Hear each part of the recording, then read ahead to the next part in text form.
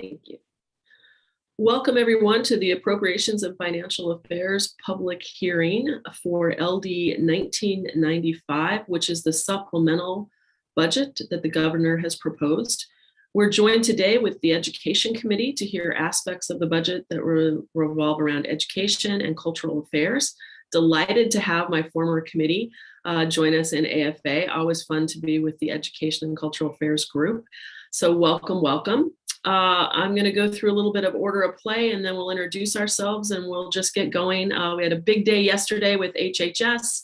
We're looking forward to having another nice day today. Again, we have 7 days of hearings and this is day number 2, just to orient the public at large.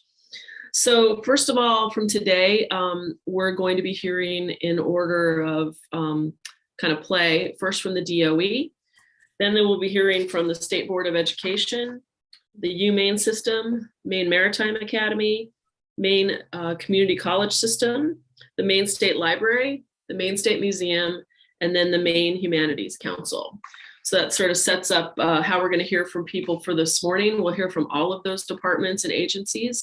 And then in the afternoon, hopefully right at 1 o'clock, we'll get started with a public hearing on all aspects of what we heard this morning. So with that information, I might ask Senator Rafferty if he would help introduce the Education and Cultural Affairs Committee to our committee. Thank you very much. I appreciate the opportunity to meet with you folks and welcome everyone this morning. I'm glad we're able to have this opportunity to get together. My name is Joe Rafferty and I am the Senate Chair. As mentioned, I represent Senate District 34. And along with me, I'm trying to find everyone, but I'm actually not seeing my oh, he could be on the second page. I'm looking for Representative Brennan. There's too many faces here. Senator Daughtry, I believe I did see. No, trying to find folks. Senator, why don't we have the Education Committee raise their hands and then they'll pop up for you. Well, let's see if that happens. There we go. Right.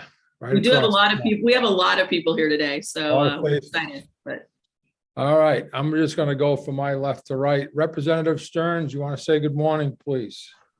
Good morning. My name is Paul Stearns. I represent House District 119 in Piscataquis County. Representative Dodge. Good morning, everyone. My name is Jan Dodge. I represent House District 97, which is Belfast, Northport, and Waldo. Good morning. Thank you. Representative Salisbury. Good morning. I'm Sue Salisbury, and I represent House District 35, which is part of Westbrook. Thank you. Representative Roach. Good morning. Tim Roach, District 7, Wells. Thank you. Representative Sampson. Good morning, everyone. I'm Heidi Sampson, representing the good people of House District 21. That's Alfred, Limerick, Shapley, Newfield, and Parsonsfield. Thank you. Representative Crockett. Yeah, good morning, everyone. Ed Crockett, District 43, which is part of Portland and part of Falmouth. And a big good morning to my favorite constituent, Senator Breen, as well as my neighboring district, Representative Peirce. Thank you. Representative Lyman. Good morning, Sheila Lyman, District 74, which is Jay, Livermore Falls, and part of Livermore. Thank you very much. And Representative Brennan, my House Chair. Good morning, Senator Rafferty and members of the Appropriations and Education Committee. My name is Michael Brennan. I represent District 36, which is part of Portland. Thank you all. I don't think Representative McCray just joined us. Yes, good morning. I'm Dave McCray. I represent District 148 up in the central part of the county. Thank you, folks. thank you so much. Welcome again to the committee meeting today. I'll start with our committee, Representative Corey. Good morning. I'm Patrick Corey. I represent House District 25, which is part of Wyndham. Representative Cardone. Hi, I'm Barbara Cardone. I represent House District 127, part of Bangor. Representative Fay. Morning, everyone. I'm Jessica Fay. I represent House District 66, which is parts of the towns of Casco, Poland, and Raymond. Representative Descharnes. Good morning. I'm Jack Ducharme, representing House District 111, which is Solon, Norridge, and Madison. Representative Millet. Thank you, Madam Chair. Good morning, everyone. Someone Millet, House District 71, representing the citizens of Norway, Sweden, Waterford, and West Paris. And Senator Davis. Good morning, everybody. My name is Paul Davis. I represent Senate District 4, which is all of Piscataquis County and parts of Somerset and Penobscot. And Representative Arata. Good morning. My name is Amy Arata, and I represent House District 65, which includes New Gloucester and a part of Poland. Senator Bailey. Thank you, Madam Chair. I am Donna Bailey. I represent Senate District 31, the residents of Saco, Old Orchard Beach, Hollis, Leamington, and part of Buxton. And my good co-chair, Senator Breen. Thank you. I'm Kathy Breen. I represent 6.5 communities in Cumberland County. I serve as Senate Chair of Appropriations, and I also want to acknowledge Representative Hymanson and thank my House co-chair for taking the gavel today. Yesterday was quite a marathon. Representative Hymanson. Thank you. It's always such a pleasure to listen to where we're all from and see the great state of Maine represented.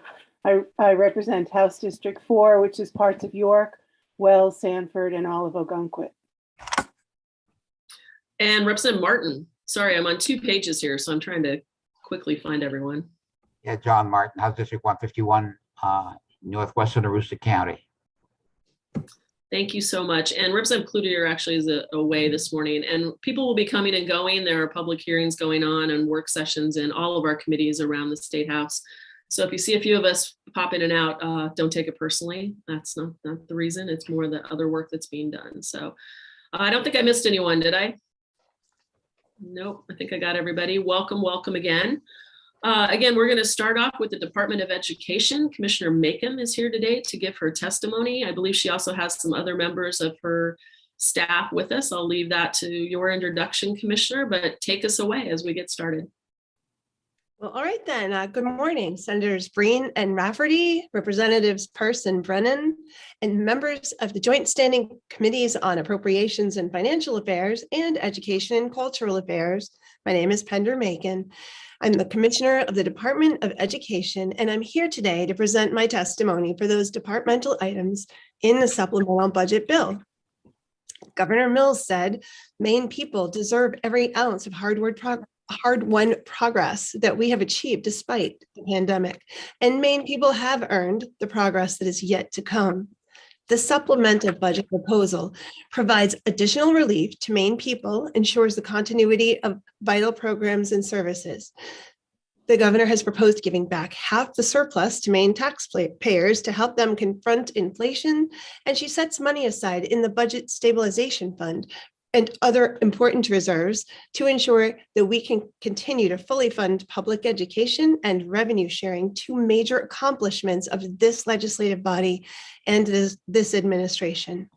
The governor also addresses Maine's biggest challenges, including tackling our state's longstanding workforce shortage to improve our economy, providing access to affordable world-class education for Maine people, and bolstering a healthcare system that has been stretched to its limits because of the pandemic.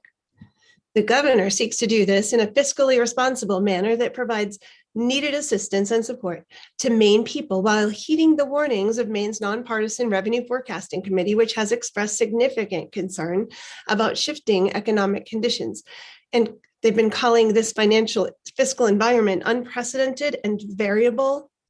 And they are noting that the accuracy of their forecast becomes less reliable in future years, leading them to urge caution in the use of the revenues at this time.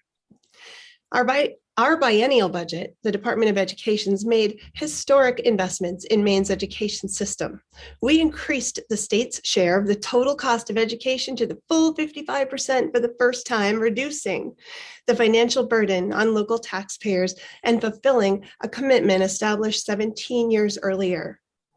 We invested in grant programs to support workforce development through our state's career and technical education, or CTE, programs and adult education programs. We replenished the revolving renovation fund, and in this past year, we have already approved more than 100 projects, allowing schools to make critically needed repairs and facility upgrades to support safe, healthy learning environments. We continue to support new and expanding pre-K programs, and we've completed the 3-year ramp up to ensure that Maine teachers earn no less than $40,000 as starting salary. We also did invest in a fund to support the provision of free healthy meals for all pre-K through 12th grade students so that no child goes hungry at school.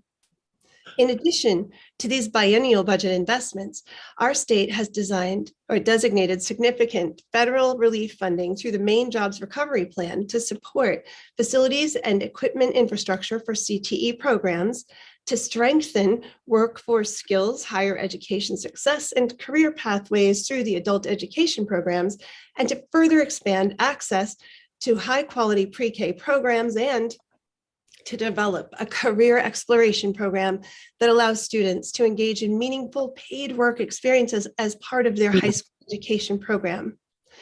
Our supplemental budget builds upon these biennial and federal relief investments, designating an additional $27 million to support the actual cost of student meals and protecting our commitment to maintaining that 55% state contribution to education costs by establishing an education stabilization fund. The 160 staff members who make up the Department of Education provide oversight, support, and technical assistance to 277 school administrative units with more than 600 public schools and more than 50,000 school and district employees serving students in pre-K through 12th grade. We additionally support Maine's adult education programs, child development services, education in the unorganized territories, private schools, the Maine Commission for Community Service, and institutions of higher education. The 11 programs within Part A of this supplemental budget proposal provide a comprehensive array of critical functions, including regulatory oversight, professional development, emergency preparedness, and school safety, and the management of equitable systems for disseminating resources, to name just a few.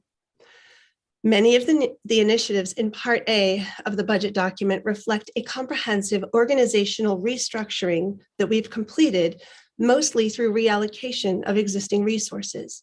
The goals of this work included both increasing the effectiveness and the efficiency of the department to maximize our capacity for serving Maine schools well.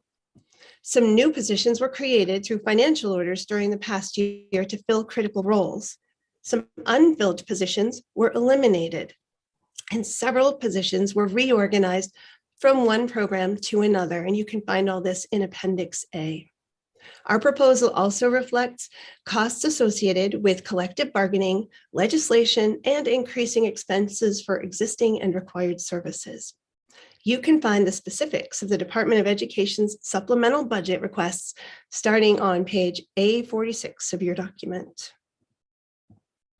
Some of the initiatives in this budget will impact more than one program, and I will identify those as they appear more than once across different programs. The repeated initiatives are underlined in this testimony that might help you to further clarify. We'll start with Part A, adult education. This program operates a public education and career pathways system that prepares adult learners for post-secondary education and/or employment. Over 70 adult education programs throughout Maine provide a range of instructional services to help adults develop the skills they need in order to access further educational opportunities, job training, better employment opportunities, and to realize their full potential as individuals, family members, students, and workers. The program has two initiatives that may be found on page A46 of the budget document. The first initiative provides an appropriation of $68,258 in FY23 to establish an Education Specialist 3, approved by the Bureau of Human Resources in 2021 to support the increased workload in the areas of professional development, monitoring, and accountability. Current staffing is unable to provide the level of support to the field necessary in order to meet state and federal performance and outcome requirements. The adult education team has had to rely for a few years now on contracted help, well, several years, to meet this demand.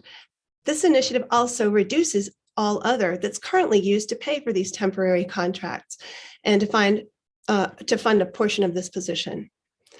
The second initiative provides one-time appropriation of $90,000 in FY23 to support a data management system. This system will allow the department to provide federal grant and state subsidy recipients with hosted online system to collect, record, and report required data.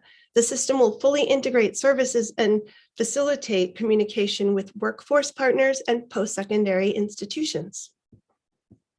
The next program is Child Development Services.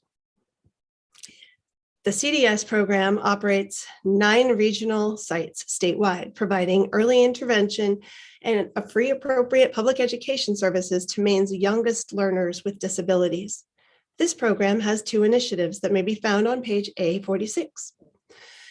The first initiative provides an appropriation of $2,951,224 in FY23 for increases in staff wages due to collective bargaining. This amount represents the fiscal year 2021-22 currently the ongoing cost of $1,510,506 for the third and final year of the negotiated contract with the Maine State Employees Association. It also includes the estimated cost of $1,440,718 for the first year of the newly negotiated contract. The second initiative transfers $800,000 in FY23 from the General Purpose Aid or GPA program for local schools to cover an increase in the state share of Maine care expenditures related to children served by Child Development Services. The offsetting initiative may be found on page A47, which reflects the transfer out of GPA. The next program is Education in the Unorganized Territories. The purpose of EUT program is to provide educational programming and related support services to school-aged children whose parents reside in the unorganized territories of the state. This program must meet the general standards for elementary and secondary schooling and special education established for organized municipal units. This program has 1 initiative, and it may be found on page A46. The initiative reduces the appropriation by $111,096 in FY23 by eliminating 3 vacant positions that are no longer needed due to redistribution of duties.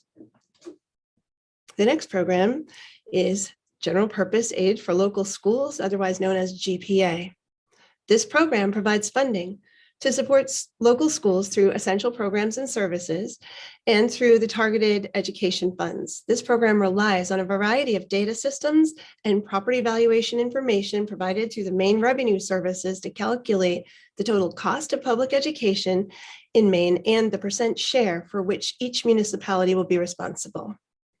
The program has 5 initiatives that may be found on page A47. The first initiative reallocates 50% of the cost of the Director of Communications and Public Service Executive 2 and 30% of the cost of a Public Service Executive 2 from the Leadership Team program to align these positions within the appropriate programs. The position reallocations are funded with a reduction in all other for a net impact of 0 in this program. The initiative may be found on page A49, which reflects the reduction in the Leadership Team program. The second initiative is the aforementioned $800,000 for CDS to cover the increase in Maine care expenditures.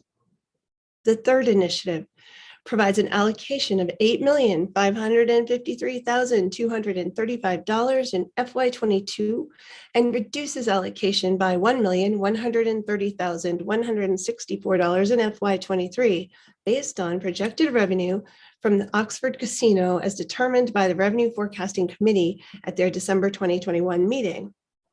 This funding is included as part of the state's share of the total cost of education. The fourth initiative reorganizes a public service coordinator from range 25 to range 27, approved by the Bureau of Human Resources in August of 2021 to align this position with the appropriate tasks. And the initiative reduces all other to fund this reorganization. The increased responsibilities of the position are to oversee, develop, manage, and present policy research. The fifth initiative provides a one-time appropriation of $336,000 in FY23 to Jobs for Maine Grads, a private nonprofit organization that provides dropout prevention and career readiness programs in both public and private schools across the state. This additional funding will prevent the closure of several high school and middle school programs.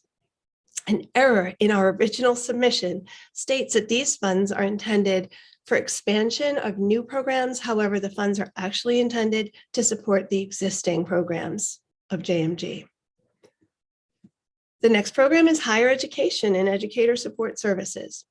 This program supports access to lifelong learning through our institutions of higher education, including the public university and community college systems, the private universities and colleges, and the licensed proprietary schools, which offer vocational and workforce training. This team also manages the assessment and approval of education preparation programs in Maine and manages our teacher certification system.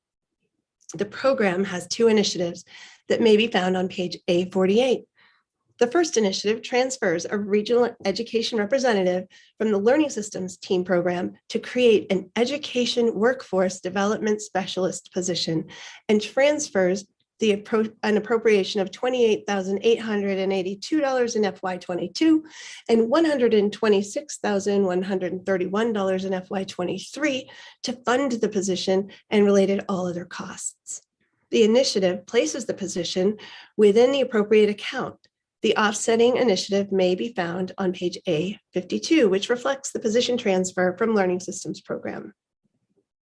The second initiative reorganizes a Public Service Manager 2 to a Public Service Executive 2, approved by Bureau of Human Resources in December of 2021 to align that position with the appropriate tasks. This initiative also transfers the position and an appropriation of $32,297 in FY22 and $135,449 in FY23 to the newly developed Office of Workforce Development and Innovative Pathways program to fund it and all other related costs. Excuse me.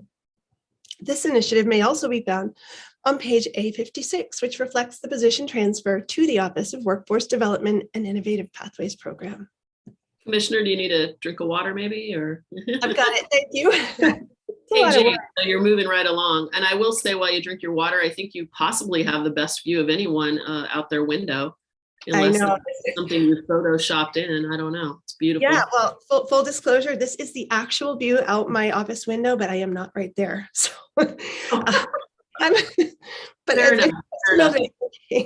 So, okay, so the leadership team, thank you for that little break. I hope you guys are all okay. This is a lot of words. So, leadership team. This program encompasses the work of the Commissioner's Office, including organizational leadership, finance, operations, and internal human resources, internal and external communications, including the ongoing communication and interpretation of regulatory and statutory expectations, reporting requirements, and all pertinent matters impacting the operation of our statewide education system, special projects and programs, constituent relations, rulemaking processes, development and alignment of policy, and coordination with and among the departments throughout our government. This program has 10 initiatives that may be found on page A49 to A50. The first initiative continues and makes permanent a Public Service Executive 3 previously established by financial order and reorganizes the position to an Associate Commissioner of Public Education. This initiative provides for an appropriation of $51,410 in FY22 and $205,158 in FY23 to fund the position and related all other costs. This position is responsible for the planning, coordination, and ongoing strategic restructuring and improvement of a statewide public education system based on the main learning results. This initiative corresponds with the language establishing the position as a major policy influencing position within the department, and you can find that on Part W, page 30. The second initiative transfers a contract grant specialists and an Office Associate 2 from the Learning Systems Team program and provides an appropriation of $36,500 in FY22 and $153,393 in FY23 to fund the positions. A separate initiative eliminates a vacant secretary specialist, reducing the general fund appropriation to offset a portion of this request included in the initiative. The initiative places the positions within the appropriate account, and the related initiatives may be found on page A52. The third initiative is one you heard about just recently. It reallocates 50% of the cost of the Director of Communications and Public Service Executive 2 and 30% of the cost of the Public Service Executive 2 to the General Purpose Aid for Local Schools program to align these positions with the appropriate program. The related initiative may be found on page A47. The fourth initiative reorganizes a Public Service Coordinator 2 to a Public Service Manager 2, approved by the Bureau of Human Resources in November of 2021 to align the position with appropriate tasks, and provides an appropriation of $2,543 in FY22 and $10,171 in FY23 to fund it. The position functions as our Director of Procurement. The fifth initiative reorganizes a Public Service Manager 3 to a Public Service Executive 2 approved by the Bureau of Human Resources in November of 2021 to align the position with appropriate tasks, and provides an appropriation of $3,466 in FY22 and $13,862 in FY23 to fund it. This position functions as the Chief of Operations. The primary focus of this position is to directly manage and oversee internal operations and administrative functions of the department, including finance, human resources, procurement, and technology. Due to the nature of this person's responsibilities, the department is requesting that it be removed as an appointed position in statute. The related language may be found in Part W on page 30. The sixth initiative transfers 2 regional education representatives to the Office of Innovation Program, and it transfers an appropriation of $58,087 in FY22 and $257,187 in FY23 to fund the position and the related all other costs. This initiative places the positions within the appropriate account. The offsetting initiative may be found on page A55. The seventh initiative transfers an appropriation of $35,000 in FY23 from the Learning Systems Team program for the Council of Chief State School Officers dues. This initiative transfers funding to the appropriate account as membership dues are attributed to staff in the leadership team program. The offsetting initiative may be found on page A52. The eighth initiative continues and makes permanent a Public Service Coordinator 1 previously established by financial order, and provides an appropriation of $113,828 in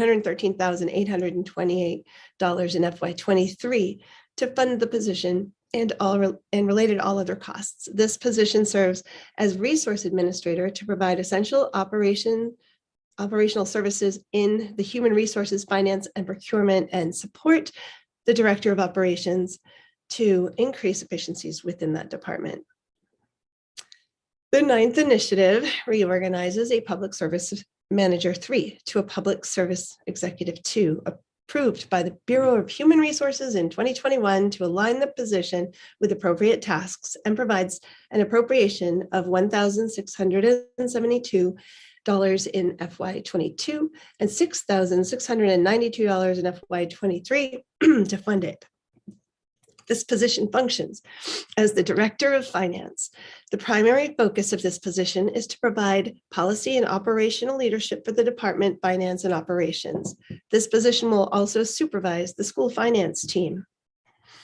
The 10th initiative continues and makes permanent a Public Service Executive 3 previously established by a financial order and reorganizes that position to an Associate Commissioner of Policy and Programs. This initiative provides an appropriation of $51,410 in FY22 and $205,158 in FY23 to fund the position and all other costs. The position is responsible for the interrelation of public education with other social, economic, physical, and governmental activities, programs, and services, and for the advancement of education as defined in statute. This initiative corresponds with language establishing the position as a major policy influencing position within the department, and that may be found in Part W on page 30. The next program is the Learning Systems Team. Due to the restructuring of the department, this program will be renamed Office of Federal Programs, and it will now encompass federal programs related to ESEA, which is the Elementary and Secondary Education Act, and those are your title grants and etc. Also, assessment, child nutrition, and emergency federal relief programs. The early learning interdisciplinary instruction teams will move from the Office of Learning Systems to the Office of Innovation, and the Career and Technical Education, or CTE team, will move from the Learning Systems to the Office of Workforce Development and Innovative Pathways. The changes will also include the transfer of some positions to and from other teams within the department. The name of the office will change to the Office of Federal Programs. The program has 17 initiatives that may be found on pages A51 to A53. The first initiative provides an allocation of $7,861,155 in FY23. This initiative continues a limited period Public Service Manager 2 and a limited period Management Analyst 2 through November 2023, and provides funding to generate innovative technology models by providing equitable access to high quality education experiences for all students. This was a competitive federal grant that we earned. It's called the REV program. You may have heard us discuss it before, but it's a really exciting grant, and it's an allocation of that previously awarded federal funding source. The second initiative provides an allocation of $97,004 in FY23 to continue a limited period Education Specialist 3 through August 31st, 2028. This initiative also reallocates 10% of the cost of the position and transfers an appropriation of $10,000 in FY23 of all other costs associated with this position to the Office of Innovation program. This position provides oversight and leadership for Head Start programs in Maine and facilitates the coordination between Head Start services and public schools. The offsetting initiative can be found on page A55.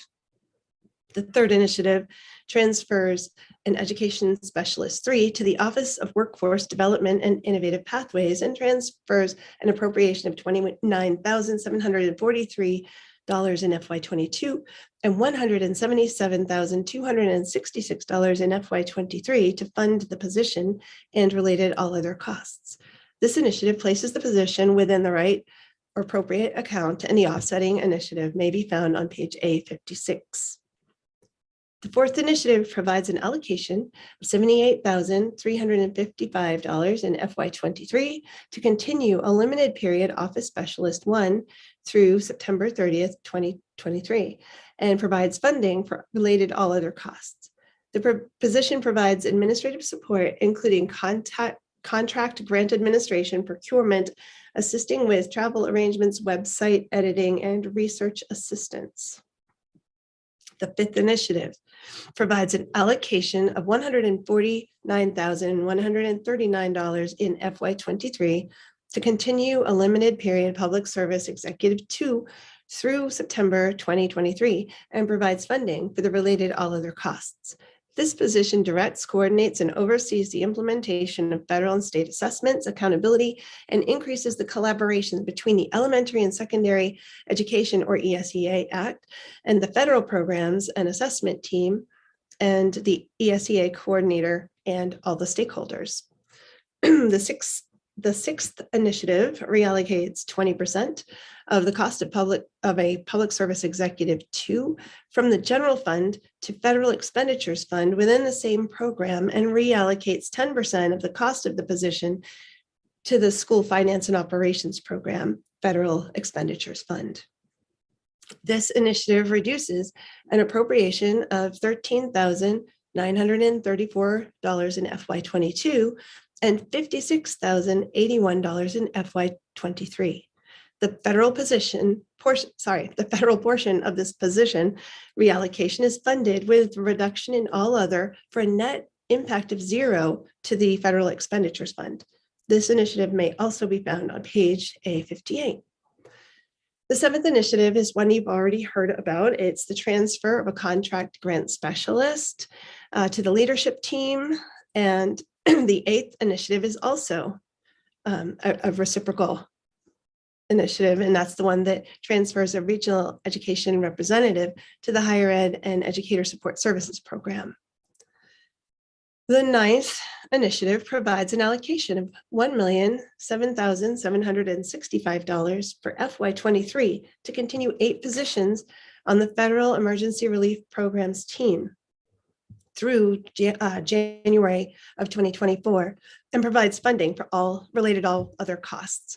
These positions manage and administer multiple federal education relief grants received from the United States Department of Education through the CARES Act, the CRISA Act, and the ARP Act. This initiative continues the positions through the end of the grant funding. The 10th initiative is a reciprocal initiative that transfers an appropriation of $35,000 to the leadership team program for the Council of Chief State Officers school dues. The 11th initiative eliminates, a vacant secretary specialist, dramatic pause, and a vacant education specialist 2. It provides allocation in all other for allowable costs that support the work of the Carl D. Perkins CTE grant. Savings from the elimination of this position will be used to fund a portion of a contract grant specialist transferred to the leadership team program in a separate initiative. The related initiative may be found on page A49. The 12th initiative reduces appropriation by $11,383 in FY22 and $45,677 in FY23. This initiative reallocates the cost of a regional education representative between the general fund and the federal expenditures fund within the same program. The federal portion of this position reallocation is funded with a reduction in all other for a net impact of 0 to the federal expenditures fund. The 13th initiative eliminates a vacant regional education representative position that is no longer needed. This initiative reduces the appropriation by $24,476 in FY22 and $115,033 in FY23. The fourth initiative reduces appropriation by $61,759 in FY22 and $249,197 in FY23, and it transfers 2 regional education representative positions to the special services team. The positions will support early intervention in the areas of math and literacy for children with disabilities and will be federally funded. The offsetting initiative may be found on page A59. The 15th initiative transfers 4 regional education representatives, a public service manager 2, and an education specialist 3 to the Office of Innovation Program, and transfers an appropriation of $184,020 in FY22 and $835,335 in FY23 to fund the positions and related all other costs. This initiative places the positions with any appropriate account, and the offsetting initiative may be found on page A55. A 16th initiative reorganizes a Public Service Manager 2 to a Public Service Manager 3 approved by the Bureau of Human Resources in January of 2022 and transfers an appropriation of $35,370 in FY22 and $172,205 in FY23 to fund the position and related all other costs. This initiative places the position within the appropriate account. The offsetting initiative may be found on page A55. 17th initiative provides an allocation of $105,927 in FY23 to continue a limited period regional educational representative through September 30th, 2023, and provides funding for related all other costs. This position focuses on the technology infrastructure necessary to continue to provide remote learning options that will allow for continuity of learning during COVID-19 pandemic and for future needs. It also serves schools and school districts throughout the state through customer service, providing and brokering professional development and technical assistance, and providing a communications link for the department. This program, skipping right over, the local foods program. This program matches $1 for every $3 that a school administrative unit pays for produce, value-added dairy, protein, or minimally processed foods purchased from a farmer, a farmer's cooperative, a local food hub, a local food processor, or a food service distributor in the state to a maximum state contribution of $5,000 per SAU in fiscal year 21-22, and in subsequent years, also an additional $500, so it could be $5,500 per school administrative unit if the SAU sends a food service employee to local foods training administered by the department under subsection 13. All foods purchased using this fund must have been grown or produced in the state of Maine. The program has one initiative, and that may be found on page A54. The initiative transfers an appropriation of $332,500 in both FY22 and 23 to the School Finance and Operations Program to correct a duplicate transfer in previously enacted laws. The offsetting initiative may be found on page A58. Next program is Maine Commission for Community Service. This program builds capacity and sustainability in Maine's volunteer and service communities through training for individuals and organizations responsible for engaging volunteers in service, grants to implement volunteer programs or strengthen their impact, and technical assistance on how to use service as a strategy to tackle community problems. The goal is to address needs effectively and efficiently by extending impact of local resources through volunteer involvement. This program has one initiative, and you can find it on page A54. The initiative continues and makes permanent a federally funded senior planner previously established by financial order. This position is funded with a reduction in all other for a net impact of $0. The position provides individualized training, technical assistance, and coaching to community organizations seeking to initiate or adapt formalized volunteer engagement and management programs. The next program is the Maine School Safety Center. This program assists schools in their efforts to provide for overall safety for the school community. The primary role of the center is to provide training, guidance, and technical support to Maine schools regarding their efforts to safely mitigate against, prepare for, respond to, and recover from all hazards and threats. The program has one initiative, and that can be found on page A54. The initiative provides an appropriation of $113,899 in FY23 to continue and make permanent a regional education representative position previously established by financial order, and it transfers related all other costs from the School and Student Supports Program. Public Law 2021, Chapter 398, transferred a juvenile program worker from the Department of Corrections to the School and Student Supports Program in the Department of Education to serve as a restorative justice coordinator. To better align with the responsibilities and duties envisioned by our department, a new regional education representative position to serve as a restorative practices coordinator was established by financial order in FY22 to replace the juvenile program worker position. This initiative eliminates the juvenile program worker in the School and Student Supports Program, and it continues the regional education representative position within the main School Safety Center program, as the duties of this new position better align with the goals of the main School Safety Center program. The related initiative may be found on page A57. Next is the Office of Innovation. This is a team that designs, supports, and implements programs and practices to ensure that every Maine educator feels empowered to leverage their expertise to foster meaningful education experiences for students and to ensure that every student feels that they belong to a relevant learning community that values their unique contributions. The team works in close collaboration with all of the offices across our department, other state agencies, and with community partners to capitalize on collective expertise and to support a whole student educational approach.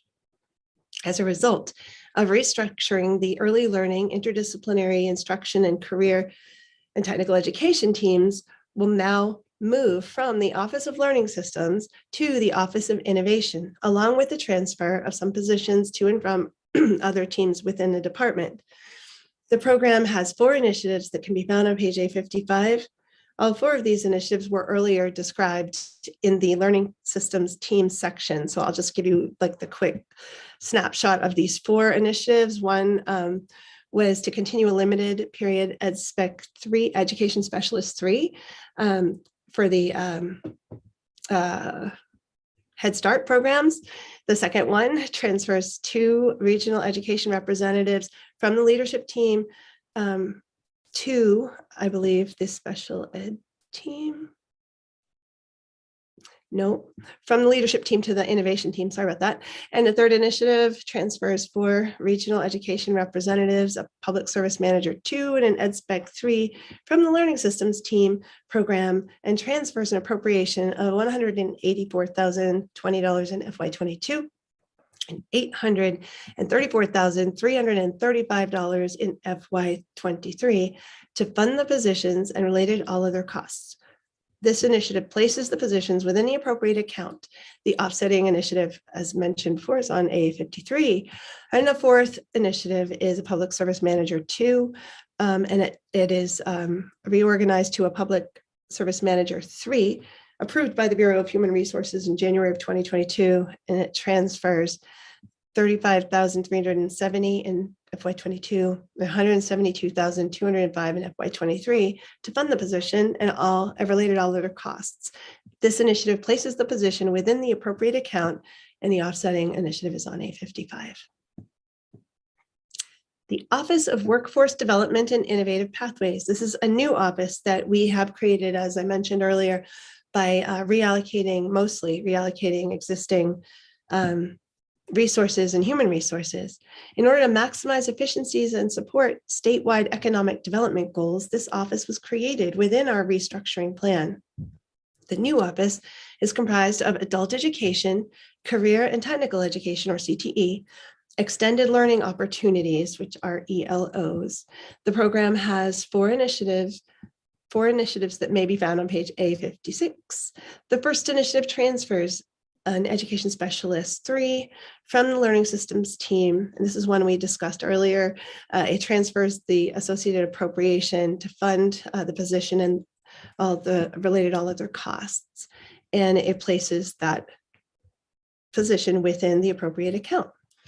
A second initiative provides an appropriation of $149,429 in FY23 for debt service costs with securities that will be issued. These are the securities that will be issued to CTE centers and regions for equipment and purchases pursuant to a last year's Public Law 21, Chapter 398, Part SSSS, Section 6. You might remember it as the CTE $20 million securities effort. And the debt service costs for securities issued to career and technical education centers and regions have to be paid by the state. So that's the reason for that request for an appropriation. The third initiative reorganizes a public service manager 2 to a public service executive 2 that was approved in December by the Bureau of Human Resources to align the position with appropriate tasks. This initiative transfers an appropriation of $34,156 in FY22 and $143,208 in FY23 from the Higher Education and Educator Support Services Program to fund the position and related all other costs. This initiative may also be found on page A48. The fourth initiative provides an appropriation of $130,270 in FY23 to establish a Public Service Manager 2 and provide funding for related all other costs. This position will oversee department initiatives related to extended learning opportunities, otherwise known as ELOs. And this is for students statewide, and it's going to support school counselors as well in their roles as post-secondary guidance counseling, post-secondary and workforce guidance counseling. This position will provide key supports for the Maine Jobs Recovery Plan Career Exploration Initiative as well. Next program, School and Student Supports, otherwise known as the OSSS team. This program strives to make sure that Maine schools are inclusive, healthy, safe, and supportive communities where every student thrives. The OSSS endeavors to coordinate resources and programs that promote equitable, psychosocially, physically, and environmentally healthy school communities for all. The program has 2 initiatives that may be found on page A57. The first initiative continues and makes permanent a part-time regional education representative previously established by financial order. The position plans, develops, coordinates, and evaluates migratory education services and oversees the implementation of federally mandated migratory education programs in Maine. The initiative also reallocates a regional education representative and a part-time migrant education field recruiter between funds within the same program. The initiative reduces the federal expenditures fund by $7,460 in FY23 and provides other special revenue funds allocation of $59,328 in FY23. The second initiative is the one that we mentioned earlier, which the juvenile program worker who is now going to be a restorative justice specialist within the Maine School Safety Center. The next program is the School Finance and Operations Program. This office has been reorganized within other offices in order to maximize efficiencies and maximize departmental capacity. The school finance team will become part of the overall finance and operations team. The data team will now serve within the communications team. The child nutrition team will be moving to the new Office of Federal Programs. This program has 7 initiatives that can be found on page A58. The first initiative reallocates 20% of the cost of a Public Service Executive 2 from the general fund to federal expenditures fund within the same program and reallocates 10% of that to the School Finance and Operations Program. The federal expenditures fund, the federal expenditures fund within the School Finance and Operations Program, the federal portion of the position reallocation is funded with a reduction in all other for a net impact of 0 to the federal expenditures fund. This initiative can also be found on page A51.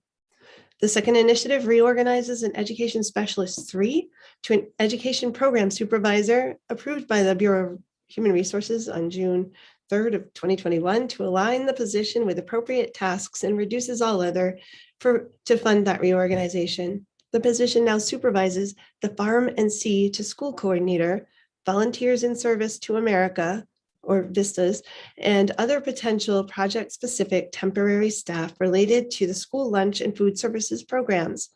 As the current classification doesn't allow for supervisory duties, this position is being reorganized into a supervisory class that is more appropriate for the new supervisory requirements. The third initiative provides an appropriation of $35,000 in FY23 to provide funding to school administrative units for the increased cost of maintaining an internet-based application for free or reduced price meals under the National School Lunch Program and the School Breakfast Program. Public Law 2019, Chapter 480 appropriated $150,000 for this purpose, but the actual cost has exceeded the amount that we received.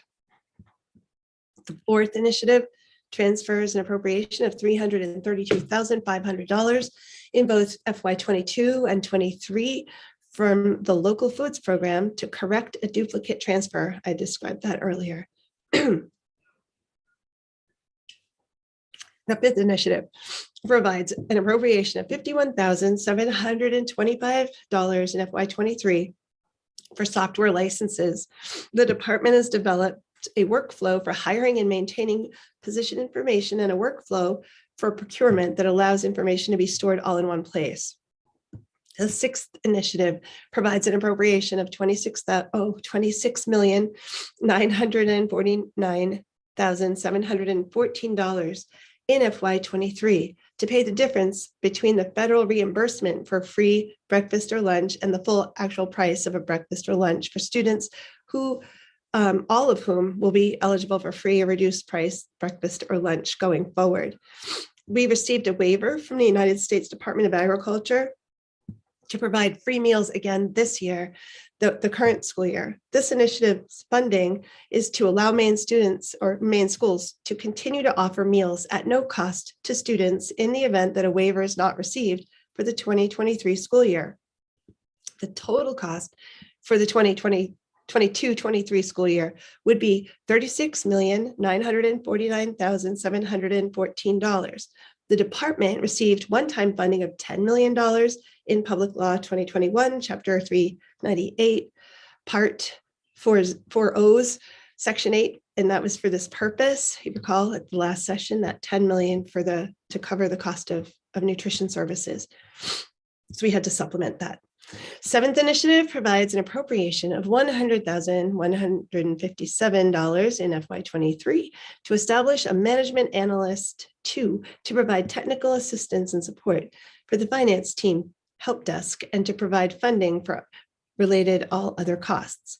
The school finance team is in need of a help desk position to support fiscal operations for Maine's 266 school administrative units, and the position will answer routine questions from users concerning account coding to federal accounting, handbook specifications, reporting requirements, timelines, use of the department's financial reporting system, and it will provide trainings for SAU finance staff in these areas.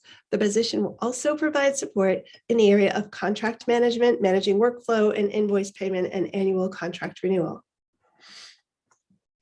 Next program is the Special Services Team. This program is dedicated to improving results for students with disabilities, offering leadership support and oversight for local education agencies. The Office of Special Services is committed to ensuring the provision of a free, appropriate public education in the least restrictive environment for children with disabilities ages 3 through 22, as well as early intervention services for infants and toddlers birth through age 2. Our work is accomplished through collaboration with families, school districts, public and private agencies, and other programs. The program has 3 initiatives that may be found on page A59. The first initiative establishes an Office Specialist 1 and a Management Analyst 2 to meet the growing needs and requirements facing special education team, and it provides an allocation for related all other costs. This initiative provides an allocation of $41,253 in FY22 and $173,031 in FY23 to fund the positions and related all other costs.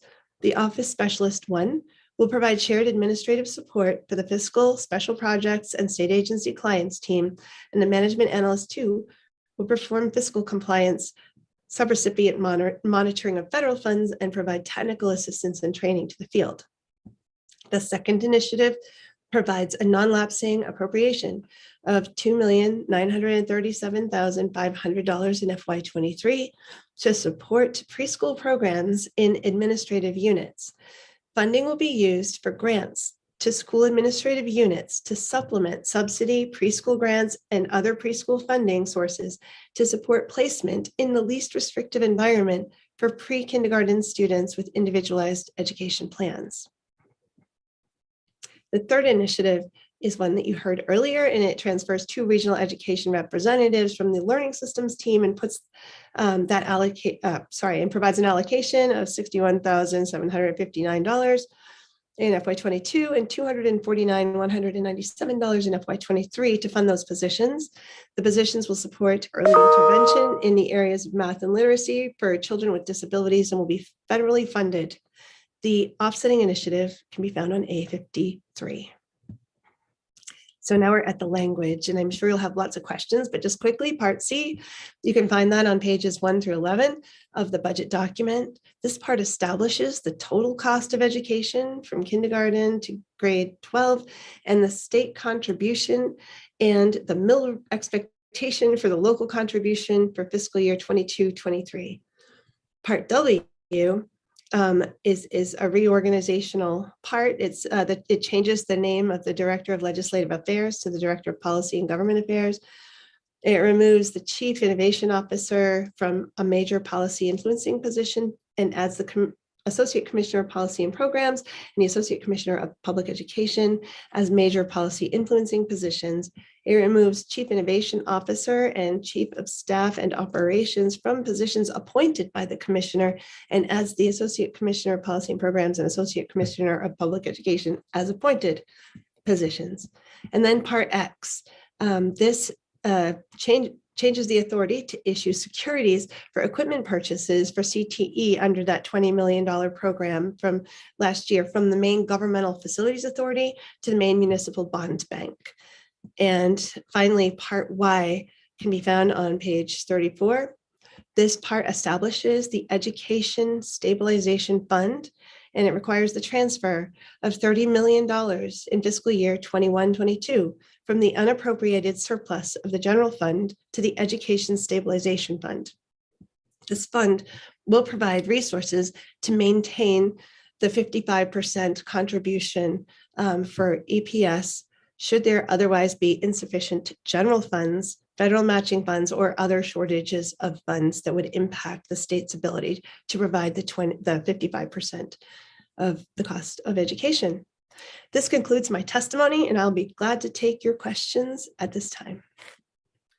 Thank you so much, Commissioner Macon. Appreciate you walking us through this lengthy testimony with ease and confidence. Really like it. Feel free to get a drink of water, and anyone who has a question about the testimony, please feel free to raise your hand and we'll go in order of the hands being raised. I did have one question in Part C. On page 1 of Part C, you talk about an educational service center as authorized under Title 28, Chapter 123. Could you just elaborate on what you have a little bit of a language change there, and I just want to hear a little bit more about that.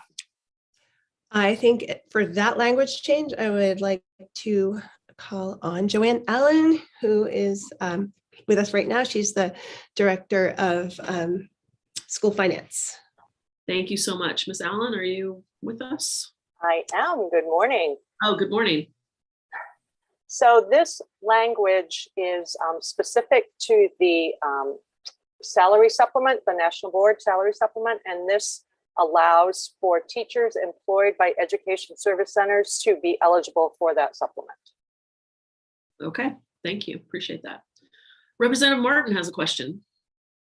Thank you. Going back to the summary, Part Y, how did we get to the figure of 30 million? We wanted to do was to make a good start. It's impossible for us to hypothesize the actual, what will be needed.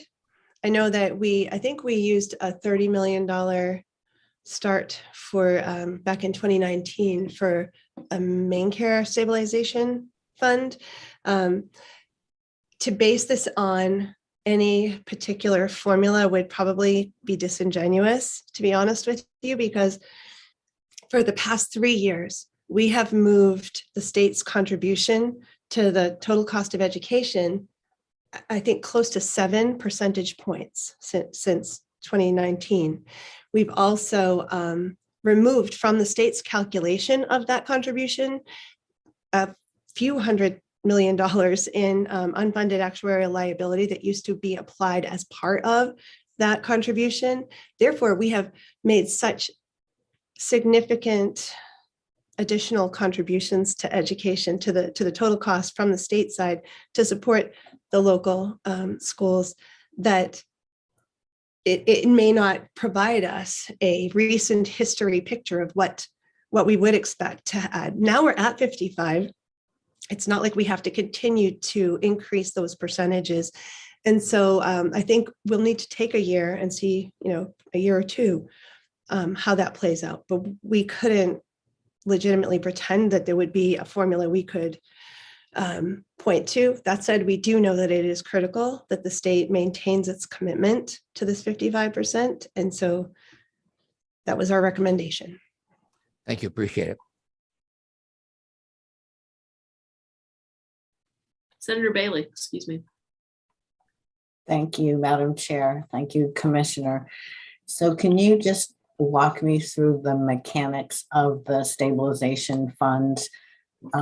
In particular, I'm not clear on who determines there's a shortage. And so once a shortage is determined by, again, I'm not sure who that is, who then takes the money and, how does it mechanically happen? Is it the legislature? Is it the executive branch? Is it both of them? Again, walk me through. There's a day we have a shortage. What happens? Thank you. It's an excellent question. And I know that my team has written down that question, and we will get answers for you and details on that as soon as possible. Thank you. Representative Brennan. Oh, you're on mute, Representative. Representative, oh, there we go. First one of the day, there we go. Thank you very much, Representative Peirce. Commissioner, could you, I don't know if you discussed any detail, the adjustments that you've made to the school funding formula, taking into account the number of students that have moved around quite a bit in the last year or two. And I understand that you've continued one adjustment in terms of teacher-student ratio, but you've added a second adjustment on disadvantaged students. And could you talk a little bit more about that? Sure, I can do that. And I encourage my school finance team to correct me the minute that I veer from their description of this. But first of all, there were at least two major impacts to the school subsidy EPS formula and distribution. There are actually three that I can think of right now that are unusual and would have tremendously impacted schools. One is, as you know, in the last school year, we had a significant drop in the number of students who were enrolled in public schools. This was heavily at the pre-K and kindergarten levels, but throughout the grade spans, and this is the same in Maine and nationwide. We lost, I think, close to 7,000 students. We didn't lose them. They chose homeschooling, private education, moved out of state. There were a variety. We've tracked everybody down. But this year we've had a recovery of, I think we have cut that in half. So we're moving back in the right direction.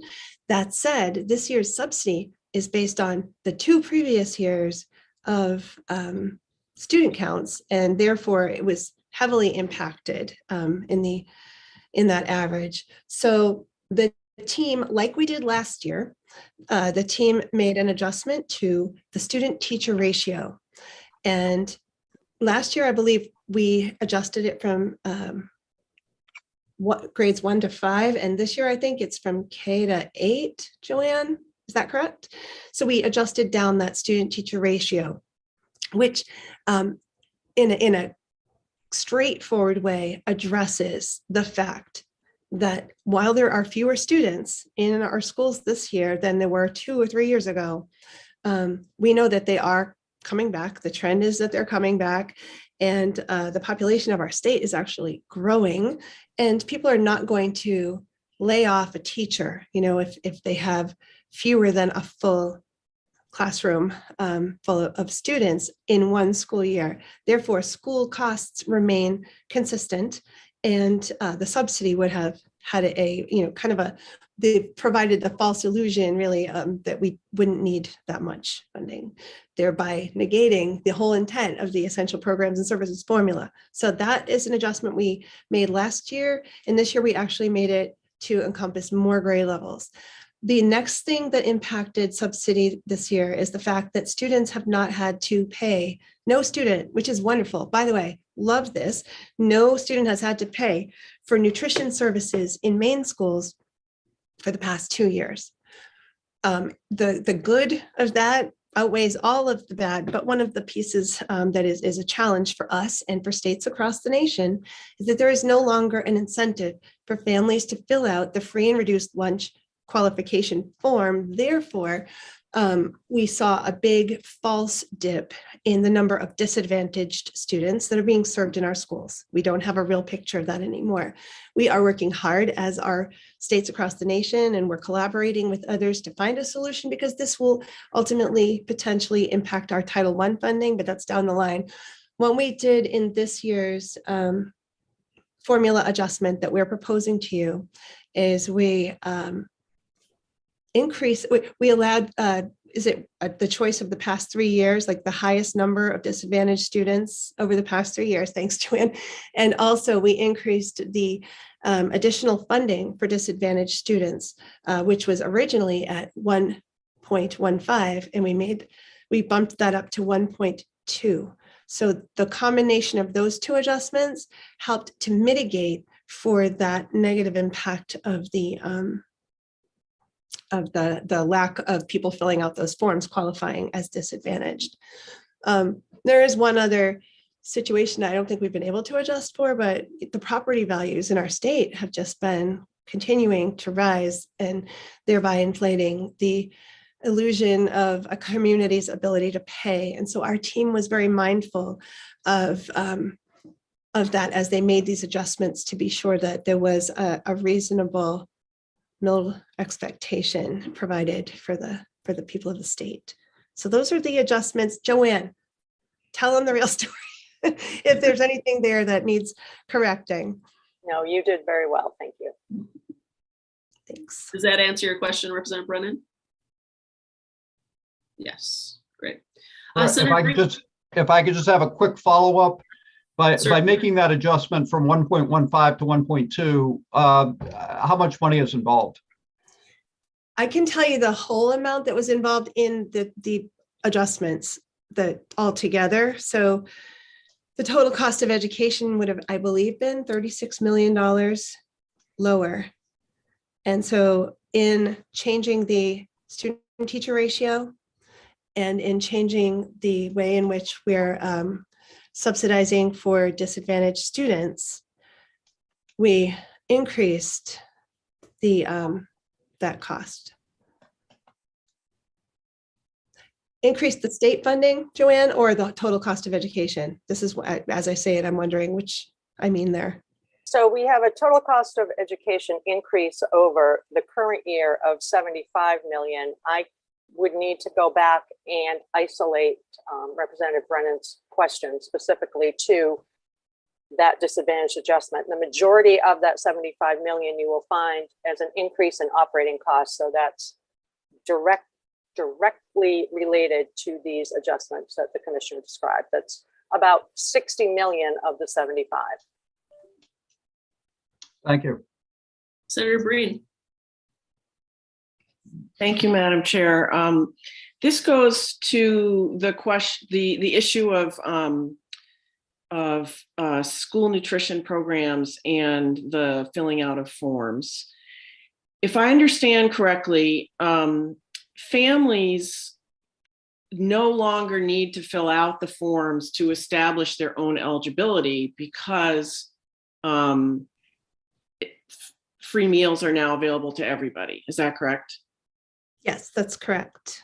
So the reason you want the forms to be filled out is sort of for aggregate data, right? Like, Title I eligibility, that sort of thing. Is that right?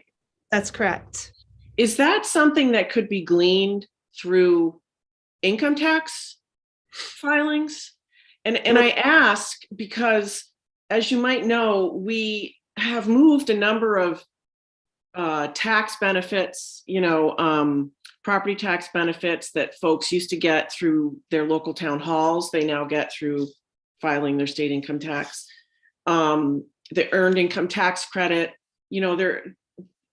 we have over the past few years tried to increase everybody to file income taxes no matter their income, because it's really important and useful information for the state. So I guess what I'm wondering is there any utility to tapping into income tax reports to get that aggregate data for Title I and other things that in the past you've relied on school lunch eligibility or reduced lunch or free reduced lunch eligibility? I know this is one of the possible scenarios that is being considered. Joanne, are there other efforts that you have underway? Yes, there are actually other efforts that we have underway. But one thing I want to remind everyone is that while the families have not filled out forms, USDA still requires that those forms be submitted. So we have the child nutrition team had a marketing program this year to try to raise awareness of that necessity. What we really need is the USDA to stop requiring those forms, number one.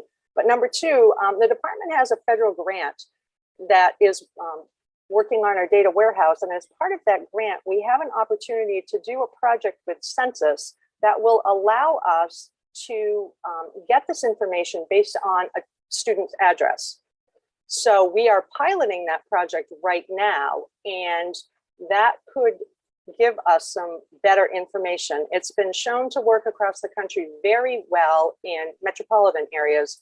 So we are testing it for some of the rural areas in Maine to see if that could be a possible solution to this problem. What I would say about MRS is that in the past, we've not had success with information sharing so much. So that would have to be a conversation across departments to see what, if anything, we could do at that level. But I'm really hopeful for the census project that we're working on. Thank you. I want to follow up on a food-related question before I go to Representative Brennan, who has his hand up, and that the money that we're putting toward the free meals, does that include our town academies, the public school, the public kids that are in those town academies? Is it, or does it include every blanket school? Just want to get a little more detail on that. Those who are participating in the federal programs are benefiting from this. So yeah, many of the town academy, some others of the town academies choose not to engage with the federal lunch program, but those who do are covered within this. Perfect, thank you. We have Representative Brennan and then Representative Hymanson. Thank you, Representative Pearce. I just want to follow up on Senator Breen's question. We did pass a resolve last session asking the department to look at alternative metrics to determine eligibility for free and reduced lunch and identify eligibility among students and families. So we're expecting a report back from the department that will be looking potentially at Medicaid, food stamps, other indicators that we would be able to use other than just free or reduced lunch to establish eligibility. So we're looking forward to that report, and we think that it'll give us an expanded database and metrics to be able to make some of those determinations. Thank you, Representative. Representative Hymanson and then Representative Millett. Thank you. Thank you, Madam Chair.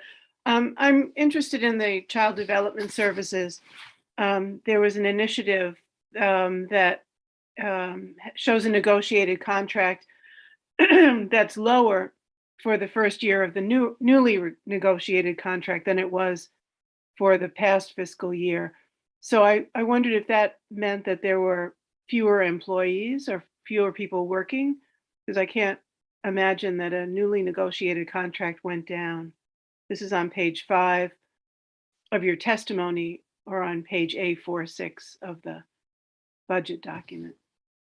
So I wondered if you could clarify that. I'm not sure that I can, but maybe somebody in Nicole, perhaps in the school finance, or Joanne. Or at some other point. Yeah, maybe you can provide us that information for the work session. Sure. Thank you.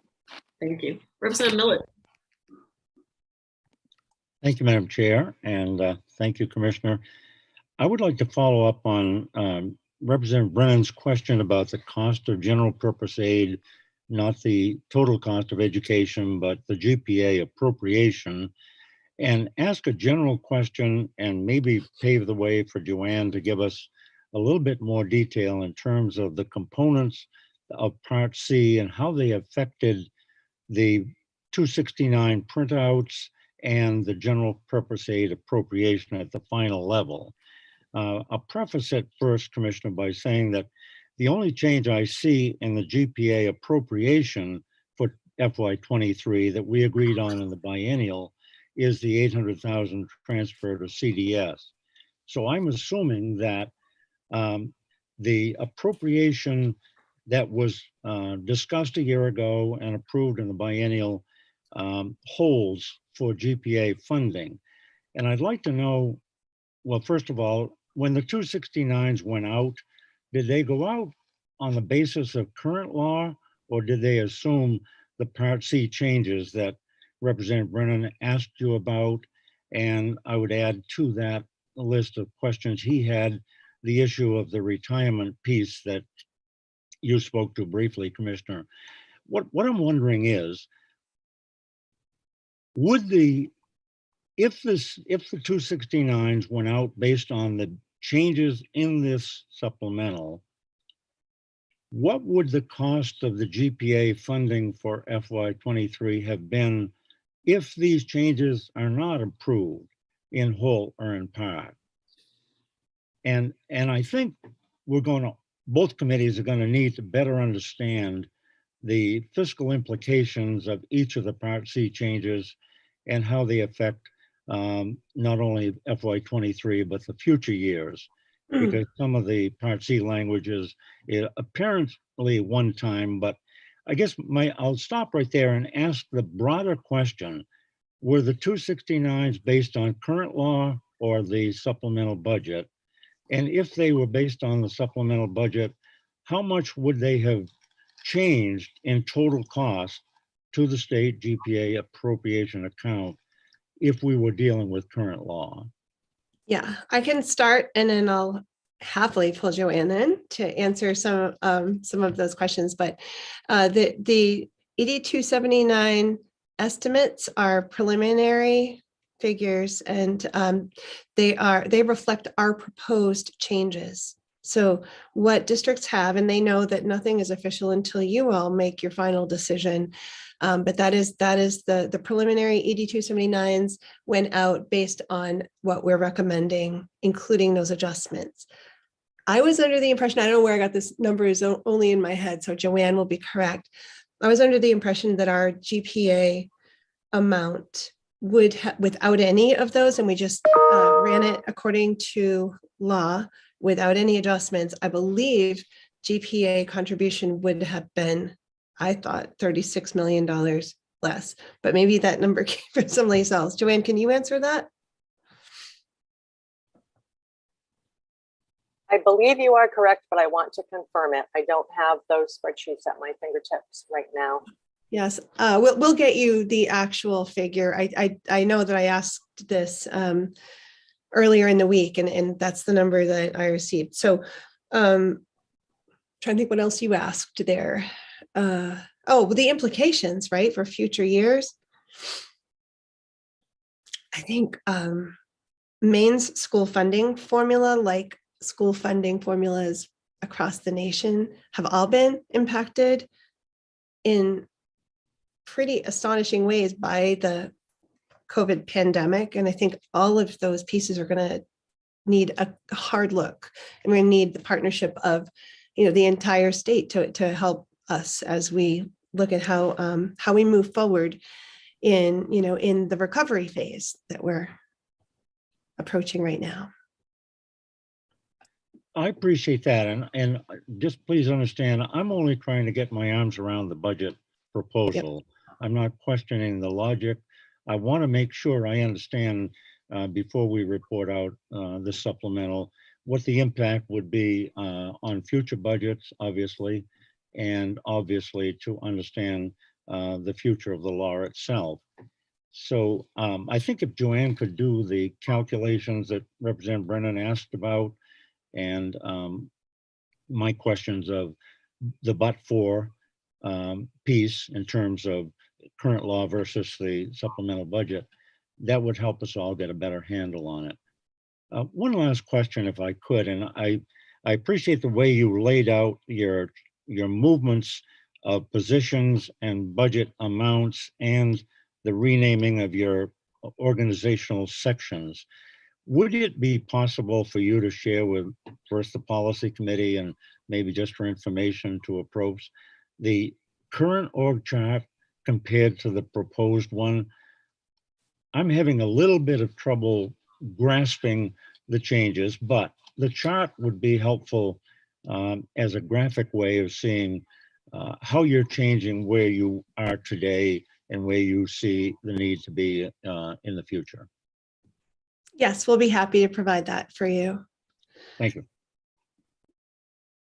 Thank you. Any other questions for Commissioner Makeup or her team?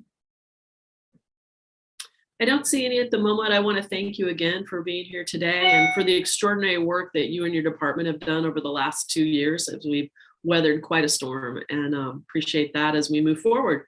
Looking forward to our work sessions together. I'm sure you'll make yourself available to any and all of us as you always do. So thanks so much for being here today, and we'll close the DOE portion of this public hearing. We're going to open up the higher ed portion of it next. So thank you. Nice to see everyone. We're going to be starting with the University of Maine system, and I believe Chancellor Malloy is here. If so, please say hello. And no? Hello? Excuse me. I think you were going to do the State Board of Education next. Oh, I'm so sorry. My apologies. It was the State Board of Education. I didn't look at my notes. That was a bad thing. Mr. Geiger, welcome, and please do the State Board of Education. Thank you very much.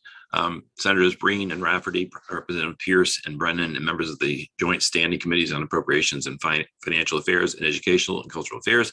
My name is Peter Geiger, and I am Vice Chair of the State Board of Education. I'm here to testify, to present testimony on the supplemental budget for the board. The State Board of Education is authorized to act in an advisory capacity for the Commissioner of Education in matters concerning state laws relating to education. In addition, the board is delegated specific powers to make recommendations to the legislature for efficient conduct of public schools, to approve the formation of school administrative districts, to approve the formation of community school districts, to grant permission for administrative units to enter into agreements for cooperative educational purposes, to act upon articles of agreement for creation of an interstate school district, to develop and adopt a plan for the establishment of career and technical education centers, to approve standards for the school construction, to approve school construction projects for the state aid, to work as a partner with the Department of Education regarding central programs and services, school financing process, to obtain information regarding applications for granting degrees to accredited programs, institutions of higher education, to train educators, to set the standards for educator certification, authorization, and approval, to approve applications for out-of-state institutions who wish to offer degree granting programs in Maine, to review the applications of initial degree granting and make recommendations to the legislature, participate in the SARA authorization through the New England Board of Higher Education, serves as the state agency for administering Carl Perkins federal funds, reviews student transfers requested by a parent or superintendent dissatisfied with the decision of the Commissioner of Education. The state board also appoints 3 members to the Maine State Charter School Commission and interviews and approves the 4 members at large. As part of its ongoing efforts, the board monitors the work of the commission and reviews the annual monitoring reports of authorized charter schools.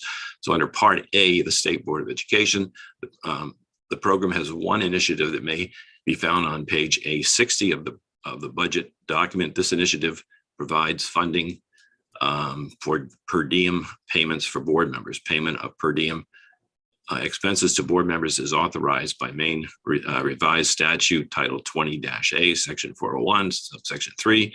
The allocation for per diem payments is typically included in baseline budget for the State Board of Education, but was inadvertently omitted. So this concludes my testimony for the State Board of Education. I'd be happy to answer any questions. We're talking about $22,000 for per diems for the next year. Thank you so much, Mr. Geiger. Appreciate you being here. Are there any questions, Mr. Geiger? Seeing none, we appreciate your time, and my apologies for that. No problem. Thank you. Thanks. Thank you. So now we'll move on to the higher ed portion of our public hearing today, which will include the University of Maine system with Chancellor Malloy. We'll also do the Maine Maritime Academy with President Brennan, and also then we'll do Maine Community Colleges systems with President Dagler. So I'm looking to make sure everybody is here.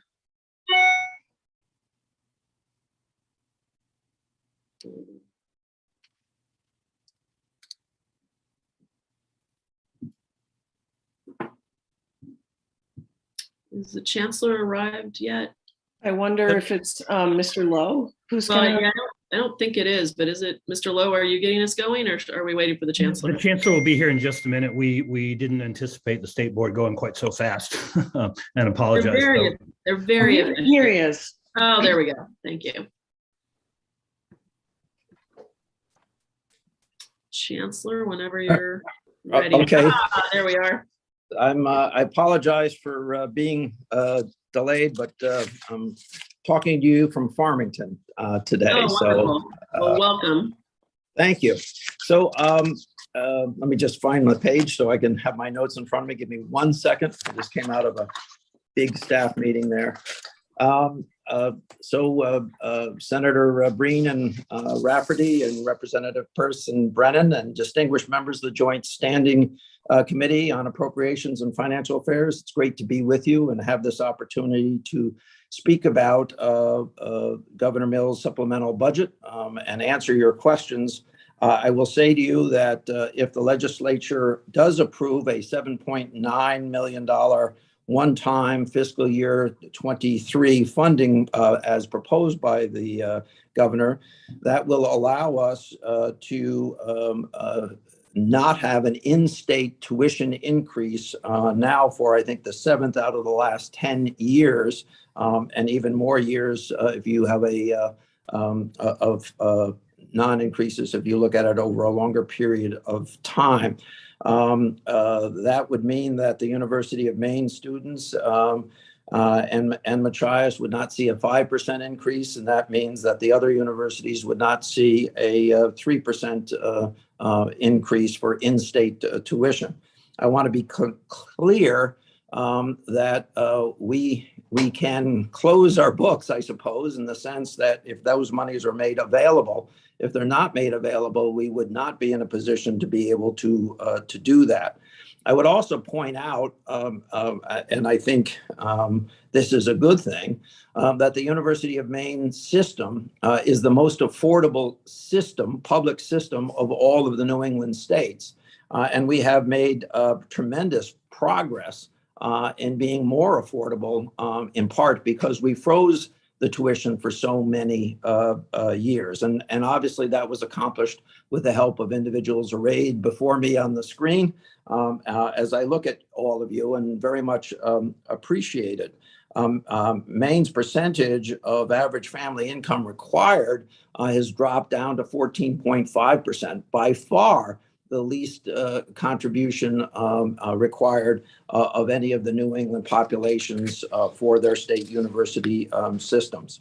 There is a side effect of having done that, and that I would say is that we have a tremendous backlog in infrastructure. And those of you who have visited any one of our campuses, I think, can appreciate the infrastructure backlog that we have. It is, I think, conservatively estimated that our backlog on investment in infrastructure, that's dormitories and laboratories and teaching structures, is at least $1.3 billion. I would, quite frankly, tell you that in the environment we're currently in and the increase in cost with respect to facilities, that's probably closer to $2 billion of underinvestment in that system, something that we are attempting to address and will continue to attempt to address going forward, and look to additional support with respect to funding opportunities that would allow us to distribute dollars to all of our campuses for investment in that infrastructure, with certain investments to be made at, I can assure you, each of our universities. That goes from Portland and Gorham to all the way up to Fort Kent and out to Presque Isle and certainly out in Farmington. We understand that with respect to what the governor has called for with respect to funding, that would allow us to spend about $68 million on that infrastructure, a contribution clearly towards our deficit. It would also allow us to use a portion of that money to match other foundation commitments to the system. And that money, I can tell you, is honestly very important if we are going to be able to address the infrastructure shortfall at all of our universities. I would also say that we support the community college system and their mission, and certainly understand the governor's reach out to the community colleges, which have experienced a tremendous fall off in the size of their student body, and appreciate what the governor is attempting to do and in inviting students back to community college and making it affordable for them to do that, and particular emphasis on those students who graduated in 20 and 21 and 22.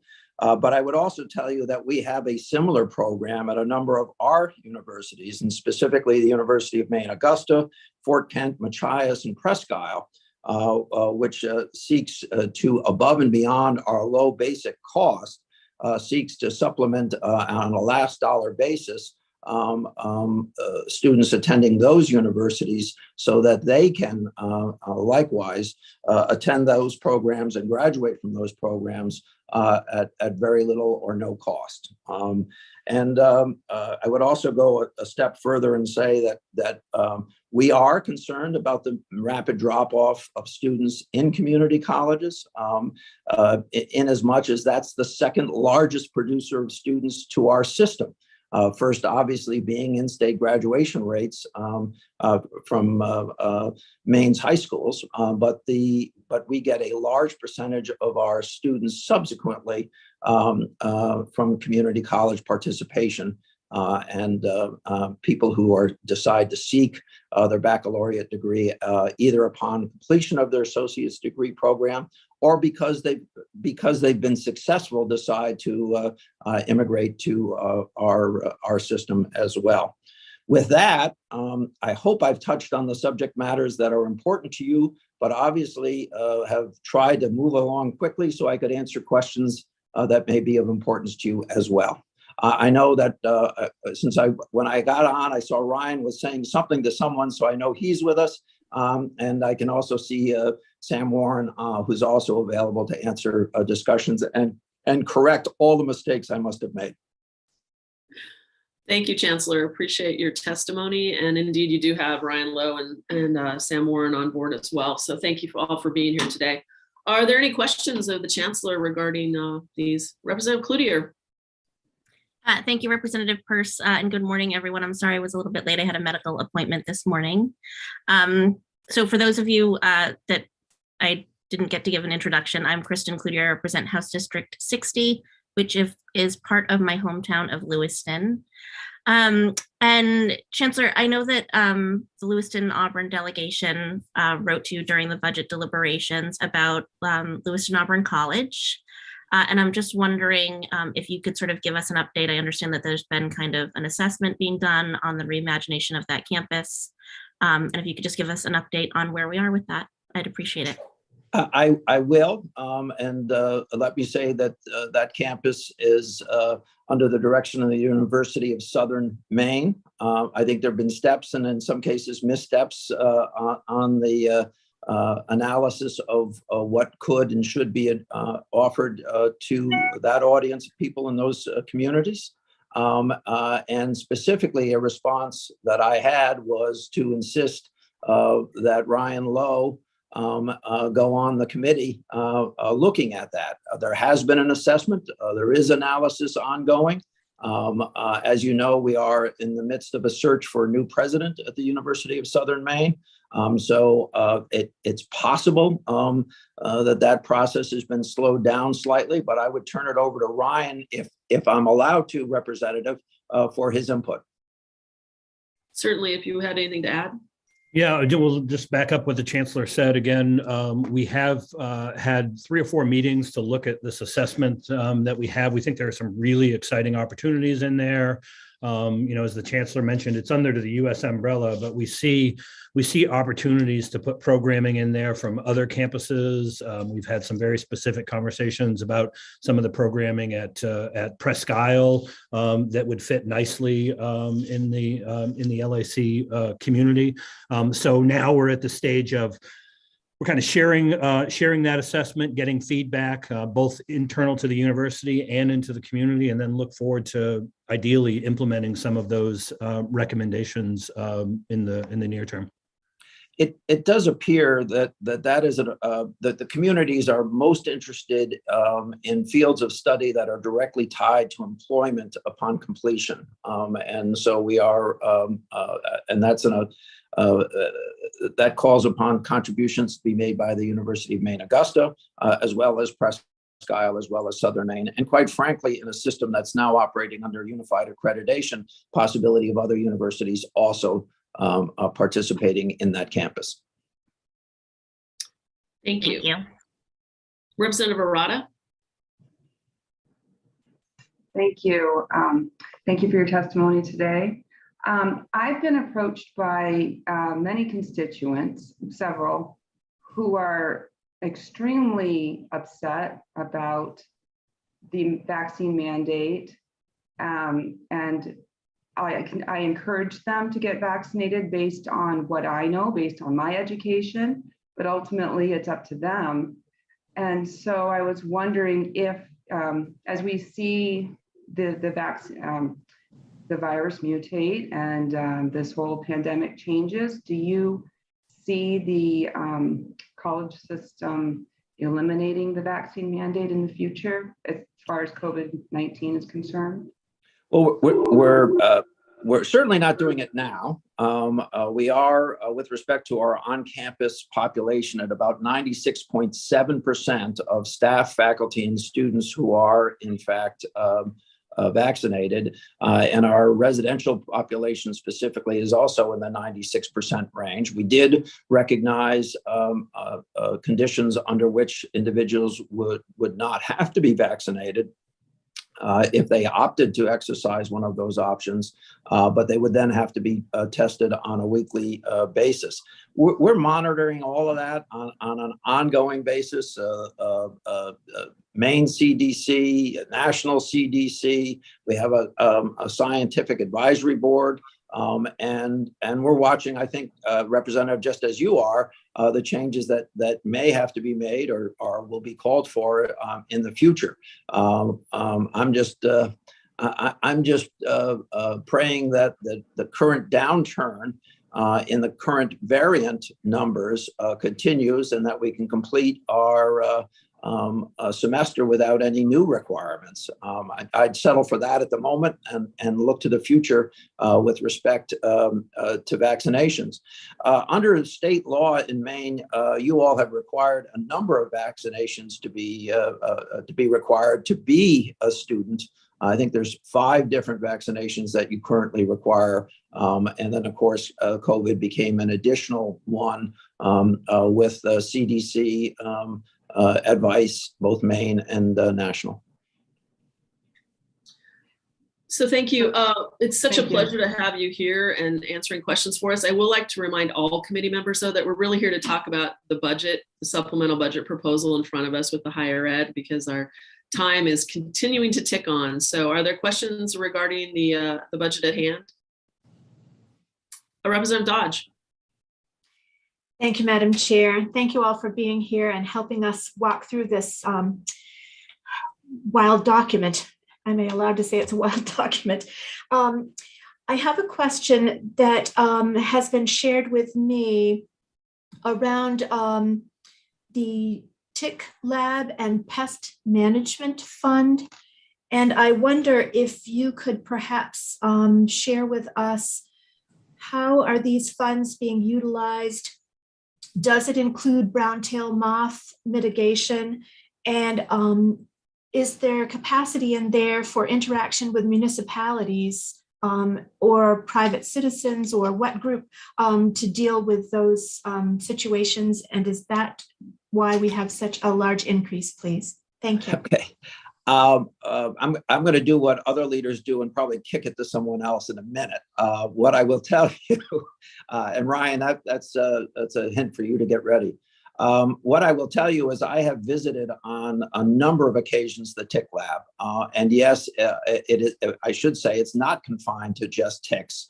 But other bugs that affect Maine, and to the best of my knowledge, your allusion to the brown-tailed moth is included in that, as are certain beetles. So it is more comprehensive than what has become the common description of the place. I will say that it's a tremendous service that we provide through your dollars that you provide to the citizens of Maine. And I can attest that I've watched envelopes be opened where bugs fell out to be tested. So it is really quite an undertaking. Ryan, I'm going to kick that over to you about specifics, or to Sam. Yep, we'll do that to Sam. I've never been so happy to turn a question over to someone else. Good morning. I'm Sam Warren, Director of Government Relations for the University of Maine System, and I appreciate the question, Representative Dodge. I will be, in fact, testifying on the university's behalf on Friday during the joint hearing with AFA and ACF on that particular portion of the budget, but happy to talk to you all about it as well, because it's so important. So as you probably know, in 2018, the lab, which was funded through a state bond that the legislature and the voters of Maine supported, opened up, and it does all sorts of things beyond tick testing. But for the purposes of this conversation, in the lab's first year, it received around 3,000 tick samples in the mail, as the chancellor just talked about. And just this year, 2 years later, that number has more than doubled, which I think reflects the growing spread of ticks in the state, in part due to climate change, and also the fact that because of the pandemic, more of us are spending time outdoors and interacting with nature and encountering ticks. And so to support this increased demand for the lab, the 129th legislature enacted a container fee, this 15-cent fee on the sale of many products which are technically registered pesticides, but are not things that you or I would probably think of as pesticides, like bleach and Lysol, products that have been in high demand during the pandemic. And for a number of reasons, the implementation of this container fee has been slightly inconsistent. And so I think the hope with the supplemental budget is that the legislature would provide a direct appropriation to support the good work of the lab. And then there is a bill sitting on the table to remove that fee from Maine consumers, which the university would certainly support. So it's really in some ways a swapping of revenue to support the increased demand for that important function of cooperative extension. Thank you so much. Any more questions for the University of Maine system, either the Chancellor or Samantha Warren or Ryan Lowe? Representative Deschamps, excuse me. Thank you, Madam Chair. I'm kind of new at this, so I don't understand all the dynamics of how these things go, but I guess my question, trying to stay within the framework of budgeting. Last July in the ARPA funds, the university was awarded $35 million, and part of the discussion on that, if I recall, was that was going to allow the university to maintain stability in tuition. And we're not 12 months away from that, and now there's another $8 million needed to do the same thing. What did I miss there, or can somebody explain why 8 months ago or 9 months ago, 35 million maintains stability in tuition, and now we need another 8 million to do the same thing? I think oh, excuse me, I'm sorry. I think we're mixing a couple of different funding sources, and I'm going to kick it back to Sam to explain. Do I get to kick it to Ryan? All right. So it's a great question. The one-time funding provided through the Maine Jobs and Recovery Act was specifically to support university research and development infrastructure, as well as specific workforce development initiatives. For example, you may have seen coverage in the media, I think last week, that the University of Maine at Farmington is expanding a childcare facility where local families will be able to send young children for care, and our students who are enrolled in early childhood education programs will be able to get hands-on training that prepares them for that workforce. So those are the sort of one-time investments supported by what we call MEJRP funding, and they did not go specifically to address operations or operation and tuition related costs. Ryan, any points you'd add to that? Just to emphasize exactly what you said, apples and oranges, those funds are specific for infrastructure and those type of projects that Sam was talking about. None of those were allowed to be used for operating funds. Thank you. Go ahead. Actually, so that's the answer. There are different funding sources and different uses for those funds. I just want to say that I meant to say thank you for the increase in the Maine State Grant Program, which allows us to be helpful, more helpful to students. And quite frankly, it was a very brave and appropriate step for you all to be taking in alignment with what we're trying to do to hold down costs for in-state students.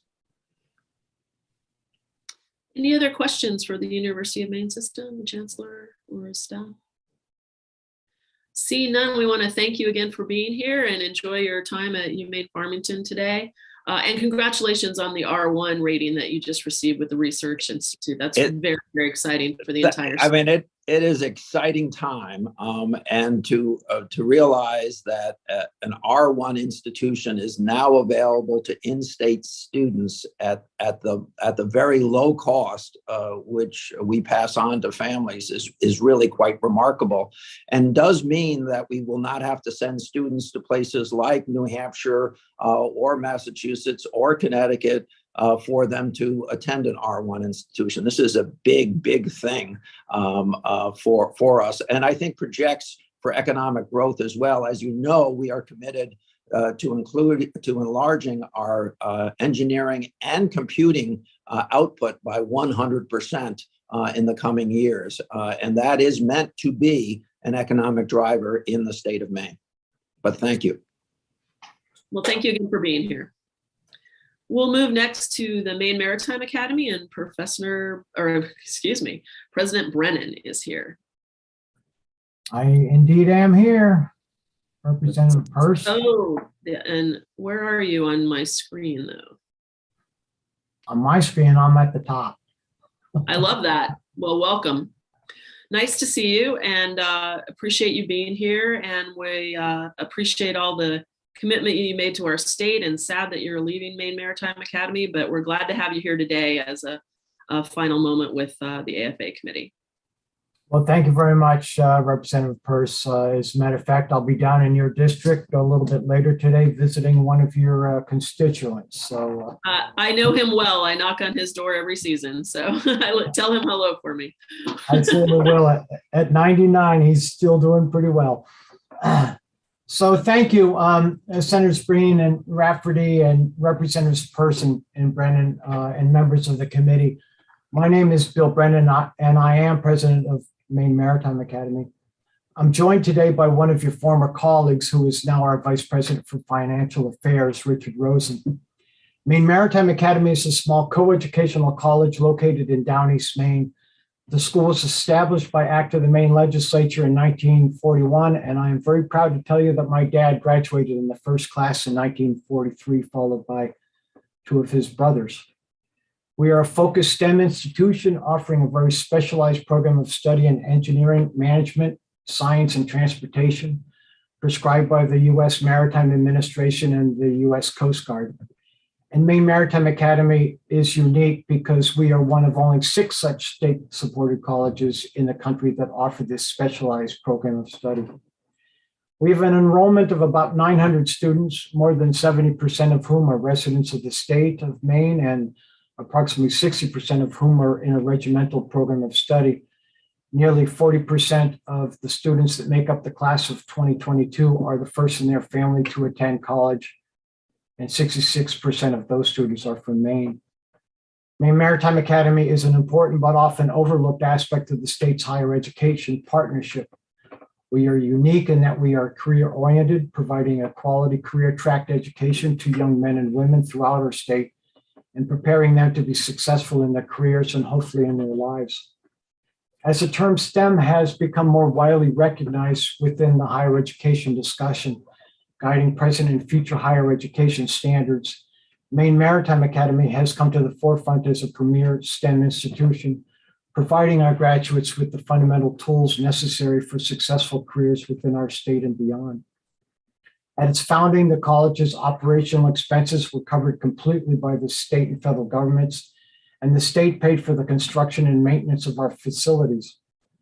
Over time, that relationship has changed such that the federal contribution is primarily in relation to the 500-foot training vessel State of Maine that we operate in a custodial arrangement with the federal government. The state's contribution to our operating expenses has declined over time from as much as 50% of the total 20 years ago to less than a quarter of our budget now. And while I recognize that significant increases in our base budget are not feasible, I have typically sought only one-time funding for aging infrastructure on our campus to address the ever-present reality of the ever-increasing cost of maintaining our buildings. And this certainly adds significantly to the cost of education.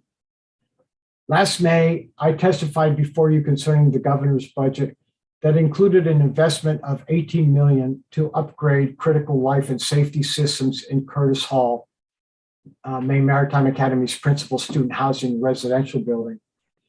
This request received unanimous endorsement from members of the legislature's Education and Cultural Affairs Committee. The investment proposed by the governor at that time to this vital state asset was an ideal utilization of one-time funds, realizing ongoing efficiencies and operational savings, as well as a more enjoyable and positive experience for residential students for years to come. However, the legislature modified the proposal to instead fund debt service costs in order for MMA to borrow the $18 million. Unfortunately, by November 2021, which was the next available bond market sale, costs within the financial marketplace had increased such that the available funding supported only $11.2 million of borrowing rather than the full $18 million. The governor has now proposed a direct appropriation of $6.8 million to fulfill the original commitment. And I'm simply here today to ask that the necessary balance for this critical project be appropriated directly as proposed. I am concerned that converting this request to debt service again in this escalating interest rate environment will likely ensure that we will fall behind on this critical project.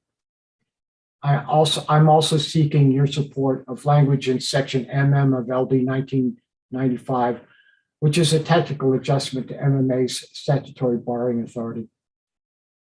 To some, the kind of requests I've made in the past have seemed mundane and modest, but they are critical to our effective and efficient operation. We at the Academy, the faculty, staff, and students are appreciative of your efforts to help us address some of the obstacles we confront. I'm a realist, and I know that there are spending priorities. I just hope that we can get what we need to maintain the property for which our Board of Trustees have been entrusted with the responsibility.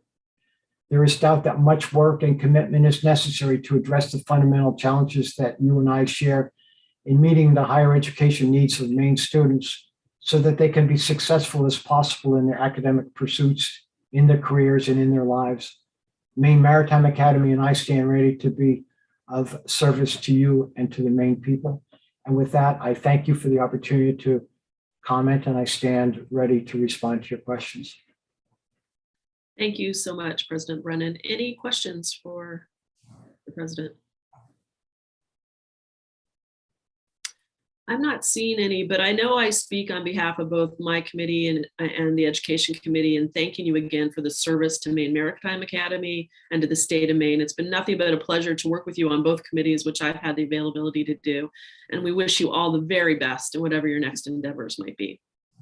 Well, I thank you very much for those kind words, and I thank all of you for co-sponsoring the expression of sentiment from the legislature. That meant a great deal to me, and I do regret that for the last couple of years we've only been able to engage with one another in this forum. As much as I do enjoy being in Castine, I always enjoyed my visits to the State House to meet with you all. So again, I do thank you all, and I wish you well with all the challenges that you confront. Bye-bye. Thank you so much. Don't be a stranger. Now we'll move on to the Maine Community College System. We have President Degler to give us his testimony. We do. First, I want to join in the well wishes to President Brennan. So he's been a great colleague, and I will miss working with him. So Representative Peirce, Senator Breen, members of the Joint Standing Committee on Appropriations and Financial Affairs, and of course, Senator Rafferty, Representative Brennan, and the members of the Joint Standing Committee on Education and Cultural Affairs. I'm Dave Degler, and I'm president of the Maine Community College System. I'm here today to discuss two proposals, budget proposals, that would allow the community colleges to serve more people and help fill workforce gaps. Interestingly, I'm mindful of the fact that it's almost 2 years ago exactly that we worked together to brace for a coming pandemic. At the time, we had no idea what would unfold. We only knew that we had to act and act fast. We needed to act to address the challenges Mainers suddenly faced because of COVID-19. Then, as always, the community colleges dedicated themselves to responding quickly and effectively to meeting the changing needs of Maine's people. Our colleges found new ways to support students online. We hosted vaccination sites. We donated PPE and hospital beds to local medical partners. Our students and graduates are working on the front lines of the pandemic at hospitals and nursing homes, as firefighters and police officers, and at countless businesses in your districts across the state. We launched new COVID safety classes and issued COVID readiness badges to more than 3,000 people, mostly in the hospitality industry. We expanded our short-term workforce training programs, in particular in healthcare, to meet the surging need and demand for workers. Today, even as that work continues, we're looking to the future. The two proposals that you have before you, free college and the expansion of our nursing programs, are critically important to building a stronger Maine. Importantly, both of these proposals address concerns that are basically side effects of the pandemic. First, free college. The pandemic has been particularly hard on high school students. In Maine and at least 20 other states, high school graduation rates declined. During the pandemic last fall, the community colleges did see the lowest enrollment of students coming directly from high school since 2003. To help those students, Governor Mills proposed, and we supported, a free college initiative aimed directly at the students impacted by the pandemic. The graduating classes of 2020, 21, 22, and 23. This is a last dollar scholarship. That means that students must first accept grants or scholarships awarded to them, and the last dollar costs of tuition and mandatory fees are covered by the free college scholarship. We expect the $20 million in support that's in the proposed budget to impact 8,000 young people, helping them get back on track and allowing them to pursue a 2-year degree or a 1-year certificate. The free college initiative adds to other free educational opportunities at the community colleges. We offer short-term workforce training programs for free. They take less than a year to complete. We also offer free college courses to high school students through our partnership with DOE and the early college programs. We have tuition waivers for a wide range of students. To qualify for the free college scholarship, a student must have a high school degree or the equivalent. They must enroll full-time. That means they're earning 30 credits a year. They must pursue an associate degree or a 1-year certificate, and they must accept all the federal and state grants and scholarships and other financial aid offered to them. They also have to participate in academic planning and advising so they stay on track for graduation. They must be either in-state students or commit to living and working in Maine. And they must enroll in the fall after they graduate from high school. Now, for the students who graduated in 20, 21, or 22, they must be enrolled this fall. For students graduating in the spring of 2023, they must enroll in the fall of 2023. The intent here is to remove a financial barrier for these students and to increase their chances of success.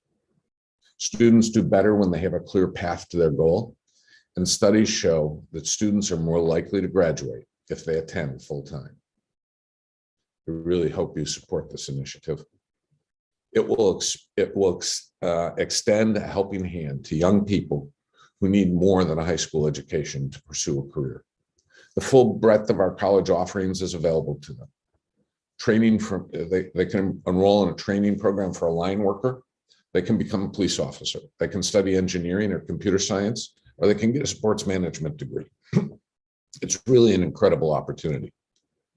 We believe this bold initiative can transform the lives of thousands of young people who feel stranded and abandoned due to circumstances beyond their control. Now, the second proposal addresses an equally critical concern. It's the astonishing shortage of nurses in the state. Right now, Maine has over 1,500 vacant nursing positions. To put that in perspective, all of Maine's colleges and universities, public and private, graduate fewer than 1,000 nurses each year. This has been a long-standing issue in Maine, but the pandemic has stressed our healthcare systems and especially our nurses, and it's pushed them right to the brink. Our nurses have been on the front line of this pandemic. They're exhausted and in desperate need of replenishment. They need the hope and the knowledge that those of us with the tools to help are willing to support their efforts in every way we can. I said this isn't really a new problem. Back in 2007, the Maine Department of Labor noted nursing shortages and suggested the need to, and here I quote, re-examine educational opportunities in nursing, as well as innovative strategies to recruit and retain nurses, end quote. Yet since that time, we've not had a significant expansion in our capacity to prepare new nurses.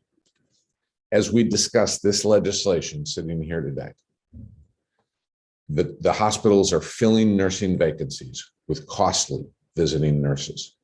Staffing shortages mean that hospitals are forced to redirect elective care patients to out-of-state hospitals and/or delay non-emergency care.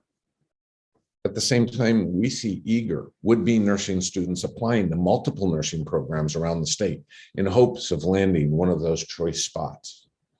Many of those students are put on waiting lists because the programs are full. Now, before I continue, I want to make one point that's very important. It's about the nature of this funding. It's permanent funding because we can't train nurses through short-term training programs, and we can't fund our nursing programs with funds that are only available for a limited period of time. The new programming would not be accredited if we used one-time funding for the expansion. Registered nurses must pass an exam given by the National Council on Licensure. To sit for that exam, the nurse candidate must have a degree from an accredited institution. Maine's community colleges are accredited by the New England Commission of Higher Education, NECHI. And the 5 current nursing programs are also accredited by the Accreditation Commission for Education in Nursing. They're called ACEN. ACEN standards require sustainable funding for the establishment and continuation of nursing programs. That said, let me be clear. Maine's community colleges are uniquely positioned to help address the shortage of nurses in Maine.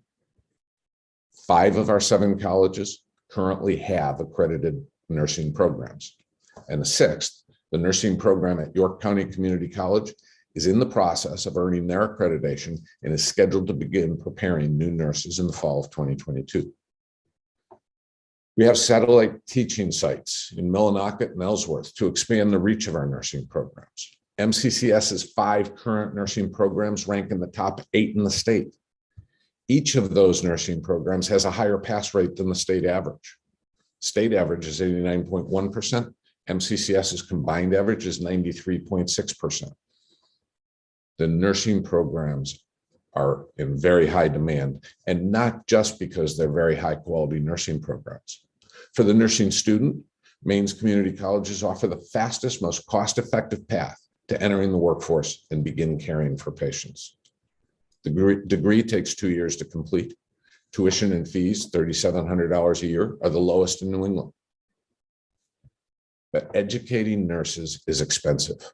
The cost is driven mostly by the nursing board's requirement that 1 nurse educator can only oversee 8 nursing students in clinical rotation. Our nursing programs are maxed out right now. Without the additional sustained funding, we cannot increase our capacity while satisfying accreditation and nursing board standards. We do have a plan. It's a very detailed plan. We would use the $2.5 million that we're discussing here today to double the number of nurses we graduate each year, from 210 to 420. We have built this plan in partnership with the leading healthcare systems in the state. Our hospital partners will provide an additional $2.5 million in funding or in-kind support. The funding will be applied exclusively to the costs directly attributable to the expansion of our nursing program. Under the plan, the colleges will hire 33 full-time faculty, 20 part-time nursing faculty, 7 support staff, including clinical coordinators and simulation lab technicians. The colleges will also expand their simulation labs and purchase additional laboratory equipment, including simulation mannequins, computers, monitors, hospital beds, and consumable supplies. The hospital partners will expand their clinical placements for MCCS students and provide preceptors as needed. With these commitments, MCCS is prepared to have their first class of new nurse candidates begin their instruction this summer. Now, shovel-ready seems an old term and a poor term to use for expanding this critical group of desperately needed caregivers. But understand this program is fully built and ready to start as soon as the financial commitments are in place. This alone will not solve the nursing shortage in Maine, but it's a huge step towards that goal. We're an aging state. More nurses are hitting retirement or leaving the field every day. We must expand our capacity to build the skills people need to deliver that care. So, taken together, these 2 initiatives position Maine for a better, healthier future. They open the door to education for more people, giving them the tools they need to build a better life for themselves and for their families. In turn, the state benefits with more skilled nurses and a more educated workforce. Thank you for your time. I'm happy to address any questions either here or in your work session. Thank you so much, President Degler. Appreciate you being here and your testimony. I see Representative Arata has a question. Thank you, Madam Chair, and thank you, Mr. Degler, for being here today. I wanted to make sure I understood clearly what you said. So we're going to offer free tuition to students from out of state whose families are not Maine taxpayers, as long as they commit to living in Maine. Okay, so how are we going to enforce that? Well, the students will have to demonstrate some nexus with Maine. So they will be taking in-person classes, they will be living in Maine, and they will be working. The vast majority of our students have jobs, so they'll begin working careers in Maine. This is an effort to try and attract new Mainers into our community and to build our workforce. Every sector we deal with has a shortage of workers: hospitality, healthcare, manufacturing. They're really, here we are in the tailing end of a pandemic, and we have the lowest number of unemployment checks issued since before the pandemic. So the need to attract new workers is a part of how we're doing that. Is there a plan to enforce that requirement that they stay in Maine? They will sign affidavits and they will make commitments to stay in Maine, and they'll have jobs. So we'll be suing them if they move. We'll be suing them for the return of the tuition they should have paid. We will take up the remediation for that at some future point. I don't know that we're going to start suing people who, if for whatever reason, have to leave the state. But we will attract more than we'll lose. Okay, thank you. Senator Bailey. Thank you, Madam Chair. And along those same lines, so how long would the students have to commit to staying in Maine? Are we talking about 6 months, a year, 2 years? How long of a commitment? Thank you. They would have to manifest they would have to demonstrate their commitment to staying in Maine by getting a job, claiming residence, and participating in our workforce. We've seen Maine has become a very attractive place to come and to stay, and we need to continue to grow that work base. Representative Hymanson and then Representative Corey. Thank you, Madam Chair. Thank you for your presentation. This is about the nurse educator loan forgiveness money that we gave through ARPA. I wondered if you're seeing some benefit for that, or could you talk about how that dovetails with your attracting nurse educators to your system? So hiring anyone in any capacity these days presents its own challenges. But we've been pretty fortunate in terms of our ability to attract nurse educators. So leaving the nursing field, they must be master's prepared nurses or on a path to earn a master's. And that program does offer attraction so that nurse educators can come in, they can continue to deliver on their passion for caring for people, but they do it by building an expanded nursing workforce base. So I do think that the program that helps loan forgiveness for nurse educators will be an incentive to help us recruit and retain those nurse educators. Thank you. I think it's too early maybe to assess that, but in the future, when I'm not here, someone should ask that question.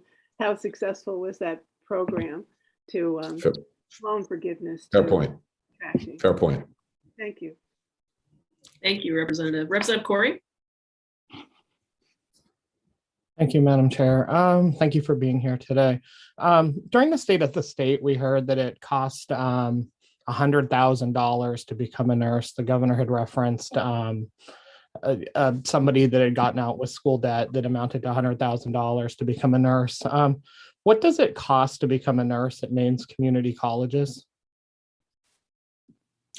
Well, the tuition and fees Focusing strictly on that part, tuition and fees are $3,700 a year. It's a 2-year program. So you're just north of $7,000 to become a nurse through a community college.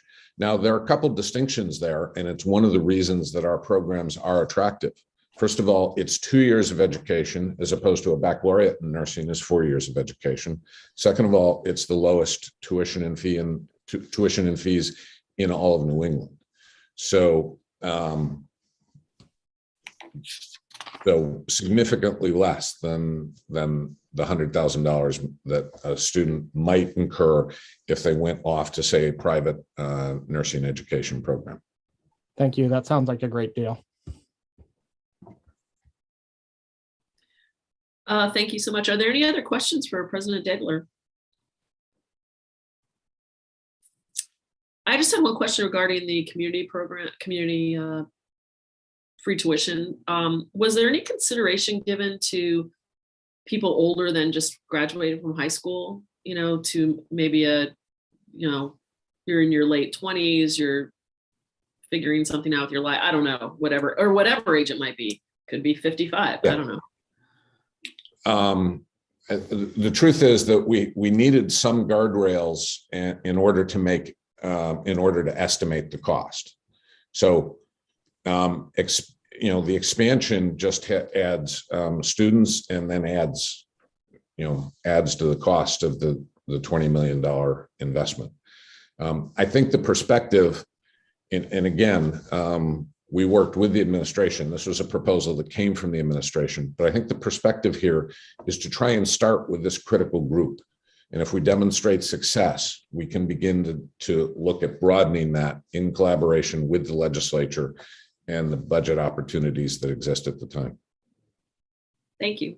Senator Bailey, another question? Yes, thank you, Madam Chair. Your question prompted me to think in terms of, does the free community college program apply only to high school diplomas, or does it also cover someone who just acquired their GED? Thank you. So they have to demonstrate high school equivalency, whether that's a diploma from a high school or having achieved the equivalency through another mechanism. We will accept that student. Thank you. Any other questions for President Degler? Seeing none, thank you again for being here and for your testimony. We appreciate your time and look forward to working together in the work session as we move this all forward. I look forward to working with you, and I really appreciate your time. Thank you much. Have a great day. Take care. We'll move on now to the State Library, the State Museum, and the Humanities Council, and we'll start with Mr. Ritter he's the director of the Maine State Library. Yeah, good morning. Thank you very much, Senator Breen and Representative Pierce and members of the Committee on Appropriations and Financial Affairs, and Senator Rafferty and Representative Brennan, members of the Committee on Education and Cultural Affairs. My name is announced was Jamie Ritter.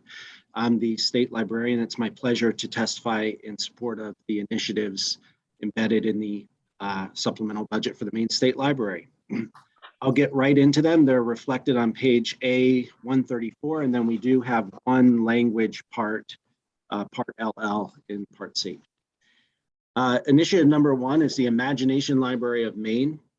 This is a national organization that delivers books monthly to children ages from birth to age 5. Bringing this program to Maine will allow us to significantly advance early childhood literacy efforts and learning by providing a program in which every child birth to age 5 will be eligible to receive 2 free books per month every month for the year through that age 5. It's a proven fact in many studies that reading to children and helping them to learn to read has a remarkable impact on their future and educational success. And the earlier we can be reading to children and attracting young readers, the better. This effort will be carried out statewide with partnerships that include local libraries and local organizations, as well as our local schools. Over the first year of the program, as we ramp into it, We seek to reach close to 10,000 children in Maine, and in subsequent years, target goals are to reach, frankly, over 40,000. It should be known as well that this Imagination Library, which is started by the Dolly Parton Foundation many years ago, but many states are doing this. They received the highest honor from the Library of Congress just about a week and a half ago. So it's a valid program and a great thing to bring to the state of Maine. Initiative number 2 relates to our van delivery service. We call it our van delivery service, but it really is the service that provides books and materials to residents of Maine who use libraries statewide. So it's the age-old example of I'm at Caribou Free Library and the library doesn't have the book that I'm looking for, but Portland does. This service brings that book from Portland to Caribou so the reader can have it. It's just a tremendous service. Costs have increased significantly, as you might expect. We shuttle about 1.6 million items between libraries annually. And as a result of increased costs in transportation and some other related COVID-19 costs increasing, we're seeking, as it says there, a little over $8,000 for the balance of this year and $20,000, a little over $20,000 starting July 1st. If I move on to Initiative 3, it provides funding to support the purchase of ebook and audiobook content for our cloud library. There's just been incredible increased demand, and it's continued for these types of online services. So this would allow funding, $10,000 both this year and next, to purchase additional ebook and audiobook content. And just for perspective, our contribution to books go into a collection that can be accessed statewide through the statewide download library that has ebooks and audiobooks. There's about 55,000 downloads a month, so basically checkouts, which well over 600,000 checkouts a year. So you have to think of this as just a very powerful, robust online library of ebooks and audiobooks. So by comparison, Portland Public Library, arguably the largest public library in the state, or serving the largest community in the state, I should say, their total circulation of all print and types of resources is less than 600,000 a year. They have really robust participation. The next highest circulation from a public library is about 280,000 a year, both print and ebook. So this is just a great service that we're offering. Initiative 3 provides funding to support the increased costs, or 4, I should say, it provides funding to support the increased costs related to the statewide licensing of content through the digital Maine library. So this is distinguishable from ebook and audiobook reading. This is more academic driven content used by students and researchers, as well as the public. For context, over 4.5 million searches take place through the digital Maine library for all sorts of topics, and over a million final sort of I found my article that I'm looking for and downloads take place. So I know that seems like a gap. It's to say that the actual downloads, someone's taking away an article for use in a paper or some sort of research project they have. But between the searches and short of downloading, people are finding what they're looking for. They're reading abstracts, they might be reading an article online, and then moving on from there. Our costs, we've seen those costs increase 4% on an average of 4% annually. So what you're seeing there reflects supporting the funding to really just stay even with being able to pay for these services, which total spend is about 1.2 million each year on licensing for the digital Maine library. Initiative 5 establishes one limited period librarian specialized services position to support statewide library systems and resource sharing, and provides funding for the related all other costs. This position would end on June 8th, 2025. We did receive ARPA fund directly. So as part of our federal funder, the state library, in fact, all state libraries received a portion of ARPA funding. We used a significant portion, over $500,000, to connect some of the smallest libraries into the main shared catalog system. So bringing them in will help the users of those libraries in these small communities take advantage of one of the very first initiatives I mentioned, seeing what's available that might not be in their library and being able to request it directly, and then getting that item. So currently these libraries that aren't connected to MainCat, as we call it, the main catalog, don't have that capability. So it's a big effort to grow this. The growth will be roughly 30% of increase in bringing libraries in. So this limited period position will really help us manage through that, make sure it's done right. There's training and onboarding and catalog cleanup, et cetera. And the final initiative establishes one director of special projects to support growth in statewide library initiatives and funding for all other costs. Basically, over the last few years, and we have been seeking this type of position now with the Imagination Library as well as workforce development initiatives, we really need this to help us manage what we're involved in. So it's easy to think of a library and just, we've got books on the shelf and we're checking materials out, but the state library in particular, we're involved in statewide broadband conversations, statewide workforce development initiatives, which, everything, the community college report out just mentioned. We're right there with them, believe it or not, to provide resources through libraries to help funnel and channel that. We have significant programs that are reaching the underserved as well as visually impaired. So a couple of years ago, there was a specific program set up for funding for Newsline, which is for visually impaired individuals. So outreach to them is taking place. And then there will be even more programs as the Digital Equity Act funding. It's embedded in the larger infrastructure bill. So as the Connectivity Authority begins to tackle that, there will no doubt be the library as part of plans that come out of that and work that the library does. So this position will assist with all of those things and allow us really to understand what we're doing well, what we need to do better, and continue to focus on that. The final part is, I guess it would be a language part C, but it's language LL.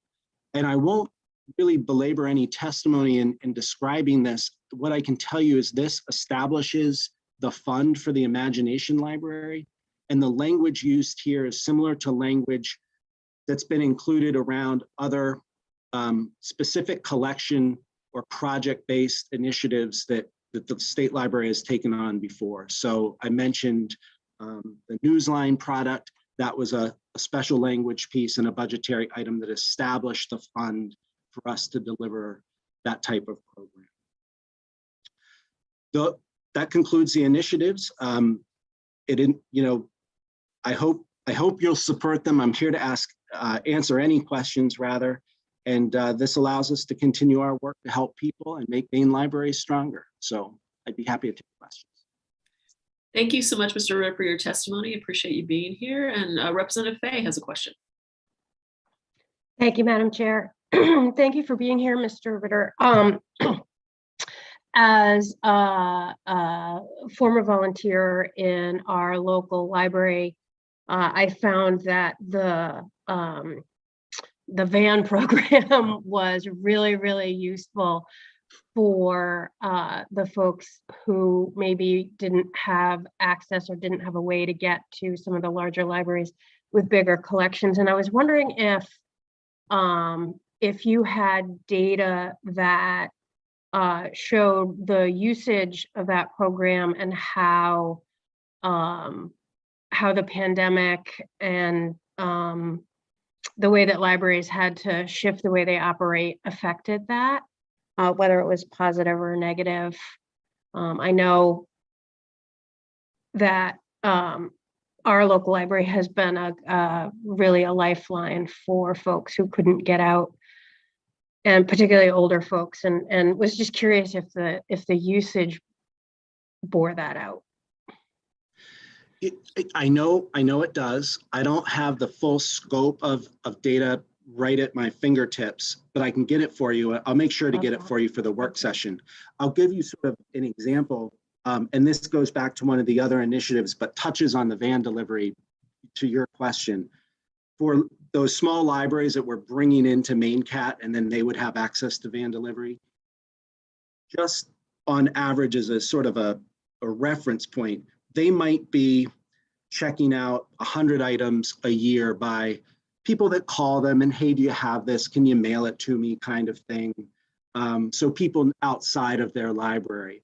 Once they join MainCat and have access to the van delivery service, we're seeing 1,500, 1,600, in some libraries, 2,000 items now that they're accessing because of that service.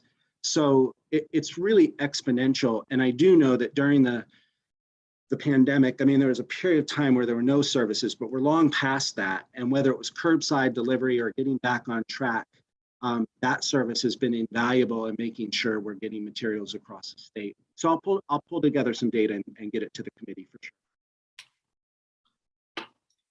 Thank you so much. Any other questions for Mr. Ritter? I just had one, if you could provide some maybe information for the work session. It's widely, the data reveals that if you're not reading by 3rd grade, that you really are on a different path for your life. And I want to understand maybe the correlation between giving books to kids at a very early age to have in their homes and that ability to be on track for the 3rd grade reading level. Representative Brennan and I talk about 3rd grade reading quite a lot. And I want to know either if you could help us with some of that information and analysis, or someone from the DOE who might be listening could help us for the work session. Don't need that answer now, but. Absolutely. I will pull together some great stuff, and I echo your sentiments. It's spot on. If you're not, reading to learn by grade 3, then you can't read, you can't learn at that point following that. And so there's a lot of information out there, and I'll make sure to have that to you. I think I butchered that analogy, but and I apologize. That's okay. I think our goal is to have every child in the state reading at a 3rd grade level by 3rd grade so that they're on a great path for their life. And I want to understand that correlation with the younger for that. So thank you. Any other questions for Mr. Ritter? I don't see any. Thanks again for being here. Great to see you. Hope to see you soon at our work sessions. Take care. Thank you. I appreciate it. Take care. Bye-bye. Next on doc will be the Maine State Museum, and that is Bernard Fishman. Mr. Fishman. Thank you, Senator Breen and Representative Peirce of the Appropriations and Financial Affairs Committee, Senator Rafferty and Representative Brennan of the Education and Cultural Affairs Committee, and honorable members of each committee. I'm Bernard Fishman, Director of the Maine State Museum, and I'm here to offer information about the single item relating to the Maine State Museum in the proposed FY22, FY23 supplemental budget, and the financial information can be found on A142.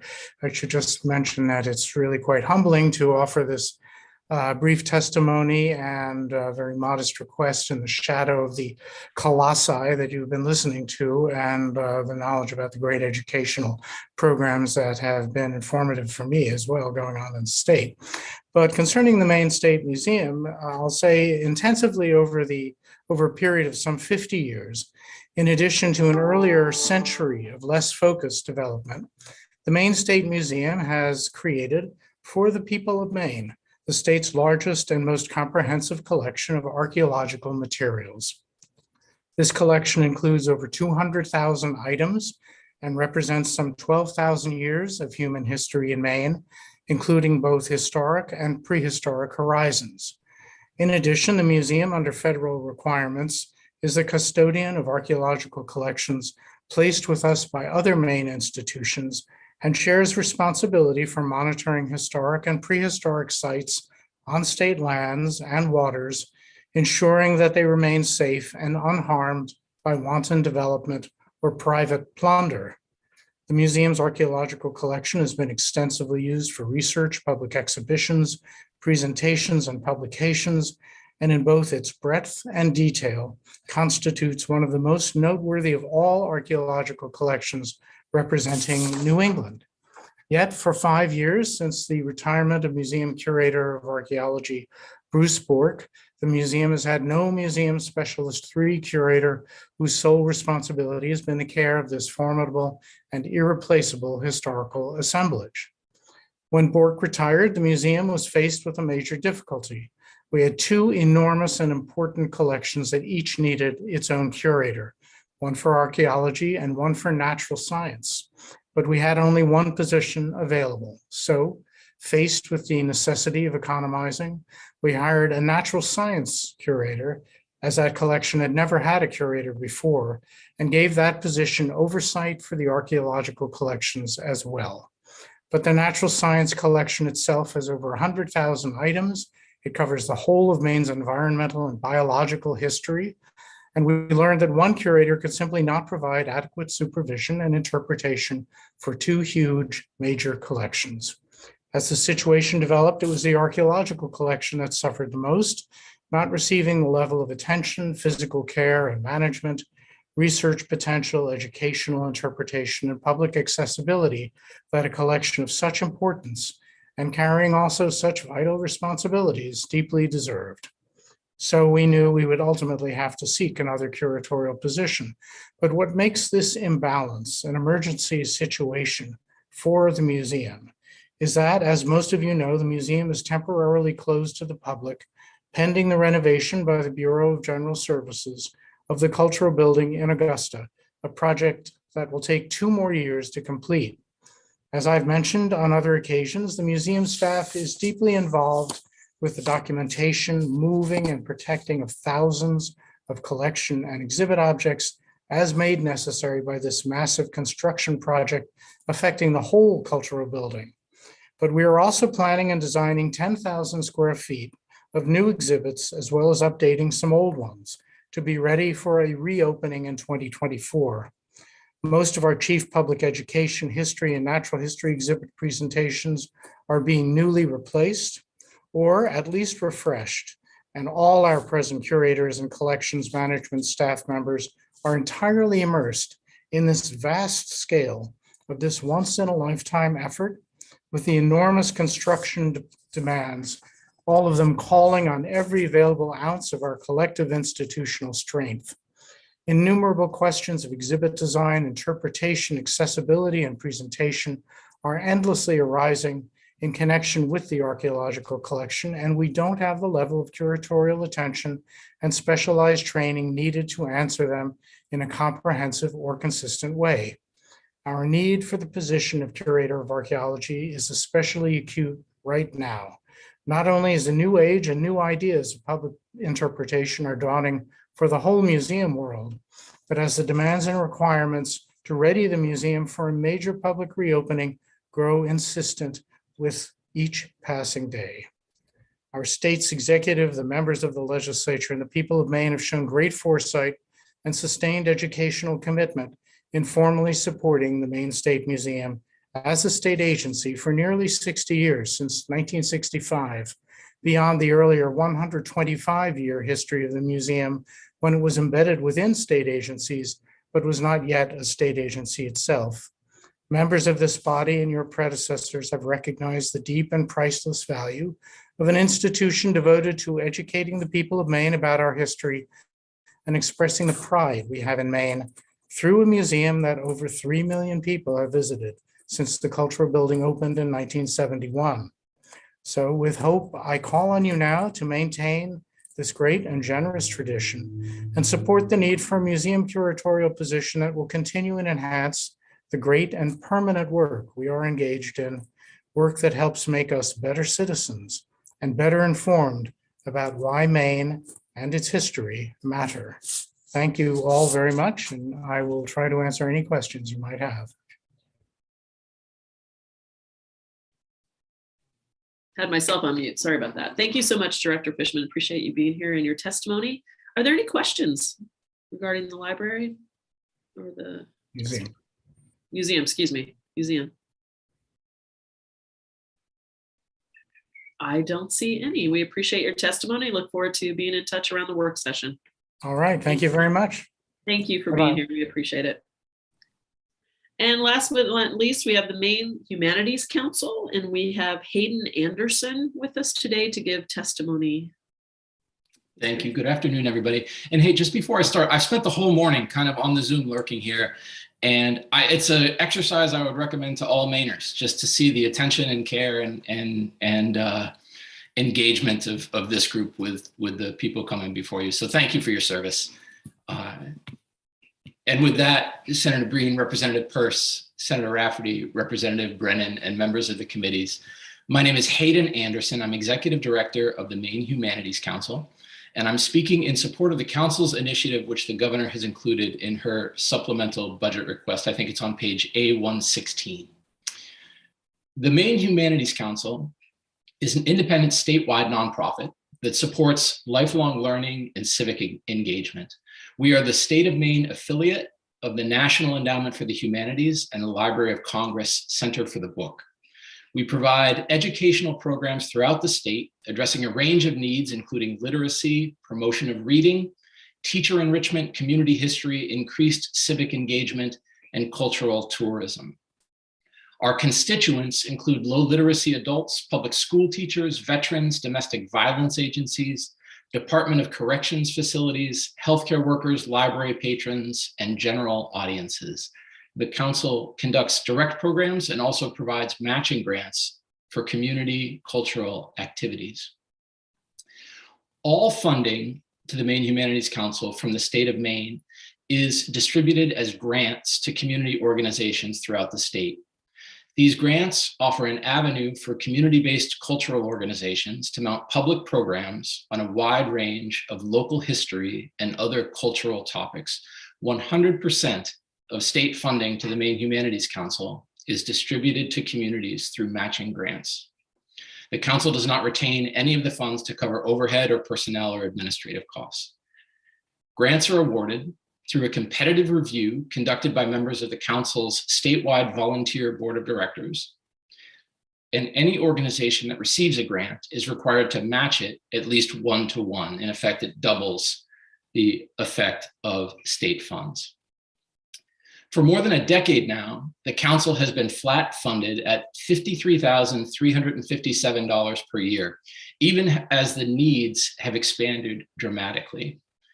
Coupled with private money raised through the council's fundraising efforts, this initiative represents a significant step for the council as we work to make funding available to support grassroots energy, creativity, and projects in communities throughout the state. Over the past 2 years, the council has awarded 98 grants through our regular grant making, totaling nearly $185,000. During the same period, we received nearly $570,000 in requests. The grants we make are not large. The average grant awarded through our regular grant making is less than $2,000. But we have the experience and the know-how to get funding to organizations who will make good use of every penny. This funding goes an awfully long way, and it makes a big difference in our communities, directly reaching Mainers statewide. During the COVID pandemic, the council has also been called upon to distribute relief and recovery grants in Maine, funded by the Federal CARES Act and American Rescue Plan through the National Endowment for the Humanities. As part of these COVID relief efforts, we have distributed more than $1 million in federal money to 184 different Maine organizations representing all 16 Maine counties. I've included in your packet a list of recent MHC grant recipients, both through our regular grant making and the federal relief programs. And I invite you to look through those to get a sense of the kinds of community-based organizations and projects that will benefit from this funding. I thank you very much for letting me be here to speak, and I'll happily answer any questions that you have. Thank you so much, Mr. Anderson. Appreciate your testimony. Senator Breen. Thank you, Madam Chair. Mr. Hayden, did I read in the Press Herald that you are moving on after 10 years leading the organization? Thank you, Senator. Yeah, I am. I'll finish up in June. 10 years to me seemed like a good time to check in as to what's good for me and my family and what's good for the Maine Humanities Council. And I think it's time for someone else to get their turn at the helm of this most excellent organization. All right. Well, thank you very much for your decade of service. Thank you. Representative Brennan. Thank you, Representative Peirce. until quite recently, Mr. Anderson was a neighbor of mine, but he found it such a difficult experience that he moved to Scarborough with his family. But I did want to take this opportunity to thank him for his 10 years of service on the Humanities Council. He's done a great job, and we will miss you in that position, but hopefully you will find something of similar endeavor in the state of Maine. So thank you. Thank you, Representative Brennan. It's been a pleasure, and I hope to find a way to be of service to the people of Maine. Any other questions for Mr. Anderson? See none. On behalf of both committees, we wish you all the best and thank you for your service. So thank you very much. So this concludes the testimony that we have today for the Education and Cultural Affairs segment of our public hearing. We do have a number of people signed up for the 1 o'clock portion where the public will come on and give their thoughts and comments on this portion of the budget. So we have a little bit of time for people to step away from their computer and maybe have a little lunch or whatever you want to do with your time. Make sure that you turn off your button for mute. Make sure you're on mute and turn off your video if you don't want people to be lurking into wherever you are. And we'll see you back promptly at 1 o'clock. Take care.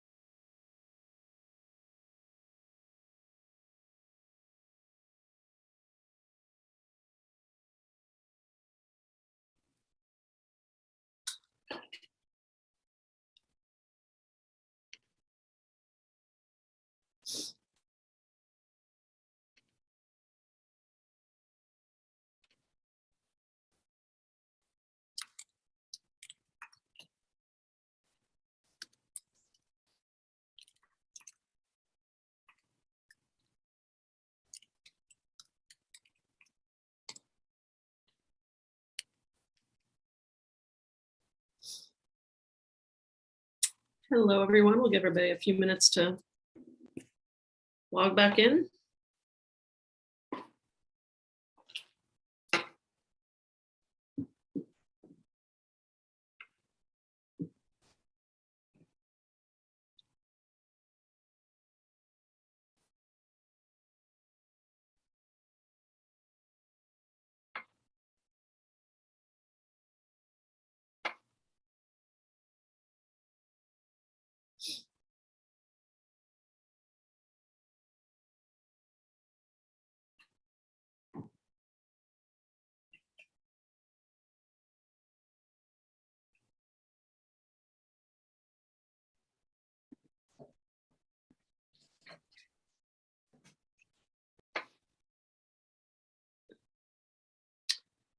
Hope everyone had a nice little break. We have a few more people to log on and then we'll be ready to go.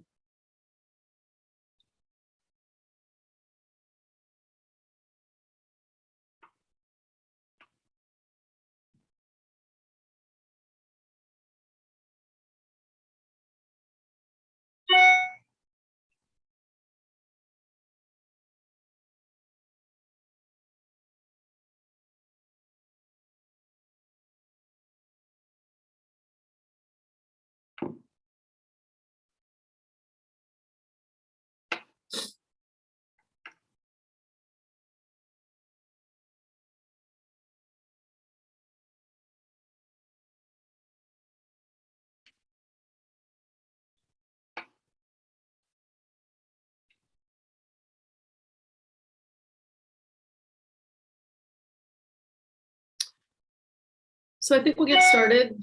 Welcome back to the afternoon session of the Appropriations and Financial Affairs Committee, who's joined by the Education and Cultural Affairs Committee, having a public hearing on LD 1995, the Education and Cultural Affairs section of the Governor's Supplemental Budget. We have a number of people attending who would like to make comment on our on the proposal. Senator Breen, are you good to be the clock today? I am. I just have to grab my phone from the wall. I've been charging it. I'll be right back. Excellent. We don't have the close to 100 people that we had yesterday to do that, to make comment today, but we do have roughly 20 people. So we've got a nice list of people to go through. We'll be running a 3-minute clock that Senator Breen will be handling for those who are making comment. And I have a list of attendees here. I think we'll just go straight down the list in alphabetical by first name again, like we did yesterday. It's sort of how it appears, and that's the way we'll kind of handle it. So hopefully that will work for everyone. And as soon as Senator Breen's ready with the clock, I'm going to promote some people over. I'm ready. Excellent. We have Angela Buck, Anna Corson, and Beth Weatherby. When you are promoted to panelist, you'll get a prompt that asks you to accept that. Please do so, or you do not come all the way over.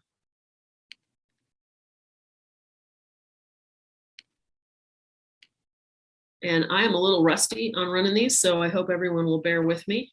Let's see.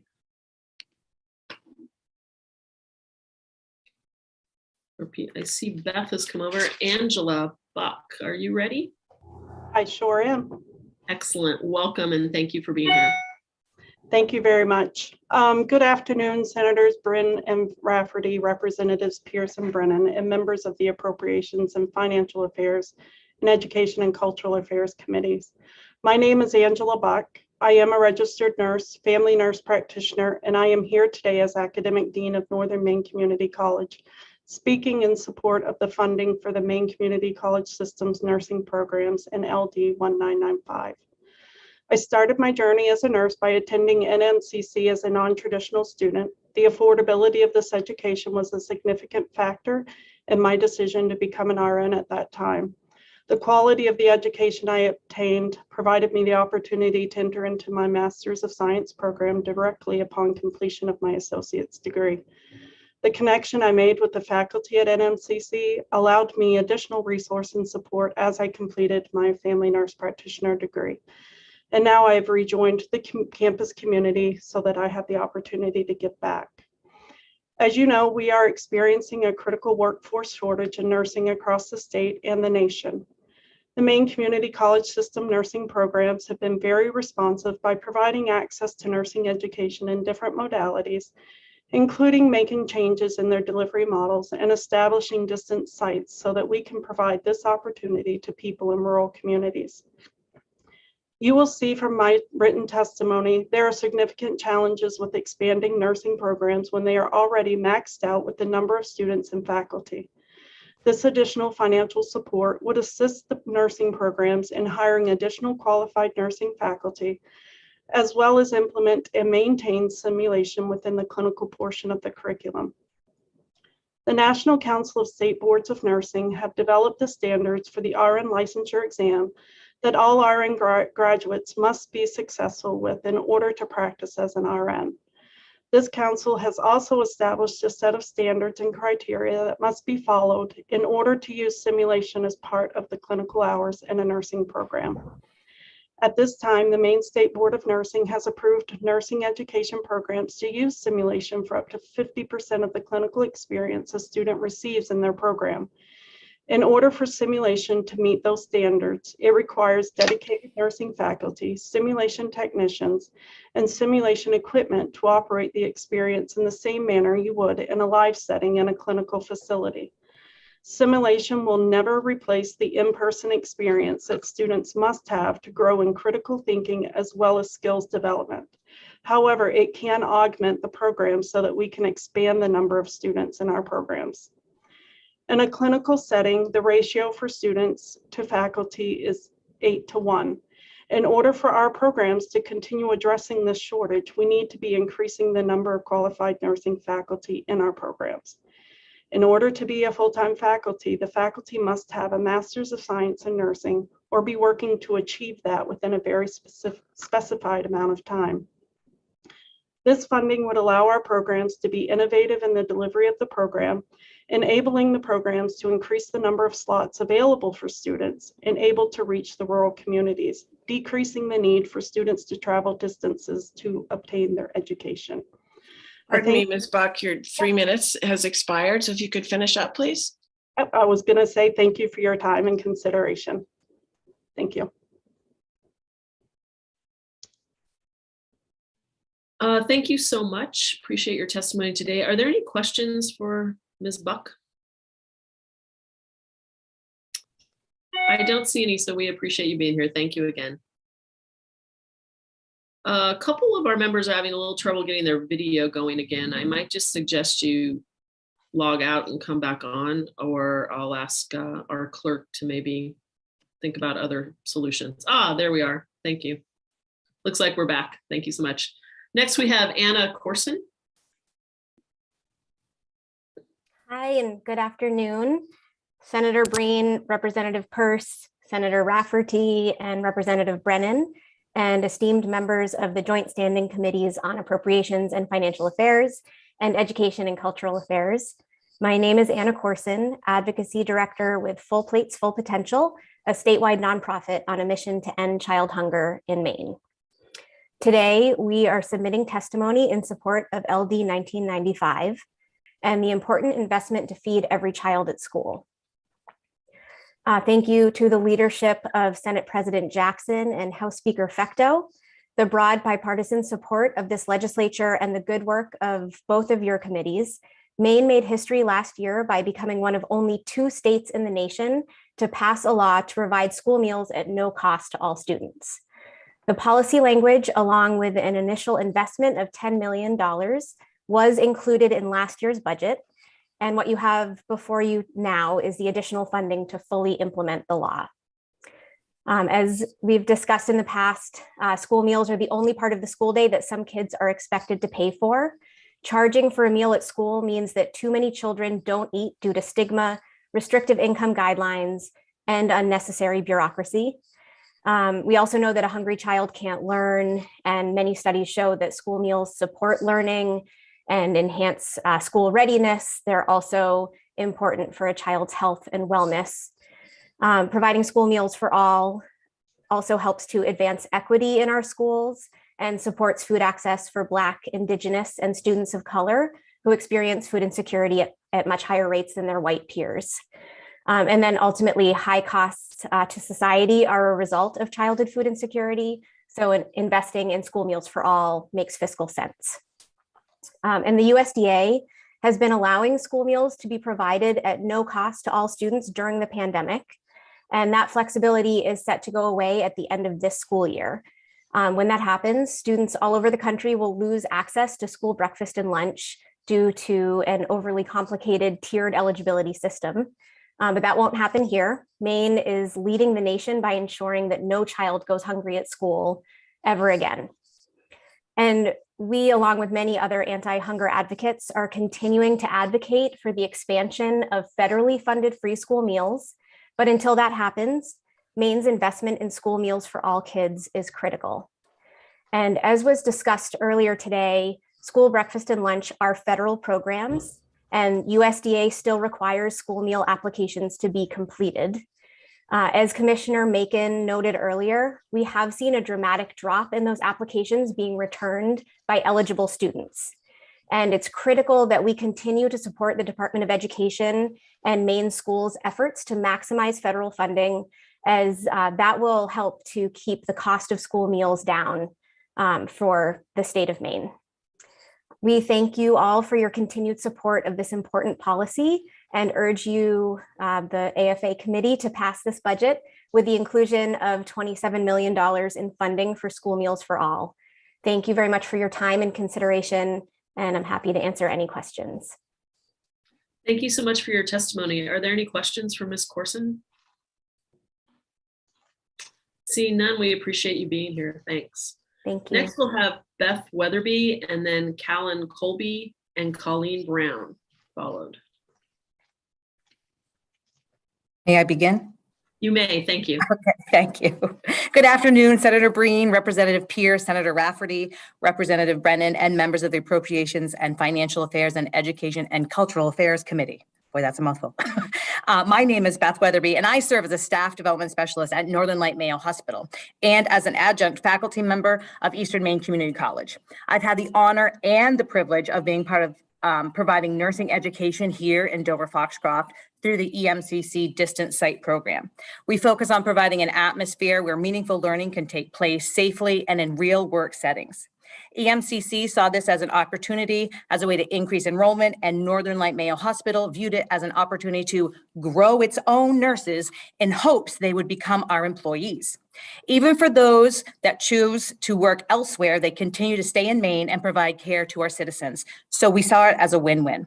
My family is originally from Dover-Foxcroft, and many of my family members have received high quality, competent care at our hospital. Some when it was called Mayo Memorial Hospital, others when it was called Mayo Regional Hospital, and even I have been on the receiving end of great nursing care at Northern Light Mayo Hospital. No matter our name, we focus on patient family-centered care, along with being a place where educational opportunities abound. Not only are we a distant learning site for Eastern Maine Community College, but we provide clinical rotations and senior partnerships to nursing students from EMCC, Beale University, Husson University, Purdue University, and the University of Maine system as far as Fort Kent. I reached out to our former students, and this is what they had to say.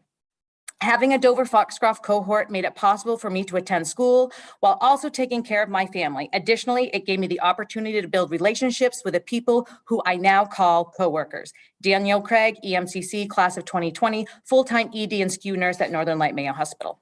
There is no better way to learn than in the community in which you live and with those you work and interact with on a daily basis. Matthew Buck, EMCC, class of 2020, per diem nurse at Northern Light Mayo Hospital. Having a small local group of people created a very close bond that supported each other during our program. Our two very dedicated instructors allowed us to have more one-on-one instruction. Learning closer to home allowed me to continue working full-time as a paramedic while gaining new knowledge, hands-on skills, and insight. I cannot imagine having a better nursing school experience. Alana Buck, 2020 full-time ED nurse at Mayo Hospital. In closing, I want to thank you for this opportunity to be heard. Our hospital and our community as a whole feel overwhelmingly blessed to have a nursing cohort in Dover Foxcroft. Many of our students live and work here while going to school. They provide community service in many different ways through this program, along with providing high quality care when they participate in clinicals at Northern Light Mayo Hospital and Hibbard Nursing Home. I urge you strongly to consider what additional opportunities we could offer through the EMCC nursing program if additional funds were made possible. Again, thank you for your time, energy, and consideration. And I am open for questions. Thank you so much for your testimony. Are there any questions for Ms. Weatherby? Not a one. I'm sorry, not a one. That's okay. Hey, thank you for letting me be heard. We appreciate you being here. Thanks so much. Next up will be Callan Colby. Good afternoon. Can you hear me okay? Absolutely. Thank you. Fantastic. Thank you. Senators and representatives, thank you very much for your time this afternoon. We know it's very valuable. My name is Callan Colby. My wife and I started a small engineering company in 2008 in Portland, Maine. We're up to 65 people. Our company in our 13 and a half years has brought in over $150 million in federal contracts to the state of Maine. Many of those contracts could have been won by any state in New England or any state this side of the Mississippi. In our business of consulting engineering and architecture, 75 cents of every dollar that comes into this company goes out as payroll. An engineering and architecture company is what's in the people's heads of all of those folks that work here and the great ideas that they produce. It has become a many month process to seat an engineer and architect in this company and in all our competition throughout Maine. It should only take about 3 months to put an ad in the paper, get a mechanical engineer to apply for the position, interview, go through the process and get an engineer behind a desk or an architect behind a desk. It's taking 6 to 9 months to do that right now. We need more graduates and we need lots of them, and all of them can be highly incentivized to stay in this state with everything we have to offer here. Another thing that I'm seeing as a business owner in Maine is when we are putting ads in the paper and we're lucky enough to get candidates, is many of them are applying from out of state because they want to live in Maine and they want the quality of life that's here. But they aren't Maine grads, and over half of our grads, people that work here, engineers and architects, are UMaine grads. I can't encourage you enough to support beefing up the university, and I look forward to hopefully having more candidates apply that have a University of Maine degree. So thank you for your time. I really appreciate it, and thank you for all you're doing on behalf of the state. Thank you so much for your testimony. Are there any questions for Mr. Colby? I don't see any, but we appreciate you being here today. Thank you. Thank you very much. Next, we'll have Colleen Brown, but before she begins, I want to let everyone know that Danielle Ebrick, sure I mispronounced that, is on deck, and then Deborah Sanford. Ms. Brown, please begin. Senator Breen, Representative Pierce, Senator Rafferty, Representative Brennan, and members of the Appropriations and Education Committees. My name is Colleen Brown, and I'm here on my own time to speak in support of the funding for the child development services included in the supplemental budget. I am also here to ask you to continue to invest in CDS in future budgets and to work toward fully funding CDS and the services we provide. For me personally, as an IEP team administrator, having CDS be fully funded would mean that I would in fact be able to feel good about the IEP plans I write. Right now, we are writing IEP plans tailored to children's needs, knowing full and well they cannot be fully implemented or in some cases implemented at all. For the families and children I serve, being fully funded and fully staffed means that the children would in fact be able to receive the special education interventions from the highly qualified staff that they need and deserve, and that they wouldn't just be a statistic on an unmet needs spreadsheet or a wait list at a local preschool. Families could have confidence in knowing that we are working with them and for their children to establish a foundation of skills that can be expounded upon in years to come. Thank you for your time and consideration.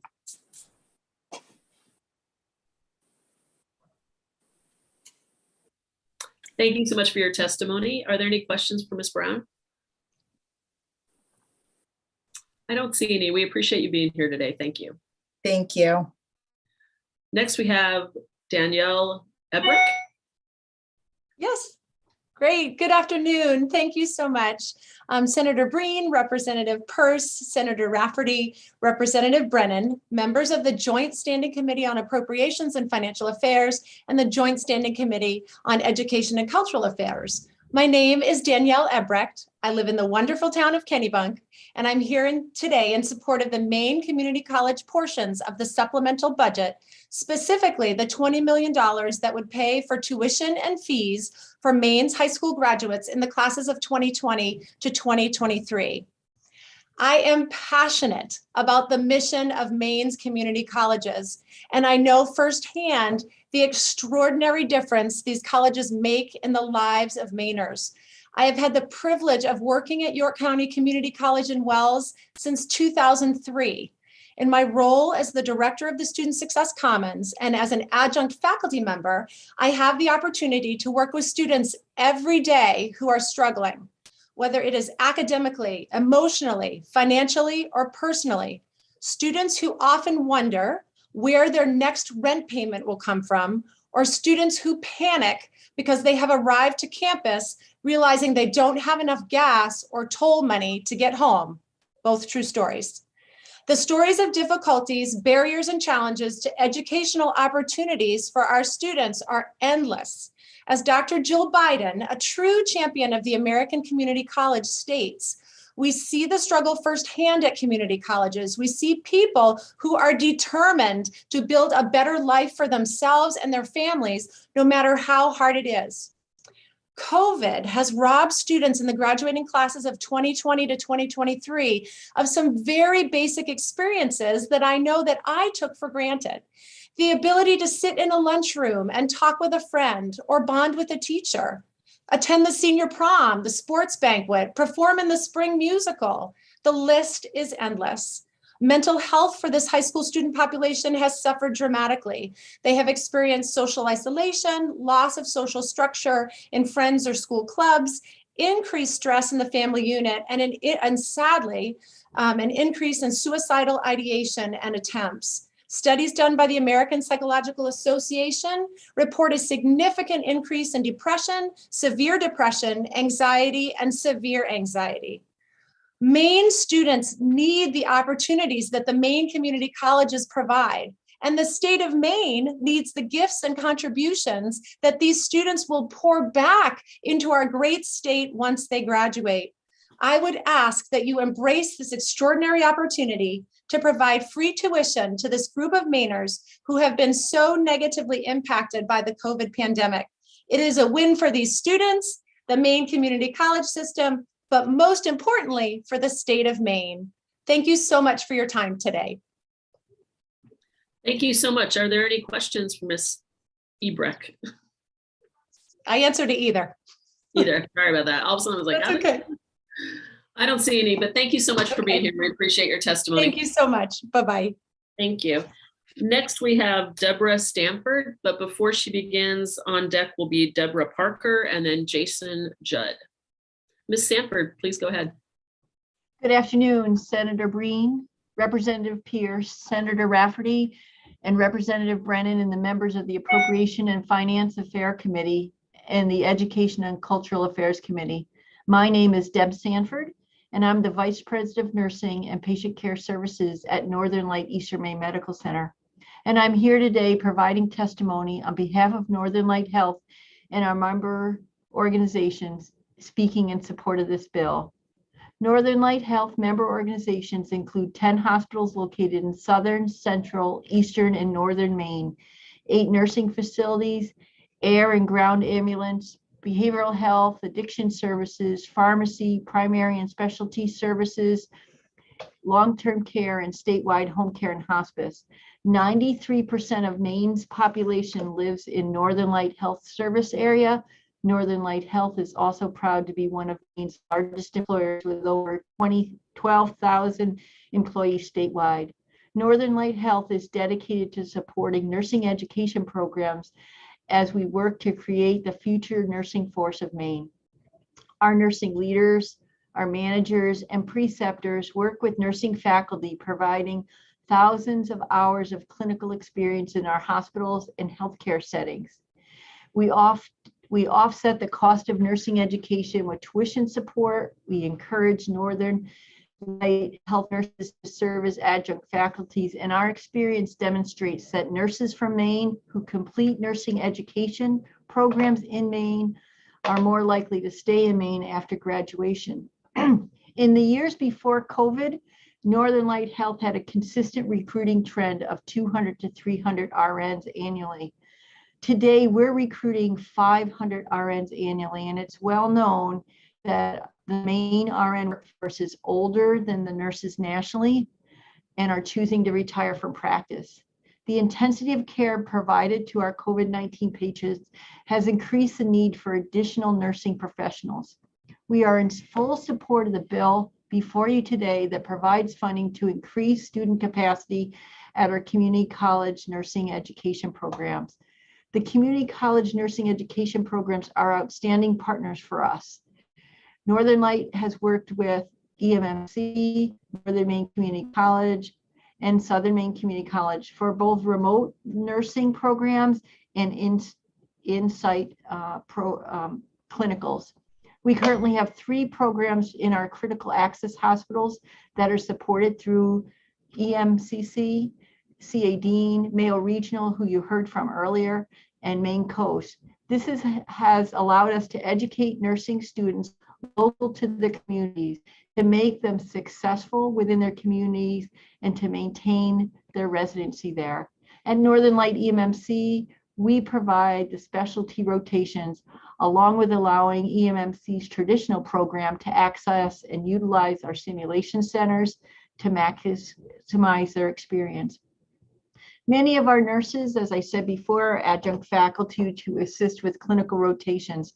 And A.R. Gould has a strong partnership with Northern Maine Medical Center on advancing their RN program and the development of an LPN program. Ms. Sanford, pardon me, but your 3 minutes has expired. If you could wrap up, please. I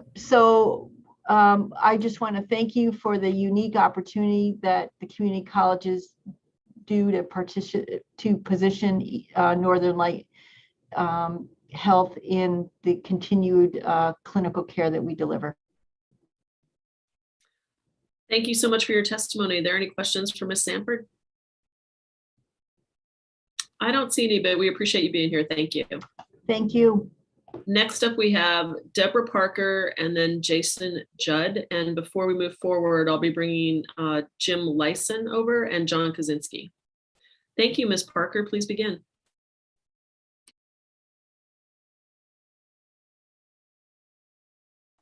Can you hear me now? Yes. Okay. Hi. Good morning. Good afternoon, senators, representatives, and honorable members of both of these committees. I have been in front of the Ed Committee several times, and they're very familiar with who I am. And today I'm here, and it's very special because today is Maine's Reading Month for 55% of the population. I do believe you all think it's for all Mainers, but there are 44% of the Maine population who cannot read. And I am here to correct that today. I have brought before you several times a program that is ESA supportive as an innovative initiative, and it enables third to adult people to read. And it enables them to do that in 12 weeks, 15 minutes a day. I presented this for 22 years now in front of this legislature. This is the first time I've actually been heard. Usually I have a 3-minute bell, so I'm pretty used to working to that. This bill today is critically important for one reason. I need $155,000 to bring a summer school program with data to this Education and Cultural Affairs and the Appropriations Committee, so that we can eventually, or soon thereafter, fund a statewide program to enable reading at grades 3 through adult. It also has application to the military for a possibility for boot camp and post-service recovery. I know we also have some Maine Community College support for our veterans, and this would work well in that as well. So I'm asking today that you consider once again this prerequisite reading tool and work. We did provide it in Maine schools in a beginning program with the first step, which was the PhD research we ran at 8 Maine 8th grades, and they did exceptionally well with the project. And it's proven that there's a need for this program in the Maine schools. No one to date has looked at this data. I brought it in front of MEPRI, I brought it in front of the Maine Education, DOE, and no one has yet to look at this data. It has a follow-up program that after we select these kids based on this one-page tool that took 15 minutes in 8th grade schools, and the teachers liked it, by the way, they willingly would give up 15 minutes a day if they thought there was a recovery program like ours, and there is, it's right here. And we want to provide that in one summer school for you to see the data. So again, it's 155,000, and it will save the 44% low performers and free lunch students. It will also save the teachers shortage, because teachers will actually be able to teach their students from now on. They all will be able to recover peer equality in reading, because they all will actually be able to read once again. And then our Maine teachers can teach them to read. We don't teach them to read. This is not a literacy program.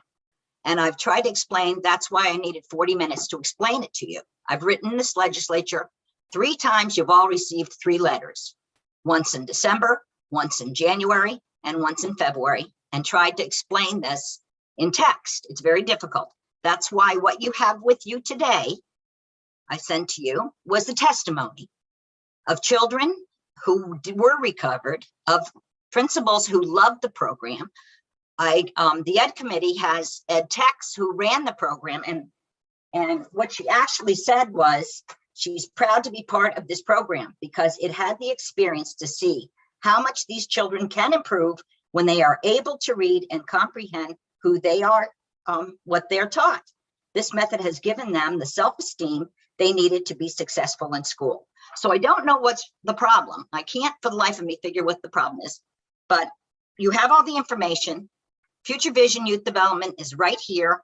It is an ESA supported nonprofit 501c3. So just food for thought. Don't you want Ms. Parker, I apologize for interrupting, but your 3 minutes has elapsed. If you could Okay, wrap up, please. let me finish. Don't you want 100% of Maine people to read? I do. Food for thought. All you got to do is fund the summer program and I'll bring it to you. That's enough. Thank you very much for being here today. I'm right here still. Thank you, Ms. Parker. Are there any questions for Ms. Parker? I don't see any. We appreciate you being here. Thank you so much. You're welcome. Next, we have Jason Judd, and then we'll have Joshua Munshala next. Thank you. Senators Breen and Rafferty, Representatives Peirce and Brennan, members of the Joint Standing Committees on Appropriations and Financial Affairs and Education and Cultural Affairs. My name is Jason Judd, and I'm the Executive Director of Educate Maine, a business-led education nonprofit. Educate Maine is also a proud co-leader of the Maine Spark Coalition that's dedicated to achieving the state's education attainment goal that 60% of Maine adults have a credential of value by 2025. And I'm pleased to testify in support of LD 1995. The proposed supplemental budget includes much needed education and workforce investments to help strengthen Maine's education system and provide essential support for students to access, persist, and complete credentials and degrees at Maine's public universities. These investments align with Maine's 10-year economic development strategy and the focus on talent, development, and innovation. We know that Maine needs to add at least 75,000 people to the workforce in this 10-year period, and the proposed supplemental budget funds particular programs to help address that need. There are a couple of key elements that I wanted to bring your attention to help strengthen our pre-K through 12 schools. Educate Maine applauds the commitment from Governor Mills and the 130th legislature to continue to support 55% of education costs for Maine schools. The $30 million proposed for the Education Stabilization Fund will help make sure public schools are funded at 55% moving forward, as outlined in statute.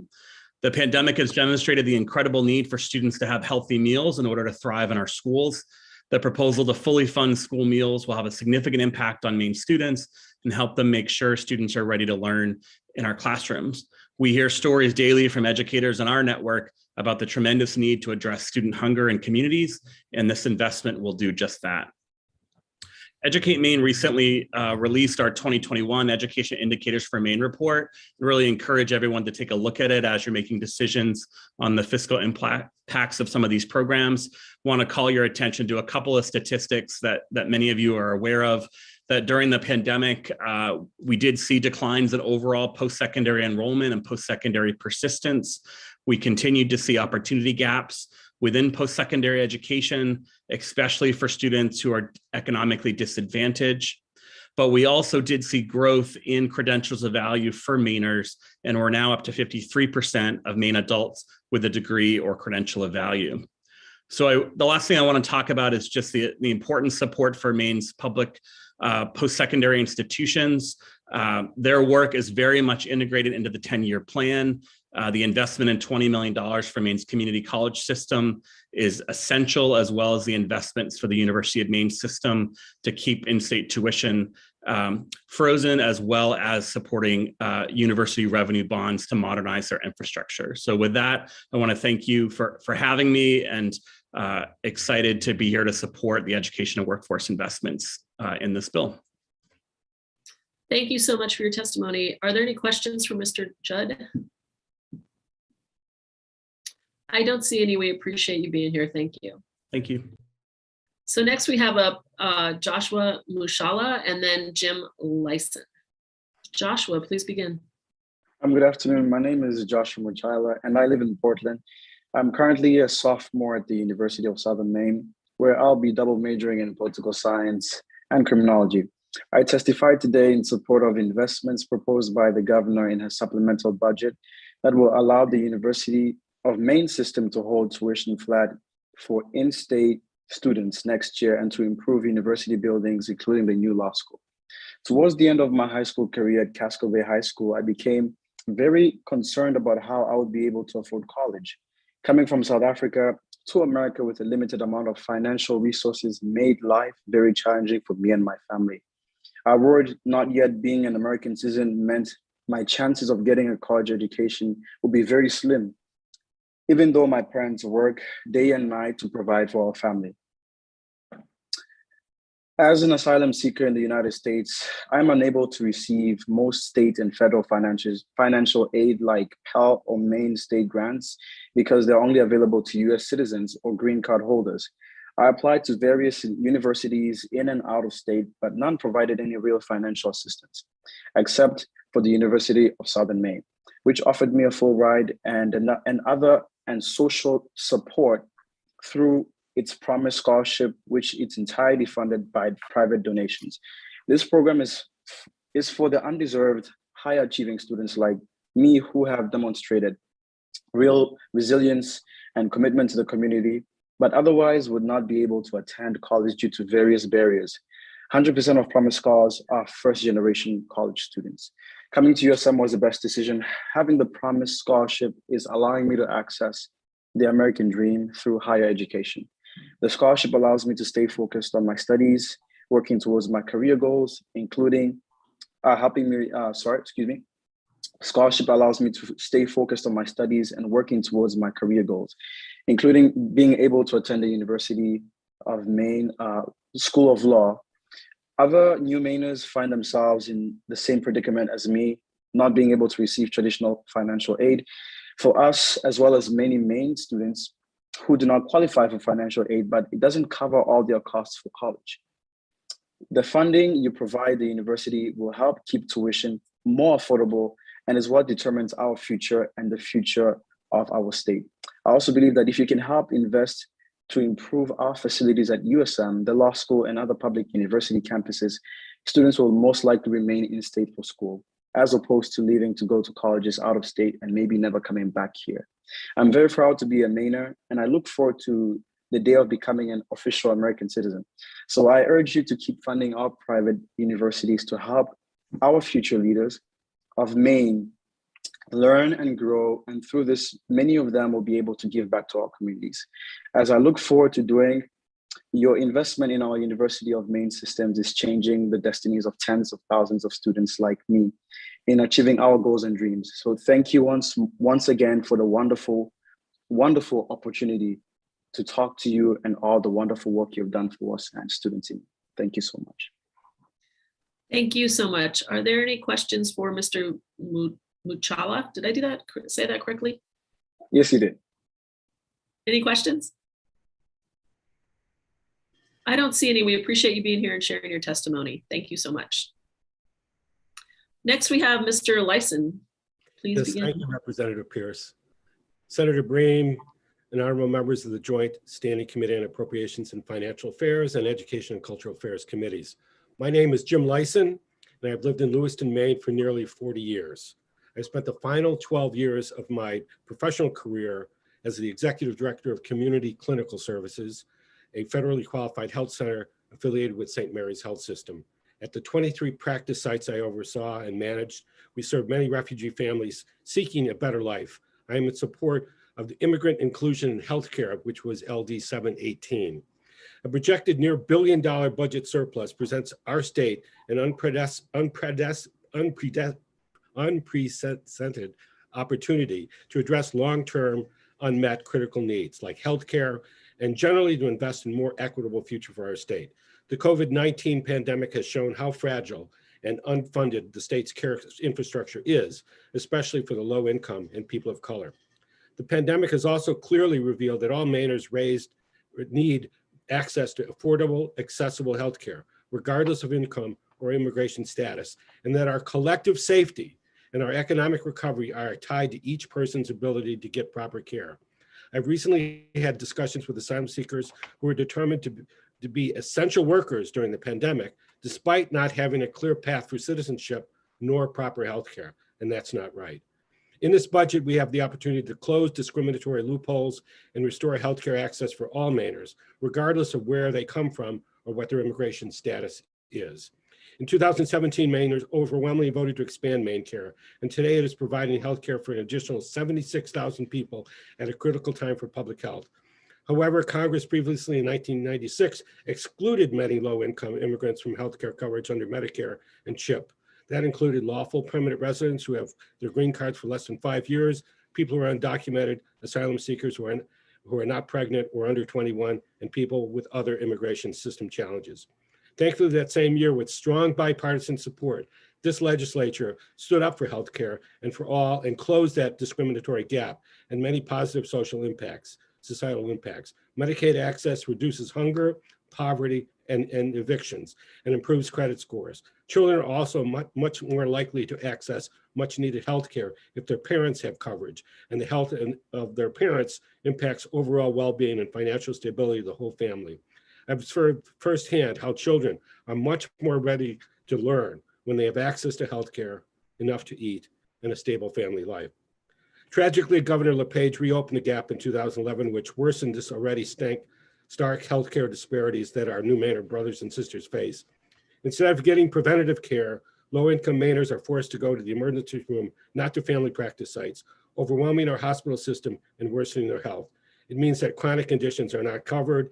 Recent changes have established even a worse system where asylum seekers cannot work for a year after applying for citizenship, making it difficult for them to provide for themselves and their families during this critical time. Cannot work, no health care, those again are not right. It is no surprise that our state experienced some of the worst racial and ethnic disparities for COVID-19 in the nation. Thankfully, last session— Pardon me, Mr. Lyson, pardon me, I'm sorry to interrupt, but 3 minutes has elapsed. Okay, thank you. I'll just finish up. Now you have the opportunity to be completely on the right side. You can end harmful, discriminatory, and restore coverage for all low-income Mainers, regardless of immigration status. Please support immigrant inclusion in healthcare. It's the right thing to do. Thank you for the opportunity to present this testimony and for your service. I'm prepared to answer any questions you might have. Thank you so much. Are there any questions from Mr. Lyson? I don't see any, but we appreciate you being here today. Thank you. Thank you, Representative Pierce. Have a good day. Thank you. Next, we have two people in queue, Katrina Ray Salas and then Kimberly Cook. And before Miss Ray Salas starts, we'll then have Linda Caprera and Lisa Harvey McPherson. Please begin at your pleasure. Hello, Senator Breen, Representative Peirce, Senator Rafferty, Representative Brennan, and members of the Appropriations and Financial Affairs and Education and Cultural Affairs Committees. My name is Katrina Ray Salas. I'm a community college adjunct instructor and adjunct chapter president of our union MSCA SEIU Local 1989. I'm testifying on my own time regarding the pieces of the supplemental budget related to the Maine Community College system. My colleagues and I were excited to see the governor's plan to offer free community college to Maine students. I myself am a product of MCCS. I was raised in poverty in Western Maine and couldn't afford college after high school. I finally began my college education at Central Maine Community College when I was 26. I maintained a 4.0 GPA and was then able to afford a four-year college out of state through scholarships based on that GPA. After getting my master's degree, I returned to teach at CMCC 5 years ago. My education in the community college system helped pull me out of generational poverty and homelessness, and I am now a proud Augusta, Maine homeowner. It is exciting to see funding dedicated to the expansion of license-based programs within the MCCS nursing program, which will begin to address the healthcare workforce shortages by expanding training. However, my colleagues and I are concerned about whether or not this program will be used to open up full-time faculty positions, or whether MCCS will continue to rely on adjunct professors, as is increasingly becoming the trend. When I began teaching at CMCC in 2018, my department had 6 full-time faculty members, and in my time there, 4 of those full-time faculty members have retired. They have been replaced by 2 professors from outside of the college, 4 people retired, 2 people hired, no adjuncts promoted.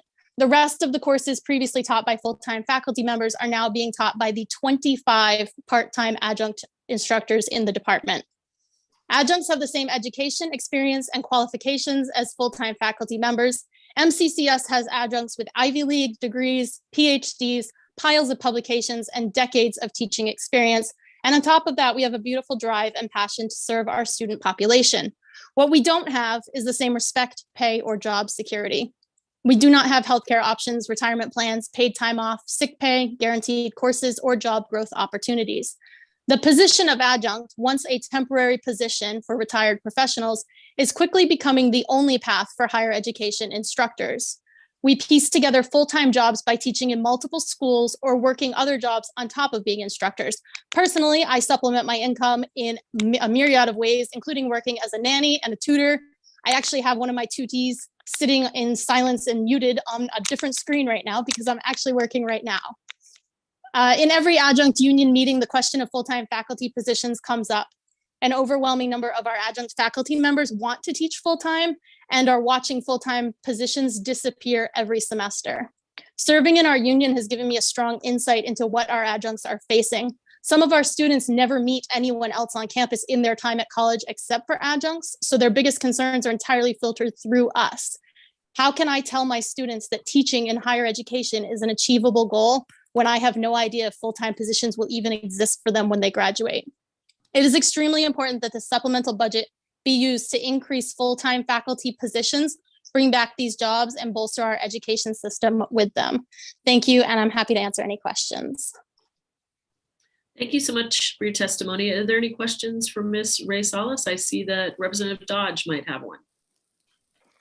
Thank you very much, Madam Chair, and thank you for being here to testify. My question is about the qualifications required to supervise nursing practitioners in their practice experience. That can be done by an adjunct professor. Is that correct? That is a complicated question. And I would actually want to defer that to somebody that knows a little bit more about the nursing department than I do, because I'm in the humanities department. I would definitely look into that for you. One of the things that's come up recently with our contracts is that we've had a lot of people in humanities really active in our union and not so much in the other departments. So we're trying to draw them in to get more information in that regard. So as far as my union knowledge goes, but I definitely would want to look into that for you. Thank you very much. Of course. Any other questions? I don't see any. Thank you so much for your testimony. Thank you. So next we have up Miss Kimberly Cook. Before you begin, I messed up a little bit. So next we'll have Jeff McCabe after Miss Cook, and then John Kaczynski. So Miss Cook, please begin. Thank you. Good afternoon, Chairs Breen and Purse and Rafferty and Brennan and distinguished members of the committees. My name is Kim Cook, and I have the pleasure to be here today to testify in support of sections of the supplemental budget on behalf of the Mayor's Coalition. The Mayor's Coalition will be providing testimony on several sections of the Governor's supplemental budget as proposed over the course of the hearings. And today we're here to express our support in particular for the general purpose aid, the English language learner budgetary hardship adjustment, and the establishment of the Education Stabilization Fund. Taken together, these initiatives provide needed financial support and stability for education funding. The Mayor's Coalition is a nonpartisan group formed in 2012 and currently includes the mayors of 9 Maine municipalities: Augusta, Biddeford, Lewiston, Portland, Rockland, Saco, Sanford, South Portland, and Westbrook, with a combined population of nearly 250,000 Mainers. The coalition advocates for state and federal policies that recognize the important role that Maine cities play in providing vital services to people all across our state and the positive impact our cities have on the economic strength of the state. We appreciate the priority that the Mills administration and this legislature have given to fully funding the state's portion of education funding. This supplemental budget proposal continues to deliver on the state's obligation to fund 55% of certain education costs. The Mayor's Coalition is supportive of the initiative to establish the Education Stabilization Fund to help the state maintain its commitment to funding K-12 education consistently. For nearly the last 20 years, any gap in funding has fallen to municipalities to make up through the only source of funding that they have for such purposes, which is namely the property tax. The cities in our coalition proudly welcome English language learners in our communities and do our best to support new Mainers within our communities. We appreciate the governor proposing additional funding to help schools provide English learners with the educational opportunities they need to thrive. We thank you for the opportunity and for your consideration, and I'd be happy to try to answer your questions or bring back any information. Thank you. Thank you for your testimony. Are there any questions for Ms. Cook? Seeing none, thank you again for being here. We appreciate it. Thank you. Next will be Jeff McCabe and then John Kaczynski. Senator Breen, Representative Purse, members of the Committee on Appropriations and Financial Affairs, Senator Rafferty, Representative Brennan, members of the Education and Cultural Affairs Committee. I am Jeff McCabe, the Director of Politics and Legislation for Maine Service Employees Association, Local 1989 of the Service Employees International Union. We are a labor union representing over 13,000 workers here in the state of Maine, including workers at the Maine Department of Education, the state-run schools in the unorganized territories, the CDS folks, the Maine Community College System, and Maine Maritime Academy. We are here today in strong support of the educational portions of LD 1995. We appreciate those folks who have testified so strongly earlier today, the presentations that we witnessed this morning, and we're here to add on to that as well. We support the proposal for additional funds for CDS. This will help address recruitment and retention issues in CDS, and this has been a long issue at CDS. We're excited to see state making progress towards fully funding and investing in these CDS services that are critical to education to provide children across the state. Please ensure that CDS workers are supported and that the CDS program is supported as a standalone entity. Ongoing investment in these types of service for children makes it crucial for these children as they enter into the public education system. CDS as a fully funded independent entity would be a way to ensure that key services are provided statewide. We know that school districts are not all the same and that there's not a one-size-fits-all model. There's varying issues of transportation, buildings, and staffing resources across the state. We're also here to support the Free Community College Initiative, an expanded nursing program at the Maine Community College System. And we hope that those investments will be made in those working in the community college system and that those will continue into the next biennial budget as well. Similarly, we are here today to support the proposed initiatives and investments at Maine Maritime. And we would suggest that the legislature begin to look at increasing support at Maine Maritime Academy so that it just does not cover just key buildings and equipment, but also looks at the staff and faculty and looks to make an investment there so that Maine Maritime can continue to be competitive as not only just an academy, but also as an employer. We're also very excited to see the state continue its efforts to ensure that the state meets its obligation of 55% and look forward to seeing that work continue. With that, I'm happy to take any questions. And I did feel like it was old times when I was sort of just sitting there on the screen kind of waiting. And I didn't feel it was an era. I thought it was very appropriate when members of AFA make me go last anyway. So it's great to be back with you. And hopefully soon I'll be sitting in the back of the room. Well, we're so glad we made you feel at home. Thank you. Are there any questions for Mr. McCabe? I don't see any, so thank you so much. We appreciate you being here. Thank you.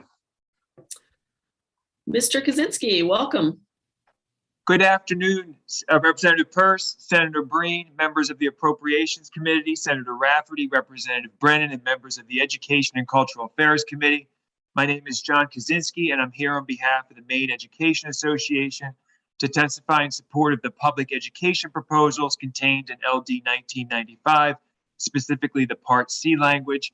The MEA represents nearly 24,000 educators in Maine, including educators in nearly every pre-K to 12 public school in the state, and the faculty and other professionals at the University of Maine Community College System.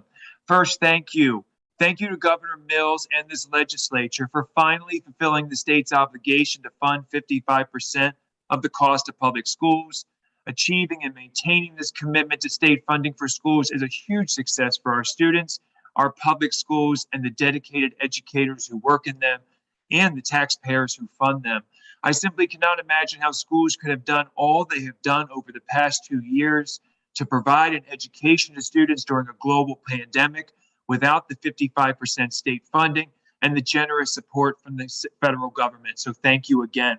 The governor's proposed supplemental budget maintains the 55 state contribution to public schools, and we are grateful for this historic achievement. If passed, the state will have a new accomplishment to celebrate. 2 years in a row, 55% state funding for schools. We hope the streak continues into the future. The MEA fully supports the establishment of the Education Stabilization Fund to help the state maintain its commitment to 55% state funding in the future, especially if or when the economy changes course and revenues diminish. And we appreciate $30 million being set aside in the fund. Oh, how we wish we had an education stabilization fund in 2008 after speculation on Wall Street disrupted the housing market and nearly caused the economy to collapse. In 2009, the state reduced aid to schools by $31 million. And then in 2010, public schools saw an additional cut of $21 million. And then another cut of $40 million in 2011, a nearly $100 million reduction in state aid over 3 years. In fact, in 2011, the state was only funding 44.9% of the cost of public schools. It wasn't until fiscal year 16 the state finally returned to the same dollar figure in funding public schools as 2008. Let's hope the next economic downturn isn't as bad as what our state and our country experienced in 2008. But we hope the stabilization fund can be used to even out dramatic changes in revenues in the future to prevent the kind of funding whiplash public schools have experienced in recent years. We also fully support the proposal in this budget to maintain free school meals for all students in Maine's public schools. This is in Part A of the supplemental budget. Free meals for all students is the right policy for Maine, especially with so many students living at or near the poverty line. In fact, free meals for students is among the most important policy decisions we can make as a state to help advance equity for Maine students. Lastly, the MEA is proud to represent faculty and other professionals in our higher education system, and we appreciate the increased state contribution to both the University of Maine and community college system. The past 2 years have been a trying time for higher education, but the faculty and other MEA members are hard at work to prepare future thinkers and workers. We appreciate the governor's ongoing commitment to public higher education and appreciate the additional contributions called for in this supplemental budget proposal. Thank you for your attention and for your service to the people of Maine. I'll do my best to answer any questions that you may have. Thank you so much for your testimony. Are there any questions for Mr. Kaczynski? I don't see any, but thank you again for being here.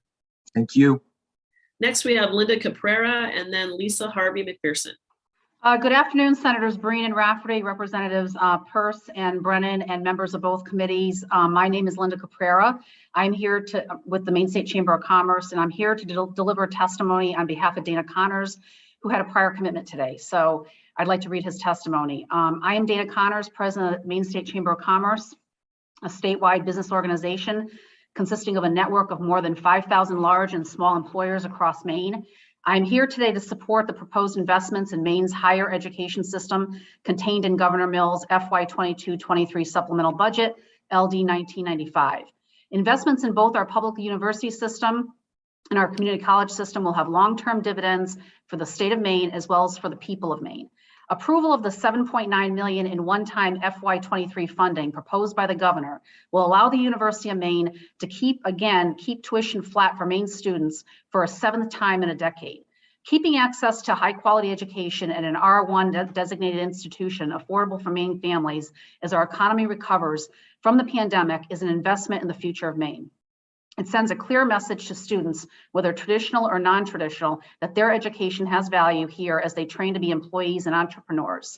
We support the allotment of $7.5 million in ongoing debt service because it addresses the debt crisis without putting those costs directly on students. We commend the university system for doing its part through budget allocations, removal of obsolete spaces, and leveraging public-private partnerships. As I understand it, this debt service measure would generate nearly $70 million to continue this momentum and leverage funds from other sources. These funds will impact many in the UMaine system as it involves improvements at all USM campuses and infrastructure modernizations, all of which are essential to developing talent and innovation Maine employers and the economy desperately needs. We also support the investments in Maine's community college system. The $20 million allocation for the Free College Initiative will go a long way to helping qualified students who struggle to find the last dollars to pay for their tuition, often making higher education seem impossible for them. This last dollar scholarship initiative would provide 2 years of free community college to the Maine high school graduates most affected by the pandemic, the classes of 20, 21, 22, and 23. The pandemic has stretched the workforce and the healthcare system to its near breaking point. The supplemental budget also includes $2.5 million, matched by $2.5 million from hospital partners to double the number of nurses graduating from our community college nursing programs. Maine was in dire need of nurses prior to the pandemic, and now the need has been exacerbated. Expanding these nursing programs creates an opportunity for more Mainers to train for meaningful and good paying jobs. Registered nurses require licenses to practice, and as a requirement of licensure, nurses must have a degree from an accredited institution. With 5 fully accredited nursing programs and a 6th program scheduled to begin in the fall of 2022, the Maine community college system is uniquely positioned to help address Maine's nursing shortage. Currently, these nursing programs are full, and without additional sustained funding, we can't increase capacity while satisfying accreditation and nursing board standards. These investments also. Ms. Caprera, sorry, it's Senator Breen, and your 3 minutes has elapsed. Thank Okay, you. well, I thank you. You have our testimony in the that was sent to you, so I'd be happy to answer any questions. Thank you.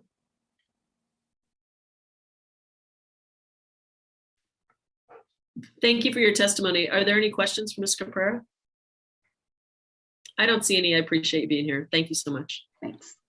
Next, we have Lisa Harvey McPherson, and then we'll have Mercedes Poor and Nicole Cadell. Ms. Harvey McPherson, welcome. Good afternoon, esteemed members of the Joint Committees. I am Lisa Harvey McPherson, and I'm speaking today on behalf of Maine's Nursing Action Coalition in support of the nursing program funding for the community college. Maine's Nursing Action Coalition is proud of our work projecting Maine's nursing workforce shortage. In 2015, we projected a shortage of 3,200 nurses by 2025. We worked together with our nursing leaders in academic and clinical settings, and with a lot of hard work, in 2017, we updated our projection to show a shortage of 2,700 RNs by 2025. This morning, jointly with the Maine Hospital Association, we released our updated nursing workforce forecast, and we do have positive trends. The highest growth in Maine's nursing profession of newly licensed nurses are nurses under the age of 35. In fact, we've added 1,000 nurses in this younger cohort since 2015. Nurses in Maine are at full employment. Our unemployment rate is down to 1.9%. Our programs have performed in a fantastic capacity, and I want to thank my University of Maine nursing program colleagues, as well as my community college nursing program colleagues and the private programs for their hard work. Our nursing programs have achieved all of this success because they are at full capacity. Today, we released data stating that in 2021, Maine had a nursing workforce shortage of 2,250 RNs. That is why we have so many vacancies right now. We do have a current nursing workforce shortage that's pretty significant. But if we trend out the number of younger graduates and the impact that that has on our workforce, by 2025, we still have a shortage, but that is now reduced to 1,450 registered nurses. Our nursing programs are graduating more students each year, and I include some data about that in my testimony. But what I want to focus on is the numbers of nurses that passed their first time licensure exam, the NCLEX test. In 2020, 864 new licensed nurses passed this exam, and this is up from 768 in 2019. So we are making progress. And we also know we cannot accept the demand of students who want to become registered professional nurses. This gets to this bill and how important this bill is. In 2020, Maine's associate degree programs denied admission for 150 qualified applicants statewide, and another 84 applicants were accepted, but were deferred. This is what this bill will address. There are people who want to be nurses, and the community college can expand their programs to accommodate those students. I want to thank you all for passing the nurse faculty loan repayment funding in LD 1733, $1 million for the first time since the language creating the loan repayment program passed in 2005. For the very first time, we will be able to fund nurses who obtain a master's degree or a doctoral degree and agree to teach in any Maine nursing program for full time. Now, Monday, you're going to have testimony with the Finance Authority of Maine, and they're going to request a change in that program. The original bill that you passed last year required the nurse to teach full-time for 5 years. The language you will hear Monday changes that full-time teaching requirement to 3 years, and it's reduced to 3 years to align with the Treasury guidance on how the ARPA money must be spent within a 3-year period. So we couldn't ask a nurse to be obligated to teach for longer than the authority of the money that we had to spend. And you'll hear about that on Monday. So with that, I welcome any questions that you have and appreciate the opportunity to speak with you today. Thank you so much for your testimony. I see Representative Hymanson has a question. Hello, Lisa. Nice to see you always. We talk a lot about new nurses coming on board, and I completely agree with new nurses, but I think you and I know how important it is to have a nurse with a lot of experience there teaching people who come out of nursing school. So I wondered, and we've heard this a lot, why older nurses are leaving, but could you give us some ideas about your own ideas about why that's happening? Yeah, so if you go to the Maine Hospital Association website, we've posted our consultants report, and you'll see the decrease in the number of licensed nurses in Maine are nurses between the ages of 45 and 65. So we entered the pre-COVID with an older nursing workforce, and our nurses were retiring at a quicker pace than nurses nationally pre-COVID. We believe that nurses who are in a position to retire have chosen to retire during the period of intensive work requirements related to COVID. It is a physically demanding position on any given day, and the intensity of care that's required has escalated significantly, which is in part why we have such a demand for nurses now, because we simply need more nurses to provide the care. So we do see some of the older nurses retiring.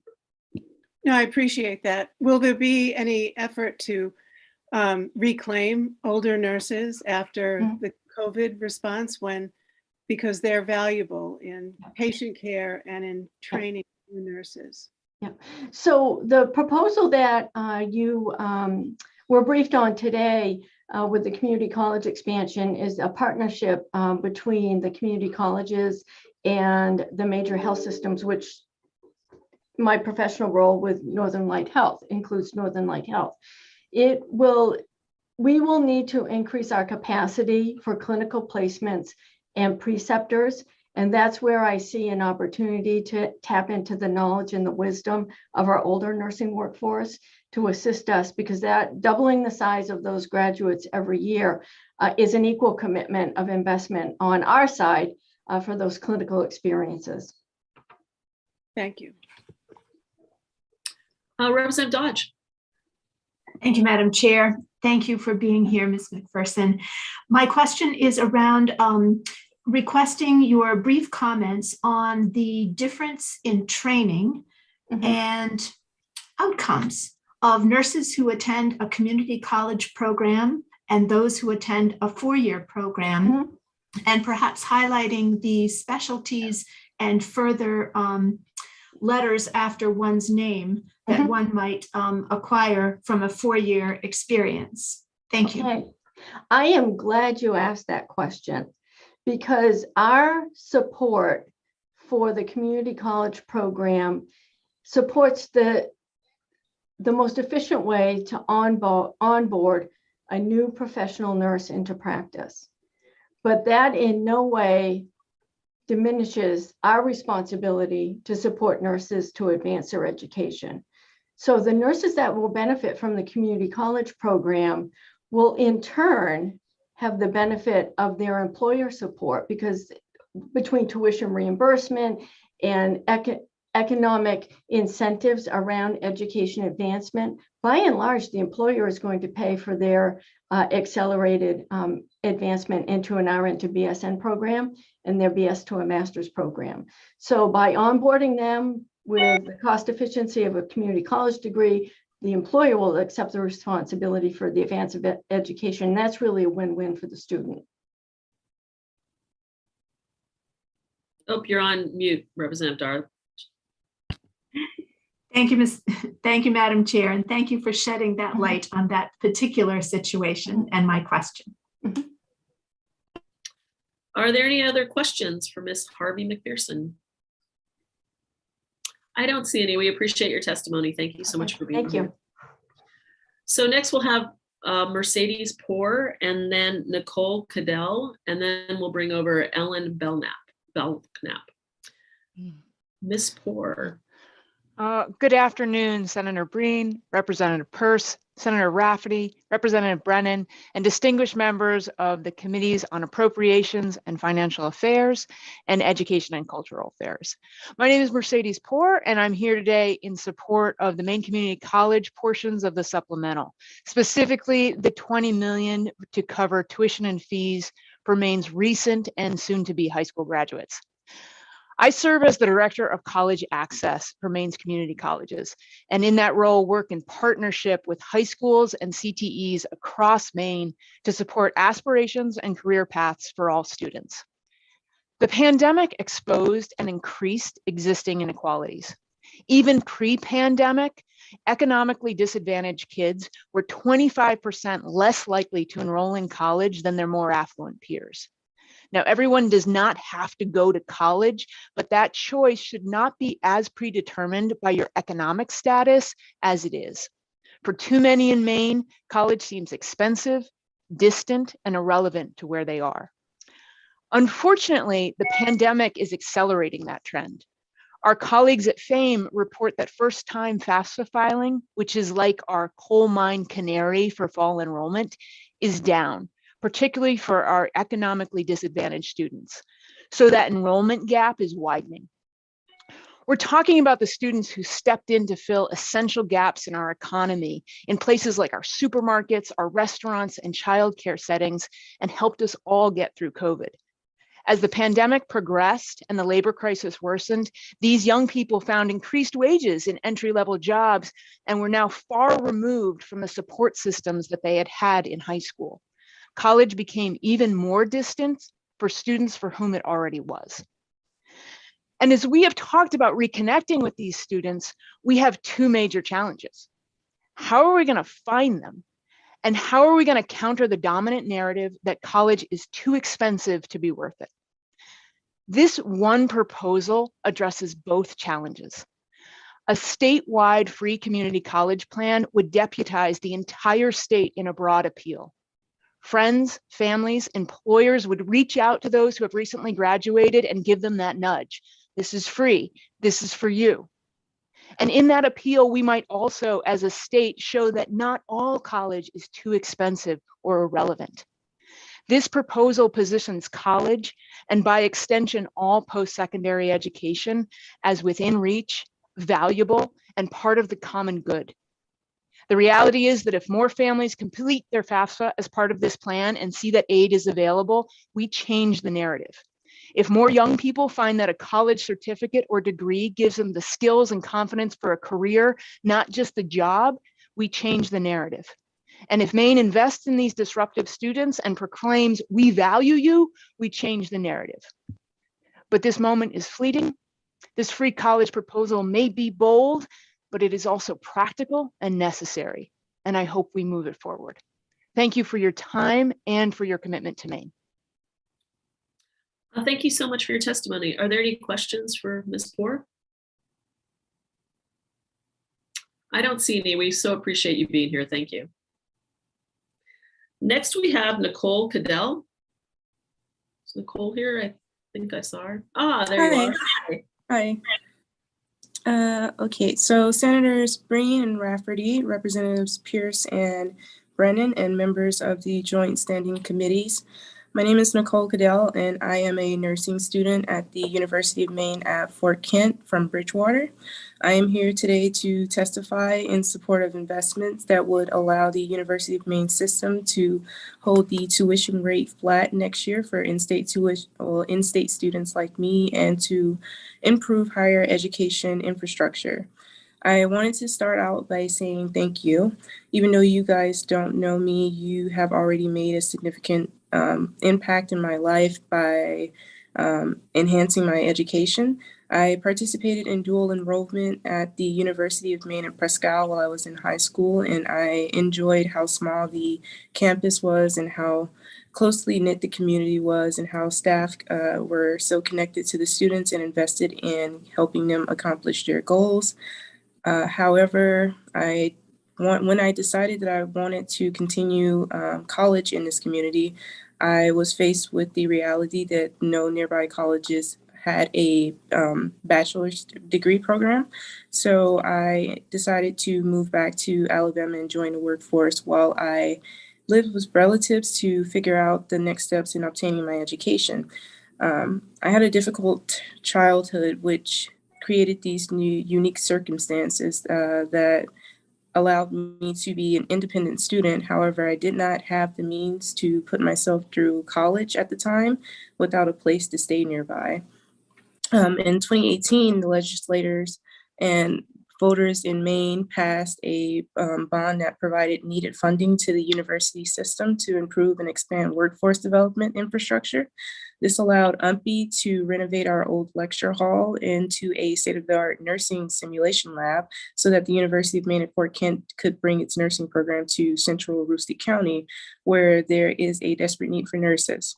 That lab is named in honor of one of your former colleagues, John Lisnick, and it has allowed me to move back to Maine and to the county to finally pursue my goal of obtaining my bachelor's degree in nursing. I hope to become a psychiatric mental health nurse practitioner in state in northern Maine, where there is a real demand for this specialty, so people don't have to travel downstate or far away from their homes for this essential care. I am so grateful for the investment that you have made in me and in place-bound rural communities like where I come from, who can only access education and job training if it is close to home. Now you have another opportunity to make a difference in my life and in the lives of my fellow classmates. I am appreciative of the support of the Maine State Grant and the Pell Grant, but this financial aid doesn't cover all of my costs to attend college. As a nursing student, I have both classroom and clinical responsibilities. I work at the local hospital as a CNA and as an audiology assistant. And that barely covers my living expenses. The cost of everything has been going up lately. But by providing the university— Ms. Cadell, your time is up. If you could wrap up, that would be great. Thank you. Okay. I just wanted to say, I am sure as a legislator, you may wonder how the decisions and investments you make really are really changing for people in Maine like me. And I am here to say that those of you who've made those investments in the Maine system in the past, those investments are really paying off for people across the state and for the communities through public higher education and hard work. Thank you for your continued support for me and my university, and I am happy to answer any questions that you may have. Thank you so much for your testimony. Are there any questions for Ms. Goodell? I don't see any, but we really appreciate you sharing your testimony, and good luck at UMPI. So thank you. You bet. Next, we have Ellen Belknap. Thank you. Senators Breen and Rafferty, Representative Brennan, and members of the Joint Standing Committees, good afternoon, and thank you for this opportunity to give testimony in strong support of two critical investments for the University of Maine system in Governor Mills' supplemental budget. I'm Ellen Belknap, President of SMRT Architecture, Engineering, and Planning, and also a member of the UMaine Board of Visitors. I made the choice to live and work in Maine 35 years ago. I've been a part of growing SMRT from an 8-person firm in 1984 to now 120 people with offices across the Northeast. Our work is complex, designing hospitals, laboratories, justice facilities, specialty manufacturing plants, education centers, all designed with a huge focus on energy optimization. This requires deep engineering expertise. Engineers keep the world running, especially a world more and more dependent on technology. Our daily lives depend on engineers doing the right thing, from safe drinking water to broadband to AI-enabled medical devices. We need engineers. Maine has a huge shortage of engineers. SMRT, my firm, currently has open job positions in all our engineering disciplines. My biggest challenge, what keeps me awake at night, is access to talent. SMRT relies on black bears, graduates from UMaine in civil engineering, mechanical and electrical engineering. We can't get enough of these grads. We need more of them. The time is now to invest in UMaine. Education is absolutely essential. It's a key to securing and growing Maine's economic vitality. So we need to do two things. The first is keep UMaine tuition affordable to attract and retain students. And the second is to invest in critical infrastructure. We have chronically underfunded the infrastructure on UMaine campuses for decades. I am familiar with the Orono campus, where the level of deferred maintenance it's frankly shocking. 60% of the building stock has a renovation age of 50 years or older. Now, I'm a huge fan of historic buildings, but they require ongoing maintenance, envelope repair, the roof, the windows, contemporary heating and cooling systems, energy optimization, new tell data systems. Absent these improvements, they consume more energy than necessary and are not flexible and adaptable to today's uses of technology and education models. UMaine campus infrastructure today vastly underrepresents the caliber of the institution. The university was recently recognized as one of the nation's highest performing research universities with the R1 classification. Ms. Belknap, your 3 campus. minutes is, if you could wrap up, please. Thank you. Sure. Yeah, a casual walk across the campus does not reflect this caliber. Maine is doing awesome things at the university: composites research, climate science, and so much more. So I urge you to support the funding for the UMaine system in the FY 2022-2023 supplemental budget, and I would welcome your questions. Thank you so much for your testimony. Are there any questions for Ms. Belknap? I'm not seeing any, but we certainly appreciate you being here today. Thank you. Thank you. Next up, we'll have Pilar Burmeister and Sarah Calder. Ms. Burmeister, how'd I do on that name pronunciation? Burmeister was good. It's Pilar, but that's okay. I get that all the time. No worries. Of course I couldn't hear one of them. Please go ahead. No worries. Thank you so much. Senator Breen, Representative Pierce, Senator Rafferty, Representative Brennan, and members of the committee.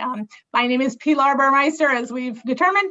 I'm the director of the nursing program at Eastern Maine Community College. I am here today to support the funding dedicated to increasing capacity at Maine Community College System's nursing programs, of course. I've worked hard over the past 7 years to expand the number of graduates that we have from 24 per year to 43 in 2021, and I hope to continue to grow that number. Unfortunately, though, the cost of educating a nurse is expensive, and as community colleges, we try to make education accessible to everyone by keeping our costs affordable. So this means that we need more outside funding to educate these students. A single faculty member can cost over $100,000 after pay and benefits. So this year, we have 288 applicants for the fall, but I can only take about 55 of them.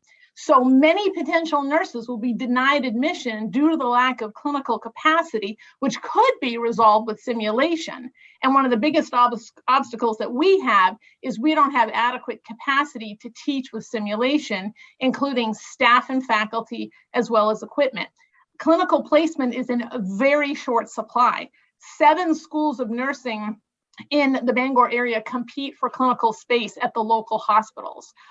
But as you've heard, the Maine State Board of Nursing allows up to 50% of that to be done via simulation. Now, currently, we are only able to run the sim lab that we have for 2 days a week, but having a staffed sim lab open 7 days a week would allow us to take more students into our program. So if we receive this money, it would open a new world of possibilities for clinical hours. I should note that we are looking for external sources of funding to assist with the equipment needs, but the funding we're discussing today are, by necessity, ongoing funds dedicated to staffing and ongoing costs. Now, right now, I have 5 distance sites where we're educating nurses who plan to stay in their communities. We're going to be starting a program with Washington County Community College this fall, and I am currently in talks with Penn Bay to get a distance site started there.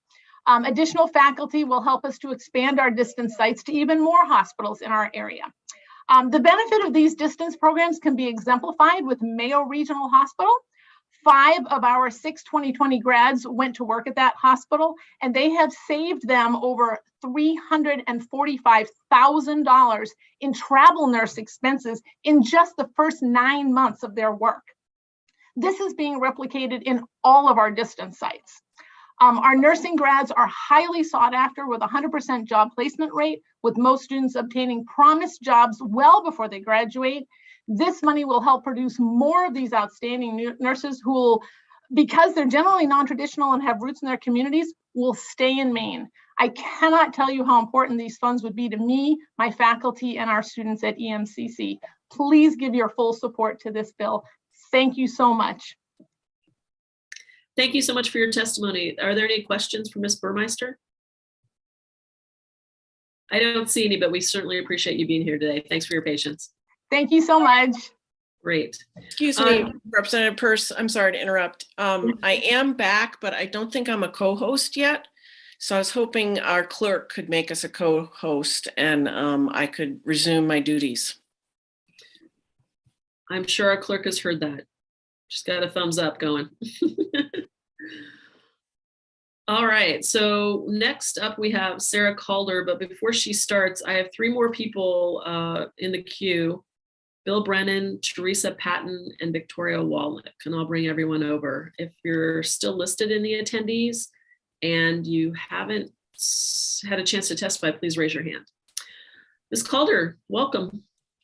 Good afternoon, Senator Breen, Representative Peirce, Senator Rafferty, Representative Brennan, and members of both committees. I'm Sarah Calder. I'm the Director of Government Affairs at Maine Health, and I'm here today to testify in strong support of the funding, including in the governor's proposed supplemental budget that will allow the Maine Community College system to double its nursing education capacity at a time when the need has never been greater. We've long known that we were heading towards a retirement cliff and that Maine would experience the national shortage of healthcare workers more acutely due to our rapidly aging population. And the pandemic has only exacerbated and accelerated this impending shortage. Healthcare systems also continue to grapple with the increased demand for services as our patients either voluntarily put off care during the pandemic or providers like Maine Health have been forced to cancel and delay procedures due to COVID. In the period between November and January, Maine Medical Center, for example, delayed over 2,100 cases. That pent-up demand means that we're now seeing more patients and more acutely ill patients than we ever have before. Our inpatient census has been at capacity nearly every day, and this is a situation that's rarely occurred before the pandemic. Maine Health has responded by adding almost 1,000 positions to accommodate the increased volume, but it hasn't been enough. Out of approximately 6,000 nursing positions at Maine Health, over 860 are vacant, and that's despite hiring over 900 external RNs last year, which was a 30% increase from the previous year. In addition to investing over $39 million last year to retain our current nurses, Maine Health has also made significant investments in our recruitment efforts to help grow our own in an effort to aggressively address this shortage. In fact, we partnered with all 15 nursing programs in the state to help our own employees grow in their careers. We've also engaged in a variety of creative approaches with our academic partners in which we provide clinical instructors from among our expert RN staff and preserve their salaries and benefits at our own cost to allow for expanded enrollment capacity. Despite this, over 1,500 individuals remain on the wait list to enroll in the Maine Community College System's nursing programs, and the Maine Hospital Association estimates that hospitals are currently recruiting for 1,500 to 2,000 nurses. Hospitals in the state's nursing programs have made inroads in addressing the shortage of nurses and the growing wait list, but legislative action is needed if we're going to be successful. The demand for nursing programs is clear, and thousands of good-paying, high-quality nursing careers are waiting to be filled. The funding included in the supplemental budget proposal takes a big step towards starting to meet that need, and we sincerely thank Governor Mills for including that in her proposal. And thank you for your time. I would be happy to answer any questions that you may have. Thank you so much. Are there any questions, Ms. Calder? I do not see any. So again, we appreciate you being here. Thank you for your patience. Thank you. Next, we have on the docket Teresa Patton. Hi, good afternoon. Senators Brennan, Rafferty, Representatives Peirce and Brennan, and members of the Joint Standing Committee on Appropriations and Financial Affairs and Education and Cultural Affairs. My name is Teresa Patton, and I am President-elect, I'm sorry. I'm president of Crederi Associates based in Westbrook, and I'm testifying today on behalf of the American Council of Engineering Companies of Maine, ACEC Maine, of which I am president-elect. The membership of ACEC Maine is made up of more than 60 consulting engineering firms throughout the state from all engineering disciplines. ACEC Maine is testifying in support of the debt service appropriations for the University of Maine from the governor's supplemental budget proposal. The University of Maine system is a key partner for the engineering community in Maine. We depend on the system to provide skilled engineers necessary to keep our firms operating now and in the future. This appropriation would accelerate the university's efforts to double its output of engineers and to meet the state's workforce and innovative needs. The $1.7 million in ongoing debt service would generate nearly $68 million million, of which nearly half would leverage in Alfont funding, together improving engineering and computing classroom and lab spaces at UMaine. Our state is known for producing first-rate engineers through the University of Maine. It's imperative that the state continue supporting the need of the university to have modern facilities to adequately prepare students for the competitive 21st century engineering workforce. Maine is unique in the Northeast as that we have no private engineering education programs, and we rely on the UMaine system. As the state continues to search for long-term and sustainable solutions to a strong economy, it's important to underscore the role engineers and related innovations uniquely drive economic growth in our state. Additionally, the $7.9 million included in the budget proposed for educational and general activities would offset the in-state tuition increase over the next year, which would keep highly qualified, highly impact education and learning and research learning affordable to Maine students. We ask you that you please support this proposal. Thank you for your attention, and I'd be happy to answer any questions. Thank you so much for your testimony. Are there any questions for Ms. Patton? I don't see any, but thank you again for being here. We appreciate your time and patience. Thank you. And Vicki Wallach, you're up. Good afternoon. Hello, everybody. Senator Breen, Representative Peirce, Senator Rafferty, Representative Brennan, and members of the Appropriations and Education and Cultural Affairs Committees. I am Vicki Wallach, Director of Communications and Government Relations for the Maine School Boards Association and the Maine School Superintendents Association. I'm here in support of LD 1995. School boards and superintendents support and appreciate the affirmation in the supplemental budget of the governor's commitment to fund 55% of the cost of education, as defined by essential programs and services. That is not only good for public education, but for the local property taxpayers who support it.